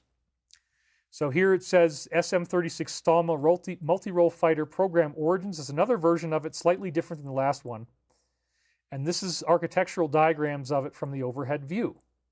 Okay, so there's certain reasons why it has to be built this way and why we want those vertical stabilizers and stuff. This is how it looks from the front. This is how it looks from the side. It's very cool and futuristic. There's nothing like this has ever been made before. It's going to be a brand new breakthrough technology. And this is the thing that really blew me away. Remember that we had The previous crosshairs image was of a square and it had the 4 circles on it, okay? Well, sure enough, when I told Chris about that crop circle, then he went and looked at it and I said, look, there's Tesla turbines in there. Then he said, well, that's the secret ingredient that makes the SM-36 take off, vertical takeoff and landing. And I said, well, where are they? And he said, they're in a perfect square pattern. There's exactly 4 of them in a perfect square like my floppy disk. Wow. So then I realized all of a sudden this thunderous insight, like, wow, the earlier crop formation provides us with an illustration of exactly that thing. So here is the ship, and then here is a transparent overlay of the last crop formation, and sure enough, that's where the 4 Tesla turbines actually go. You need to have it be symmetrical for the thing to take off. So not only did this crop circle show us the police badge on this card on the same day that he tried to swat me, and again, there was this weird thing with the tape on the back, but we also had the the vertical takeoff and landing component of our SM-36, just like this. Wow. So this constitutes a really direct endorsement from the circle makers. The Tesla turbines are the secret ingredient in this groundbreaking airplane that we're getting ready to launch. It's really, really exciting. So here's some performance specs. There's a lot of stuff from our documentation I can't really show you, but this is just showing, I mean, we have hundreds and hundreds of pages of this kind of stuff for every aircraft. How much weight it has on landing and takeoff, the maximum climbing speed, all this kind of stuff. And then this is for a particular customer. I hid the name of the power plant because we don't want people knowing exactly what we're doing. But again, we have dozens and dozens, hundreds and hundreds of these pages. Flyaway cost $50 million. Single engine, afterburning, turbofan powered, low observable air superiority, multi-role fighter equipped with variable geometry swing wings. They move forward and back. Canard foreplanes, internal weapons carriage, and thrust vectored exhaust nozzles. The SM-36 is a Mach 2.8 super maneuverable 6th generation STOL Super Cruise fighter intended to replace the F-18 and the F-35. It can directly replace the F-16 in this project with this particular country we sent it to. If you haven't already seen this, this was Chris's original hovercar design from 1987 called the NLAR. And this again has folding wings. They fold upwards. This is what it looks like from the front. Very cool. Looks like something out of Star Trek. This is what it looks like from the top down. This is what it looks like from the side. So the actual Tesla turbine that we're going to use was based on his original design from 1913. That patent actually exists. Now, people don't realize this, but this is open source, and it's actually anti-gravity. It says May 6th, 1913. And so in this case, you've got the flat disk in the middle, and then you got the axle. And just rotating that flat disk does the same thing. It gets you the anti-gravity. Now, you can also build one of these to create a desalination pump to separate the salt from the water at a very, very almost free energy level using that same Tesla turbine. So it really works. So this is all stuff that's from our Stevati documentation. And this is the image of the interior core of the turbine. So you'll notice it's got the points and it's got the disc in the middle, similar to the other one that we saw, which it looks more like 2 cones put together. But this has the same underlying geometry and it rotates the same way. And what actually happens is that gravitational energy splashes out the edges. Okay, so here it is from the side, the Stevati computer diagram. Here it is from the side-on view. And this is actually from the workshop where one of these was being built, and they do create levitation. So you only need steel. It's cheap materials. It actually does work. It's pretty amazing. And this is how one diagram from our desalination plant, where you run the water through the turbine and you actually get the salt to separate from the water at a very, very low energy cost. This is pretty much, I mean, you don't have all the answers to it, but this is the design of the desalination plant using the Tesla turbine, one of the many patents that Stevati has. Tesla said, "My turbine is an advance of a character entirely different. It is a radical departure in the sense that its success would mean the abandonment of the antiquated type of prime movers on which billions of dollars have been spent." And I had written about this technology in Science of Oneness back in 2000. That's another thing that's so amazing about this. I wrote about this exact turbine, not knowing it was ultimately Tesla's design, 24 years ago. And now I find it in a crop circle stylized with the Otis Carr thing. So this was from that Science of Oneness book, and it's talking about the De Palma spinning ball experiment. If you take two balls and you leave them and you have them launched out of catapults, and they're both, one of them is spinning, one of them is not. For some strange reason, the one spinning at 27,000 RPMs flies higher and falls faster than the ball that is not spinning. And so what does this actually mean? This means that simply rotating an object is causing anti-gravity. There's nothing else required. You just rotate the object, and then it's actually levitating on a higher level, and it falls faster. So that's a gravity repelling effect. So these turbines, like what Tesla designed, when you spin it with the magnet around the middle, it harnesses the spinning ball effect, as I said in my book from 2000. I also mentioned that Faraday discovered this in 1931, December 26, a day after Christmas. What you have here is two wires on a single spinning rotor. And normally, what it's creating electricity, which is fascinating. That shouldn't happen. Normally, to get an electrical generator, you need a stator and a rotor. The stator is on the left, the rotor is on the right. And it's the combined motion between two parts that causes that current. But you can take this rotor, the Tesla kind, and you just connect wires to it, and it generates energy, which that shouldn't usually happen. There's no stator and rotor. There's only a rotor. So back then, I actually wrote about Brian De Palma's force machine. He is a PhD. This is a turbine that creates this same force. So sure enough, this was he independently discovered this. I don't think he got it from Tesla. Maybe he did, but he didn't admit it if he did. But if you take two electrodes, a male and a female, and you put it on there, and all you do is spin it, it will create electrical current. So notice De Palma's invention, and then you got this lollipop type of magnet inside, and here is the Tesla version, okay? So it's the same basic thing, isn't it? Wow, it looks the same. So then he created this end machine or force machine where he put these turbines in there, and then it's all being rotated on this kind of pulley device. And sure enough, he got a reduction in gravity. Now, this isn't the final solution. Tesla came up with the final solution, but he did get a noticeable reduction in gravity. And there's a link. You can still read this from 24 years ago. So I'm going to read this to you.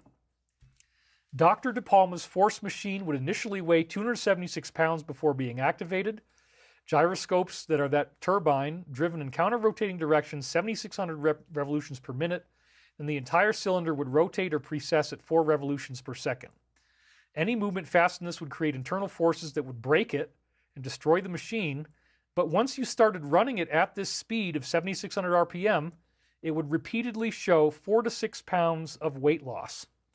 Another similar version of this was from Dr. I don't know if he's a doctor, Sandy Kidd, same type of turbine, and they spin around like this. Here's the original Tesla thing again. And it spins around and it creates a noticeable gravitational reduction.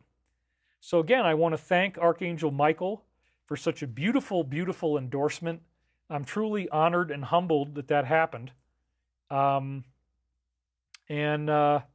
know, all the Shadow of Ezra stuff, we're going to get through that next week. I'm sorry I didn't do it this week. I can't be the only one doing this. I don't want to be a single point failure, but there is a lot of stuff. This would take at least an hour and a half to get through all of it. So, because, again, you know, I got thrown off. It's not every day that you have somebody attack you and try to, you know, get your dog taken away. We still have 3,700 people, and let's see what you got to say. Love and appreciation for Momania. Keep up the great work. Emma Watson said, David is the father of anti-gravity. Nobody else can take the credit. Thank you for that. They traded the blood of the saints for science and technologies. Somebody says Ezra Post. We will get to that next week, or maybe I'll do a show during the week. That's another idea. How about I do that? I don't have to wait till next Sunday. I've got a lot of time in my schedule, so maybe we'll get you things going here. So that's why a spinning top hops or skips across the floor when it first spins. That's a really good point. Yeah, there's strange inertial effects that you can see with tops. A jet engine, yeah. Somebody says, Ezra posts, please. Do the Ezra posts. Do a show, please. So, yeah, what we'll do is, I don't know what day it's going to be. It might be Tuesday or Wednesday, but I will get through the Ezra posts so that we don't miss that content. But getting back to the point here, we are in the final moments before the big reveal. The first wave of ascension is due in 2025, and maybe I'll speak more about that next week, but we can keep this one to 4 hours. So let's read a few more of your comments, and then we'll go into our global peace meditation. Somebody says, yes, do the Ezra posts. So yeah, we're going to do that. I'll do another show because it's too important to leave alone. I guess this became kind of its own mini module. Enough about this nut, says Georgia McAfee. We haven't talked about him in quite a while. But again, we are in the moment where everything around us is crumbling. August 14th is a very exciting date coming up. Deanne Johnson just donated $20. Thank you very much. Cynthia Marie Brewer says it had nothing to do with Gurley. It's adversarial antagonism to loop you into lawfare. Hi, David. Keep talking. Why use a jet engine and not anti-gravity? Well, this is specifically designed to just have enough energy to get you off the ground, and then you use conventional jet engines. It's a hybrid aircraft. The NLAR hover car that I showed you actually does both. Steve is a memory. He won't be back. I hope that's true. If you have Ezra that you've prepared, please do those. Again, somebody else said show covering the post midweek. I will do that because I don't want to wait another week. So we will get another show going for you guys. But in the meantime, let's just do our meditation. We've only got 5 minutes left. Okay, so let's do that right now. I'd like you to close your eyes, put both feet flat on the floor. Take a nice deep breath and let it go. Breathing into the silence, taking all of this time to just feel better and better about what's really happening. The crop formations are showing us there is divine intervention going on. We're going to be fine. The new phase of our existence is going to involve direct, open collaboration with extraterrestrials. It's going to involve the first wave of ascension, this massive transformation of what it means to be human on Earth, where everyone is going to become a lot easier to get along with. And we have so many things to look forward to. So as always, we're encouraging you not to be afraid. There are divine forces at work, the alliances at work. Don't be taken in by the negativity. Don't get drawn into the hatred. Raise the energy as you keep breathing more and more and feel yourself levitating.